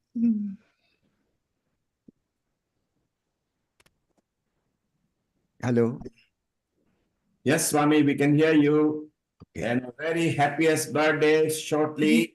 It will be midnight in India when your special day is there. And we thought we would surprise you. Yes. I think this is through Amrita. You got the news about the birthday. Our team is always on the ball, and Vaishali is going to sing for you before we go back to Dr. Raman with a chit chat and even take your opinion about diabetes and how you use yoga and Rotarian Lal Goy's points as well. Vaishali, what have you got to sing for our Swamiji here? Om Shanti, Jai Gurudev, and many, many happy returns of the day. And here, my most favorite song for you, Swamiji. We love you. And here it goes. बार बार दिन ये आए, बार बार दिल ये गाए, बार बार दिन ये आए, बार बार दिल ये गाए, तुम जियो हजारों साल, ये मेरी है आरज़ू. Happy birthday to you, happy birthday to you. Happy birthday to Swamiji. Happy birthday to you. Thank you. Thank you. Happy birthday from the whole Healing Our Earth family. Thank you to everyone. And Swamiji, we are here with two eminent persons. One is our senior anchor and producer and the chair for Organ Donation India. He is also the founder and the president at the Rotary for Organ Donations. Rotarian Lal Goyal, and say hello and namaste to him as well, Rotarian Lal Goyal. And namaste, Swamiji, and happy birthday. Namaste, thank you, Dhanyavad, Shukriya. And Swamiji, we've got an eminent doctor from my neck of wood in Mumbai as well. And he's actually involved in a pioneering surgery, technically because it is India which is actually leading, and he's one of the senior person over there. Hopefully, as he said, in 20 years, it could be a big news and more pharma company will be approaching and say, hey, you are stopping our medication. What's going on? Because he's improving people's life. So please say hello to him as well. And Dr. Raman, say hello to Swamiji here, please. Swamiji. Namaste, namaste, Dr. Sahab. Namaskar. Namaskar. And Swamiji, while we have grabbed you on your busy schedule, because normally you're very busy delivering outreaches to people, your thoughts on health and diabetes awareness. As you know, India behind China. China has got about 145 million recorded diabetic people, and India is not very far and behind them. But nonetheless, the Indians have got a lot of diabetic problem. How do you keep fit, and what are your tips for diabetics? Is it through meditation, yoga, or how do you discipline yourself not to eat a lot of jambus and mithai and jalebis all the time? चलिए मैं अपनी खुद की कहानी बताऊं. Is it okay to speak in Hindi?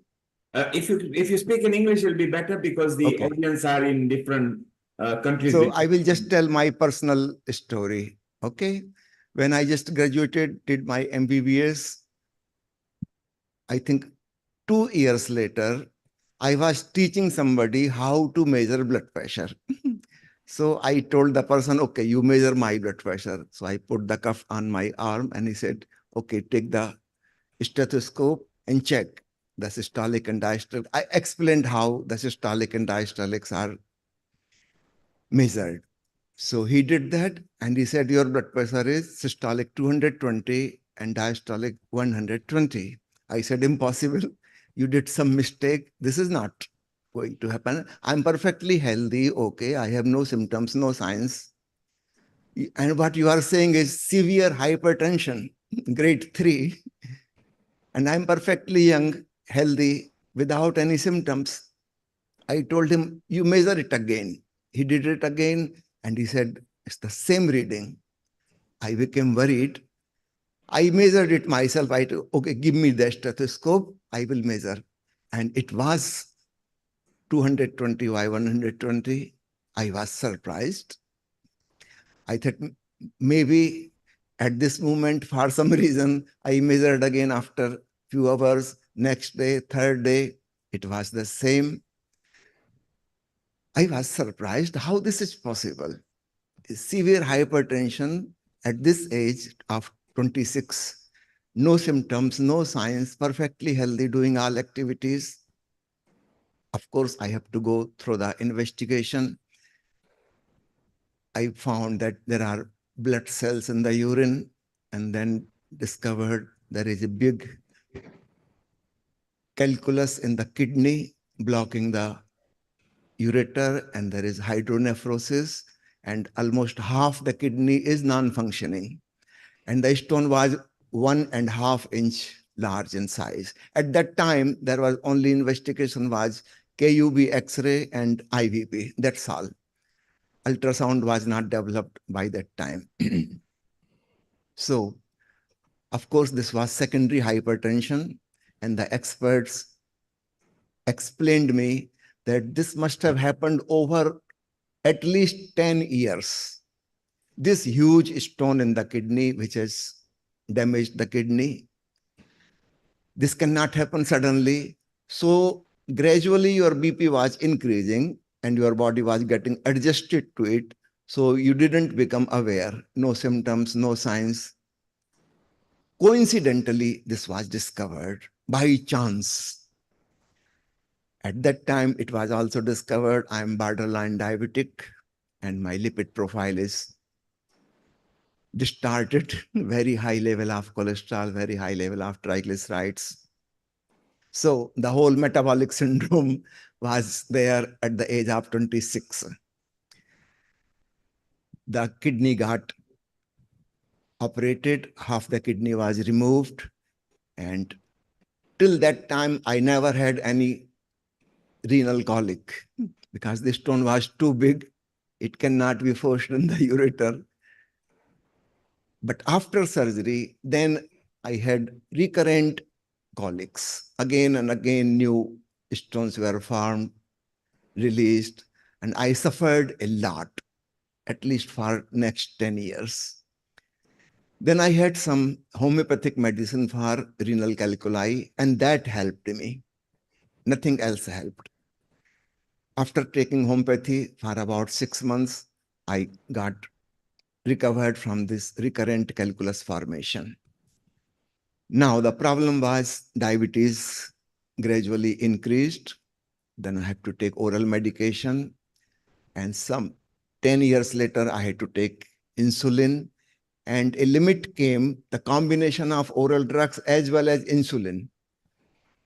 In highest dose, I was taking 30 units 3 times daily. And still the sugar was not coming down.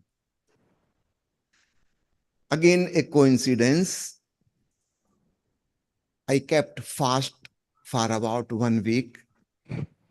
This has nothing to do with, I had no plan that I'm going to cure myself. This was just a coincidence. I was meditating and planned 1 week fast. In that 1 week, I lost about 3 kg weight. And surprisingly, no more insulin was needed after 1 week. I was taking only oral medication. Then I got the clue. I reduced my weight further. In over 3 years, I reduced 25 kg. I was 92.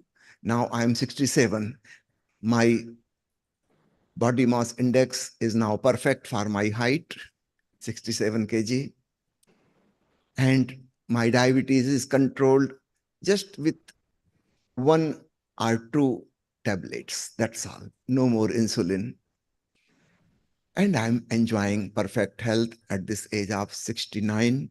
Tomorrow it will start 70 years. And I'm doing all kind of activities. So my tip for today is being overweight is the biggest etiology, the cause of metabolic syndrome, whether it is hypertension or cardiac problem or lipids problem or diabetes. If the patient can be told to come to the normal weight for the height, then most of the problems will either disappear or they will be controlled with very few medication.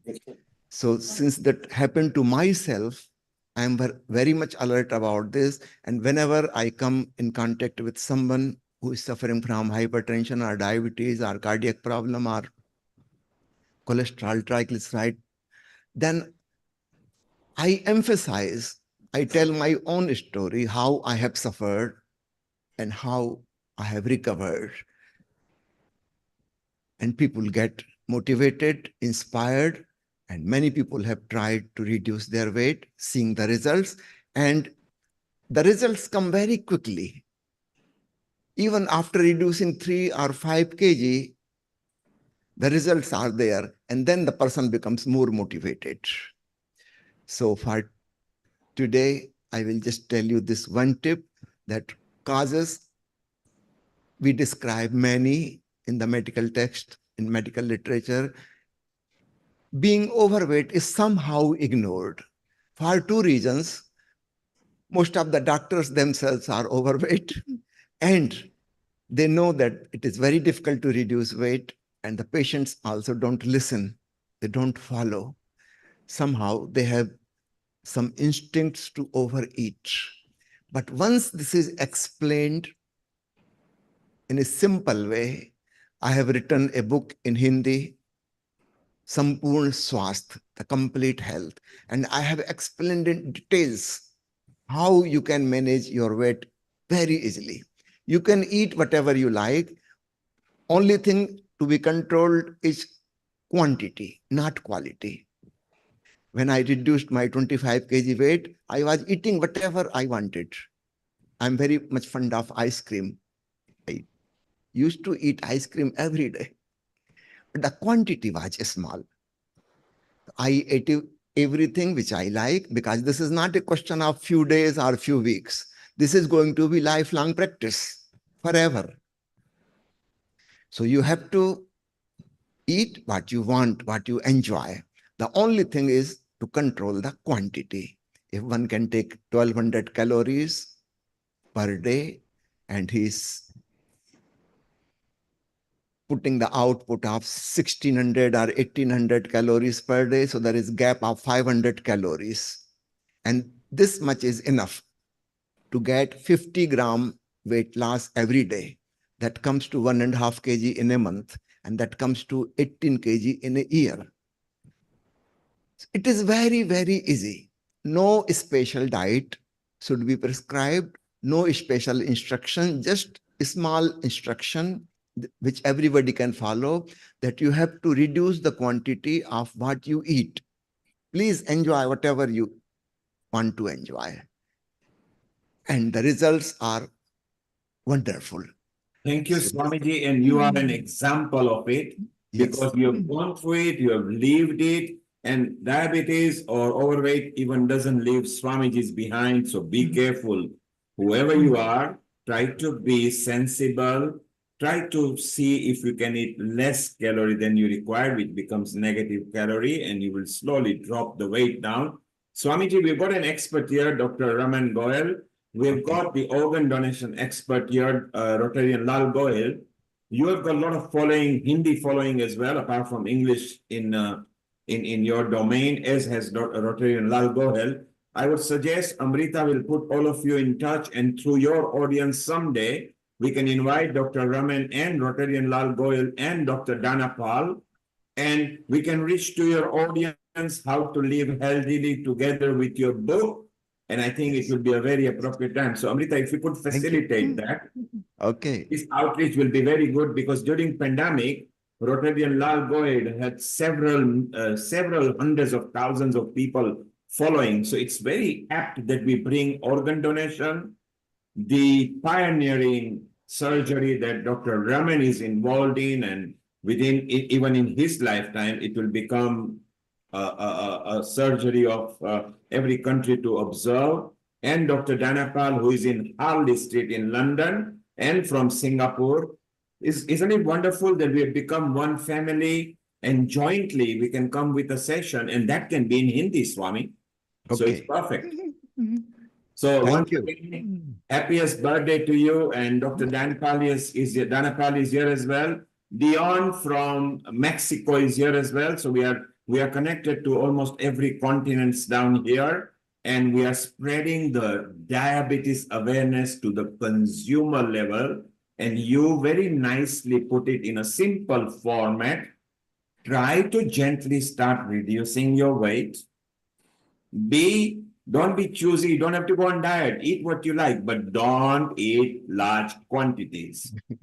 So I think I love what you've got. We wish you once again a very, very happy birthday. Shortly it'll be midnight in India. Thank you very much. And I will say good night to everyone. I will listen to your program later on. Thank you. Thank you, Swami. Thank you. Well, isn't it wonderful that we bring all the personalities from different. Swami is a younger brother of Osho, and everybody knows who Osho was. Dionne had a question. Seema, let's get back, because what Dr. Raman is doing, and Seema, you were, as he said, you were very observant. What you picked out in Kenya, which means East Africa or else as well. One of the person that Dr. Raman actually brought in his presentation was a lady who actually lost 27% of her weight. And subsequently, she was an example that she just recently went to Europe tour, and she was okay. She didn't suffer. So I want to ask one question to Dr. Raman, and then Seema, you can ask question, and we go back to Dr. Danapal and Amrita. Dr. Raman, that lady who lost the weight, and that's 27% is very good, because she lost something like 25 kg from 92 or something. Was it directly related to the surgery you carried out? Obviously. I mean, the weight loss happens because they have hormonal changes and their appetite reduces. So they lose about 10% weight in the very first month after surgery. So if she was 94 kgs, she would lose about 8 to 9 kgs in first month, and then about 3 to 4 kgs every month. So yes, obviously it is related to surgery, but we don't remove fat from the body. So it's not a liposuction or lipectomy kind of surgery. Yeah, so it was a medical situation you put her through, so that the body starts functioning correctly as well, and the mind reads that the hunger is a bit lesser. And then what was the spend? 5 months, 6 months? So generally they lose weight up to 1.5 years, so 12 to 18 months. but maximum weight loss happens in first 6 months, and then it starts tapering down. So yeah. And because it's carrying on for about 1.5 years, I believe that we can almost call it that for future years it's almost permanent, because I think it's a permanent change to the body. If they don't misbehave, then it's good for their life at a later stage. Is that right? Yeah. So around 80% patients maintain their weight even after 10 years, but there are 15 to 20% who definitely do not. And there are reasons which was being discussed before I joined this group. The lifestyle change.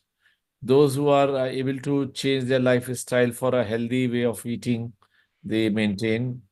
Those who are not ready to accept that change, then they might gain few kgs. Wow, it's amazing. Vaishali, you got your hand up just before you ask the question.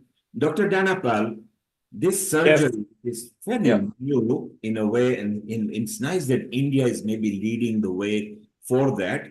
What are your thoughts on that, and what are your thoughts? Will this be available in Harley Street in 15 years' time or something? Is it something? Dr. Mr. Goel, good evening. Good evening to you. I am surprised that I'm pleased that you've been able to do that in India. It's not allowed in US. It's not allowed in Singapore. It's not allowed in UK. Are you aware of that? It is allowed in UK. It's allowed not under NHS. NHS, yes, I can show you the guidelines. Nice guidelines. If you go online and look for it. That's a bariatric surgery with different BMI.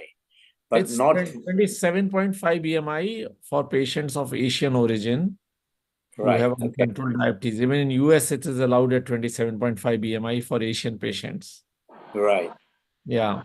So this is comparatively a very new change in guidelines just about a year back, and it will take time to.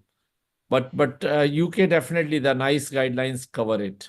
So effectively, it is evolving. So it's maybe a good news, because I think in 10, 15 years, there will be enough data, there will be enough people who have benefited from it, and hopefully it can become a mainstream in many countries. Is that right, Dr. Raman?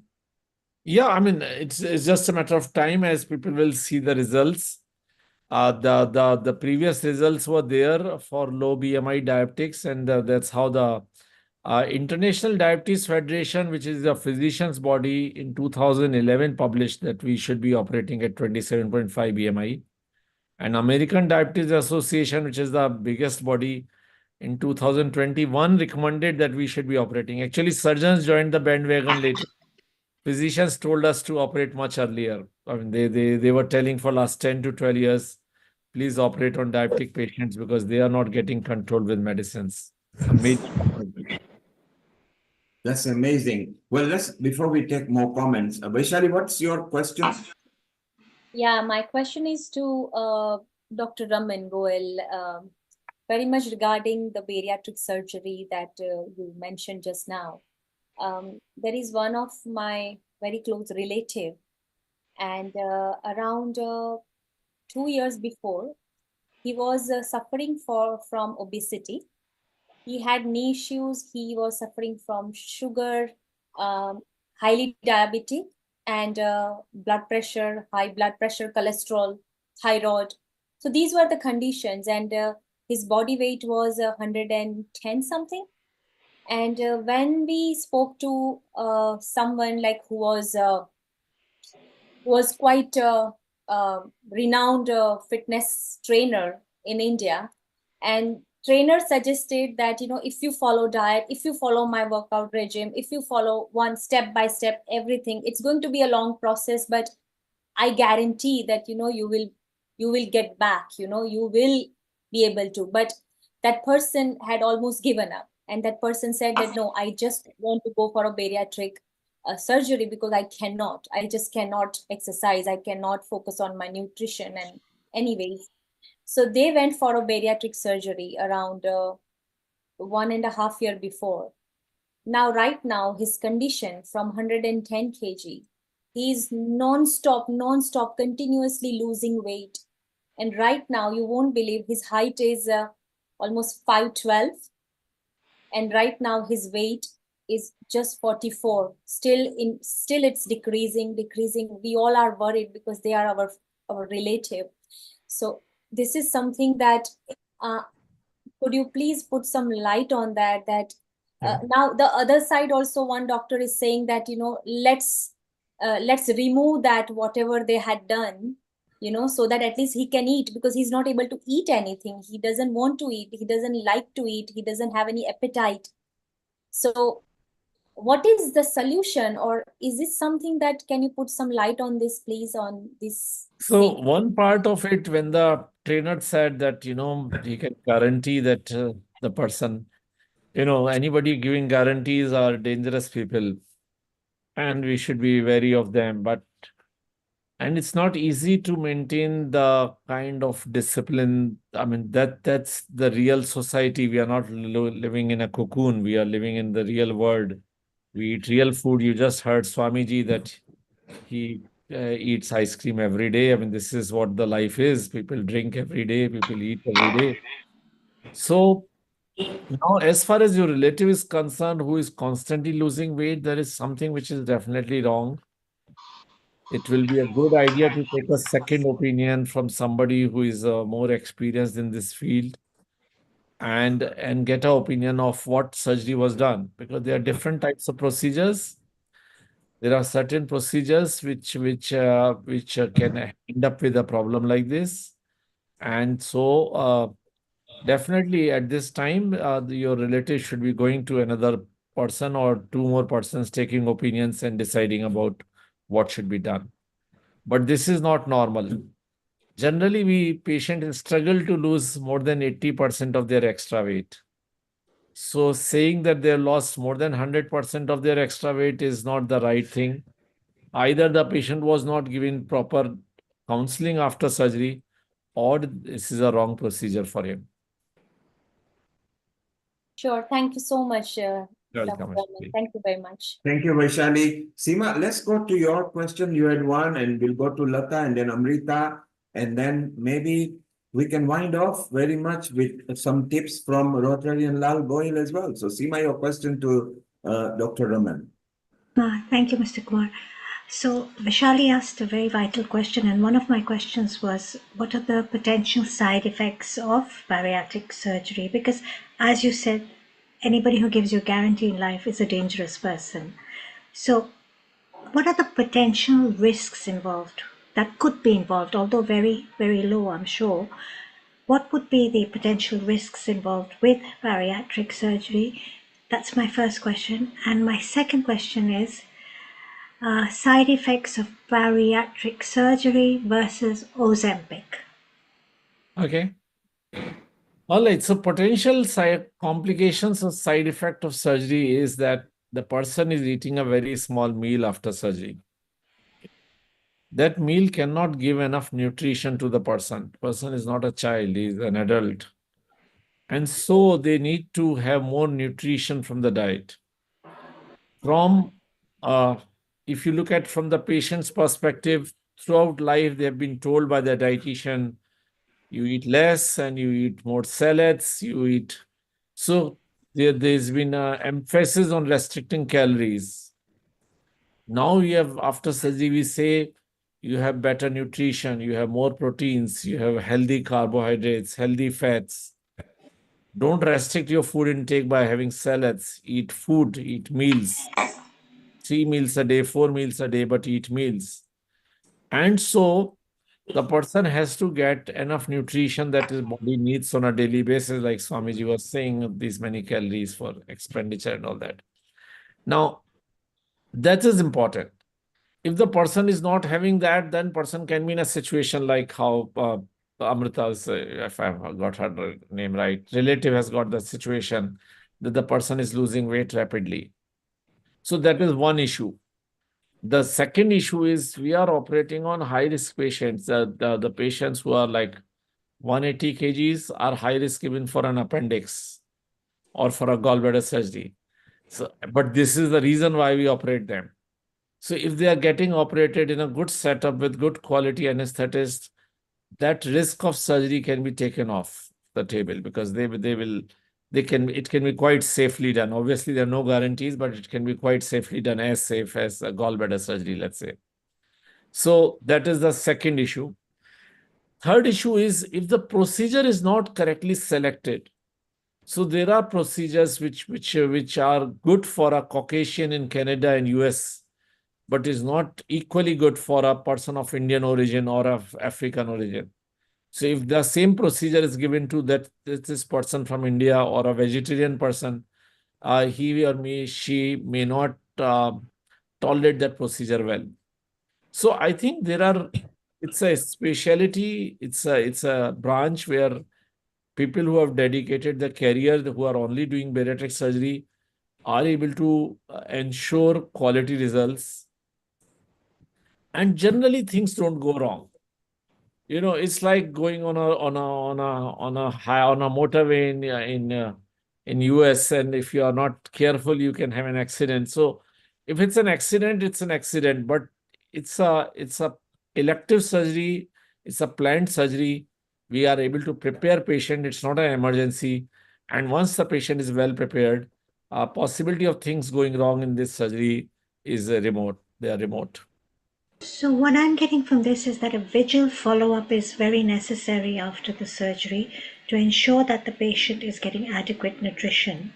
Should the patient not be getting adequate nutrition, which might just be the case as in Vaishali's relative, would you prescribe nutritional shakes, supplements to get the calorie count higher, number one? Number two, my observation is a lot of people, as you know, from Kenya have traveled and still do travel to India for bariatric surgery for several reasons: weight loss, maintaining their figure because they're very, very, very conscientious about their appearance, or even diabetes. So my question is, after 1.5 years, I feel I've noticed with family members of my own as well that their weight plateaus. You know, it just stays straight at a plateau. They tend not to lose weight. At that stage, they could either gain more weight if they're not careful, right? So you recommend that they really be vigilant about the healthy lifestyle when the weight plateaus, or straight after the surgery? Because I have seen people having bariatric surgery and going all out. They'll drink, they'll have 3 pegs, they'll have their cakes, they'll have their pastries, they've had their bariatric surgery, they're happy, they can eat whatever they want. Who can stop a patient? You know, we are asked this question when somebody comes with diabetes, the HbA1c of 13, and they come and sit in my consulting room and they say, okay, now I'm getting this surgery done, can I have my sweets every day? So when somebody can ask a question like this, you know what is going to happen. And we cannot put a camera in everybody's household to see what they're eating, what they're not eating. Our job is to support, our job is to educate, our job is to follow up. And if those who are ready to do that, they do well after surgery. But obviously, there are people who will not listen to what we are discussing this all today, and they will have issues. And when they have issues, they come back. Now, fortunately, with the medicines that you were mentioning earlier, they don't need revisional surgeries anymore for weight regain. So if they've gained 10 kgs and I put them on Ozempic, they lose those 10 kgs in 3 months. And then they are still surgical patients. They don't need to take Ozempic lifelong. So we are using a lot of combination medicines in combination with surgery to make sure that they have better long-term outcomes. So earlier, our revision rates for weight regain was almost 10%. Now they have come down to almost only about 2%. And majority of these patients can be managed with medicine. So medicines are not a competition to us. They are great help to us. They are adjuvant therapy for surgery. And for such patients who are not ready to follow and still want to have their medicine, and I can't do anything more. You know, they can. There will be people always who will follow, and there will be people who will not follow. Thank you, doctor. So basically what doctor is saying, we can educate them. Yes. We can teach them. We can tell them what they do is the final result. So hopefully they will gain that. If they can see the benefit when they improve, hopefully they stick to it. Lata, you've got a question as well. Go ahead. Hi and global namaste, everyone. I just wanted, I don't know if you've got the answer to this, but any of the experts can respond. It's about the sign of glaucoma. Would that be a sign of diabetes is going to be in their lifetime, or they're going to face diabetes? I believe glaucoma is a different disease, but Dr. Dhanapal is he here still? Dr. Dhanapal, yes, he's here. And Dr. Raj actually did answer that you must go and get your eye inspected as well, because diabetes can be discovered from eyes. So Dr. Dhanapal, over to you. I don't know whether you heard what I said early on. I told you, I mean, there's a take-home message for everybody, for the public as well as us. Diabetes is a silent assassin. It's a gun loaded with a safety valve off. The first bullet that hit is your head, you'll get stroke. The second bullet that hit your heart, you'll have a heart attack. Third bullet will hit your kidney failure. Fourth bullet will hit your penis, you get erectile dysfunction. The fifth bullet will hit your legs, amputation. And the final bullet with your eyes, blindness. So cataract is an aging process. If diabetes accelerates cataract. Does that answer your question? There you are, Lata. I can actually diagnose diabetes. You mentioned particular glaucoma, but I can be inspected, and that could be very useful. Amrita, we'll go to your last question from you. Let me enlighten you.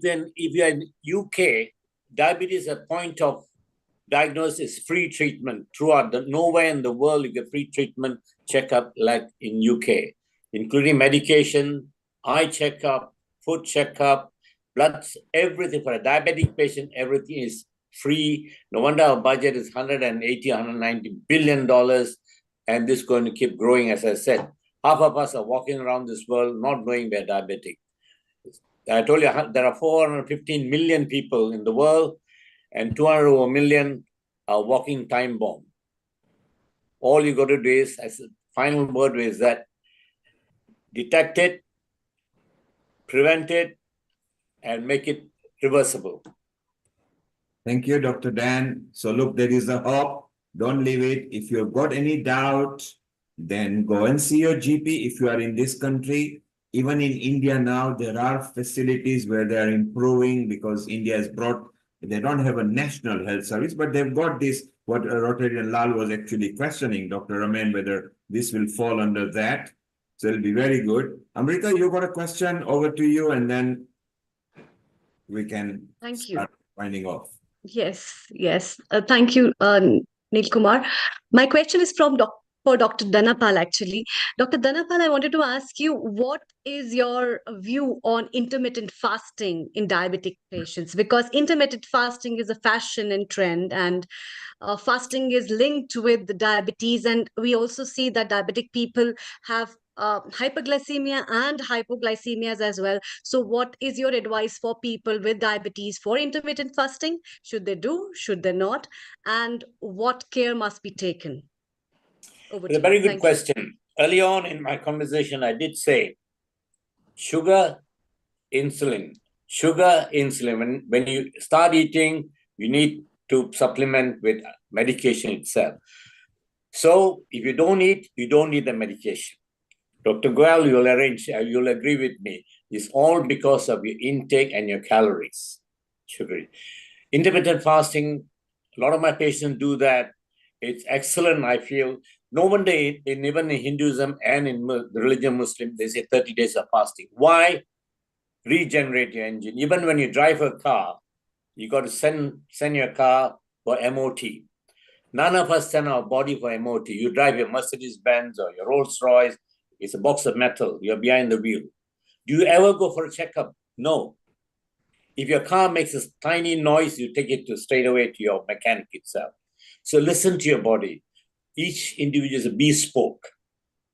And fasting, each body has its own way of it. Some people can fast 24 hours. Like Swami just now was there, he may be fasting 18 hours and his intake might be 800, 900 calories. I do not know. So each body tells you what to do. Intermittent fasting is very good for those who are overweight and diabetic because your insulin resistance goes down and your metabolic rate increases. And we can prevent a bit of surgery then. Thank you. I have a question here. Let's say a diabetic patient intermittent fasts. What about their sugars going low during the night because it's the length of time, right? Would you recommend it for a diabetic patient to actually intermittent fast? We are talking about established diabetics, those on insulin. Oh, even yes. Even if they are in insulin, they are the ones who go hypo and hyper. But type 2 diabetes, all except glucosides, the older medication gives you hypo, but the modern medication, none of them give you hypo. Right. So if you are type 1 diabetes, that's totally different story. We're talking type 2 progressing to insulin. You got to be careful with insulin. As I said, why you need insulin? Your sugar is there. You bring in insulin to bring your sugar down. It's a check and balance itself. Common sense would tell you if you don't eat, you don't need insulin, right? And there's no way you can go hypo on that basis, right? Thank you, Doctor. Thank you. So Dr. Danpal is saying, let's be sensible. Rotarian Lal, go ahead. What are your concluding comments? And thank you, Suri, for making comment. She's been here. Dr. Danapal, you've been here since the start. You've given so many inputs with a sense of humor. You are here in Harley Street. Dr. Raman Goyal, you're part of what could be pioneering and maybe helping in so many countries in few years' time from now. Rotarian Lal Goyal, your thoughts on how we did turn out today? Thank you, Neil Kumar. As far as diabetes is concerned, because as you know that being involved in organ donation awareness program, I know that India is suffering basically because of the diabetes. The organs are failing, whether it's a kidney, pancreas, liver, or others. One of the main reason is diabetes. And unless we will not rectify it, we will not clear it, it's not possible, because every minute one person is dying in India. Nobody is talking about that. And the main reason is, one of the main reason is diabetes. Because of the diabetes, hypertension and all those complications are coming. So one has to understand whether it's a physician or a surgeon or a homeopath or a Ayurveda, they must come together, they must see to it, because lifestyle is also very much important, as Dr. Raman Goyal has mentioned, or Dr. Dhanpal has mentioned, and others have mentioned. But we have to see to it that the diabetes should come in control, especially in India, because you know that Indians' habits of eating sweets everywhere, whether you are in Calcutta or North India or Delhi or everywhere, we are fond of eating sweets too much. So we have to change. As far as the fasting is concerned, although I undergone for the angioplasty in London only, and the surgeon told me very, very clearly, Mr. Goyal, no fasting at all. You must take 5 meals a day if you want to be healthy and if you want to keep yourself healthy. Otherwise, things can be complicated. So I cannot say anything about the fasting. But yes, the diabetes is killing, organs are failing because of although people are on insulin and whatnot, the after effects are there. So my only thing is, we must control the diabetes, and the awareness program is required. And I am thankful to the Healing Our Earth team as well as Mr. Neil Kumar and the entire team for coming out with such type of program. And I am sure that this program will definitely enlighten the public at large, and more actions will be taken, and more research will come in this file. So thank you very much, and global namaste to you all. And thank you, Dr. Raman Goyal, to come and give your comments. Thank you, Rotarian. Stay around. Dr. Raman, more conclusion and maybe a couple of tips that people can easily consume wherever they are listening us from. Okay. I think a lot of discussion on fasting and eating. I think the body's mechanisms require nutrition, and this is an ongoing debate whether you should have 3 to 4 meals a day or 2 meals a day. And it has been seen that major amount of calorie expenditure happens because of digestion of food. So when we digest food, we spend 70% of calories. So total energy expenditure otherwise is just 10% from exercises. So I think eating food at regular interval is a must. Whether you are a diabetic or non-diabetic, what you eat and how much you eat is what determines ultimately the end result. This is a major debate in the obesity group, but taking that apart, I think a lifestyle change remains the mainstay of diabetes treatment. Medicines come next to it, and surgery is for those who are not getting managed with these two situations, because the primary pathology of the disease is not addressed by any medical management, and that is something that surgery is in a situation to manage. And gradually we are getting, actually Dr. Ranapolo was mentioning, but we get patients of Indian origin from UK and from US who regularly travel for this surgery for diabetes, because they find that they are in a situation that they can have a control over the disease for which they are not responsible. So I think it was very enlightening to meet all of you today and to have this awareness program. And as more and more awareness programs will happen, I think more people will start accepting lifestyle changes as the primary level of management for their disease. Thank you so much for having me here today. Thank you. Stay around, Dr. Raman Goyal. There you got it from the experts, different views, but all views are leading to same thing. Listen to your body, improve your lifestyle. Don't hit your body with too much insulin, otherwise you will have to find a way to deal with it. Now, for all of you, our Vaishali would like to sing a song or two to thank you very much for being here. And then we are going to go private. So those who are listening to us on social media, you can join us private in the same link. But right now we are live through to social media on YouTube, Facebook, Twitter, website, and social media partners. Vaishali, what have you got lined up for us to sing for all our guests? What they've done a superb job today. So since it's a Father's Day, and what a beautiful gift we all have given to all the fathers in the world, that we want our fathers to be fit, healthy, we want their blessings forever. And this song is very close to my heart, and I'm sure all the daughters, all the sons, they would like to sing this song for their fathers. So this is to my father and to all the fathers in the world. This goes here. ये तो सच है कि भगवान है मगर फिर भी अनजान ये तो सच है कि भगवान है मगर फिर भी अनजान धरती पे रूप माँ बाप का उस विधाता की पहचान है ये तो सच है कि भगवान है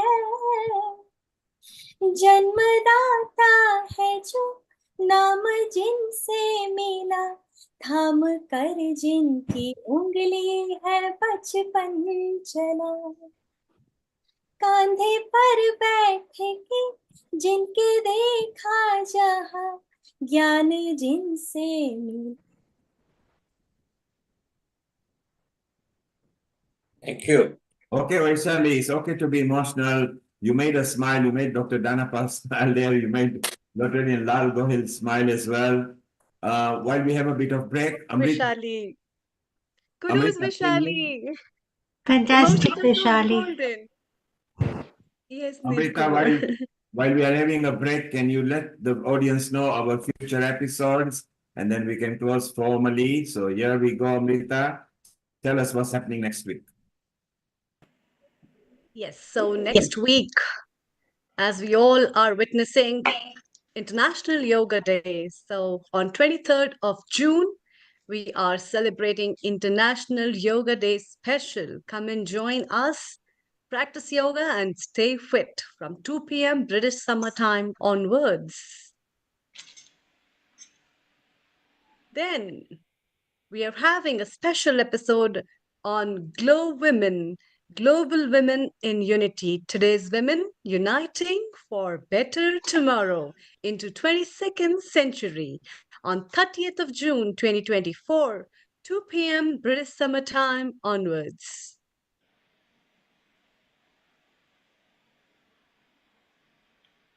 With the special episode on Ayurveda Special with our healthy life on 7th of June 2024, 2 p.m. British Summer Time. Thank you. So that's what's happening in the future. We look forward to seeing you all. Maybe we can wind up with a nice Gayatri mantra. Amrita, if you can do the honors, and then we'll go private because we are still live beaming on streaming on many social media. Amrita, over to you. Thank you. Thank you, Neil Kumar.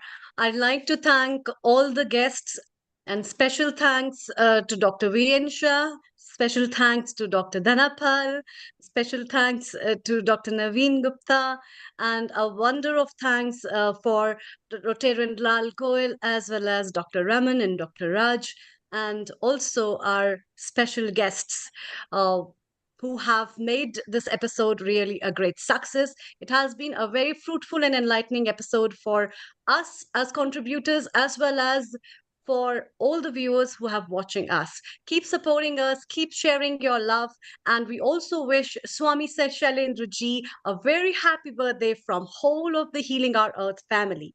We all are waiting, and you all please join us the next week for the yoga special. So let's have a good lifestyle modification with yoga. It's time to wind up today's episode with Gayatri Mantra. Taking a long breath, closing your eyes with a calm mind. Om. Om Bhurbhuva Swaha Tatsaviturvarenyam Bhargo Devasya Dhimahi Dhiyo Yo Na Prachodayat.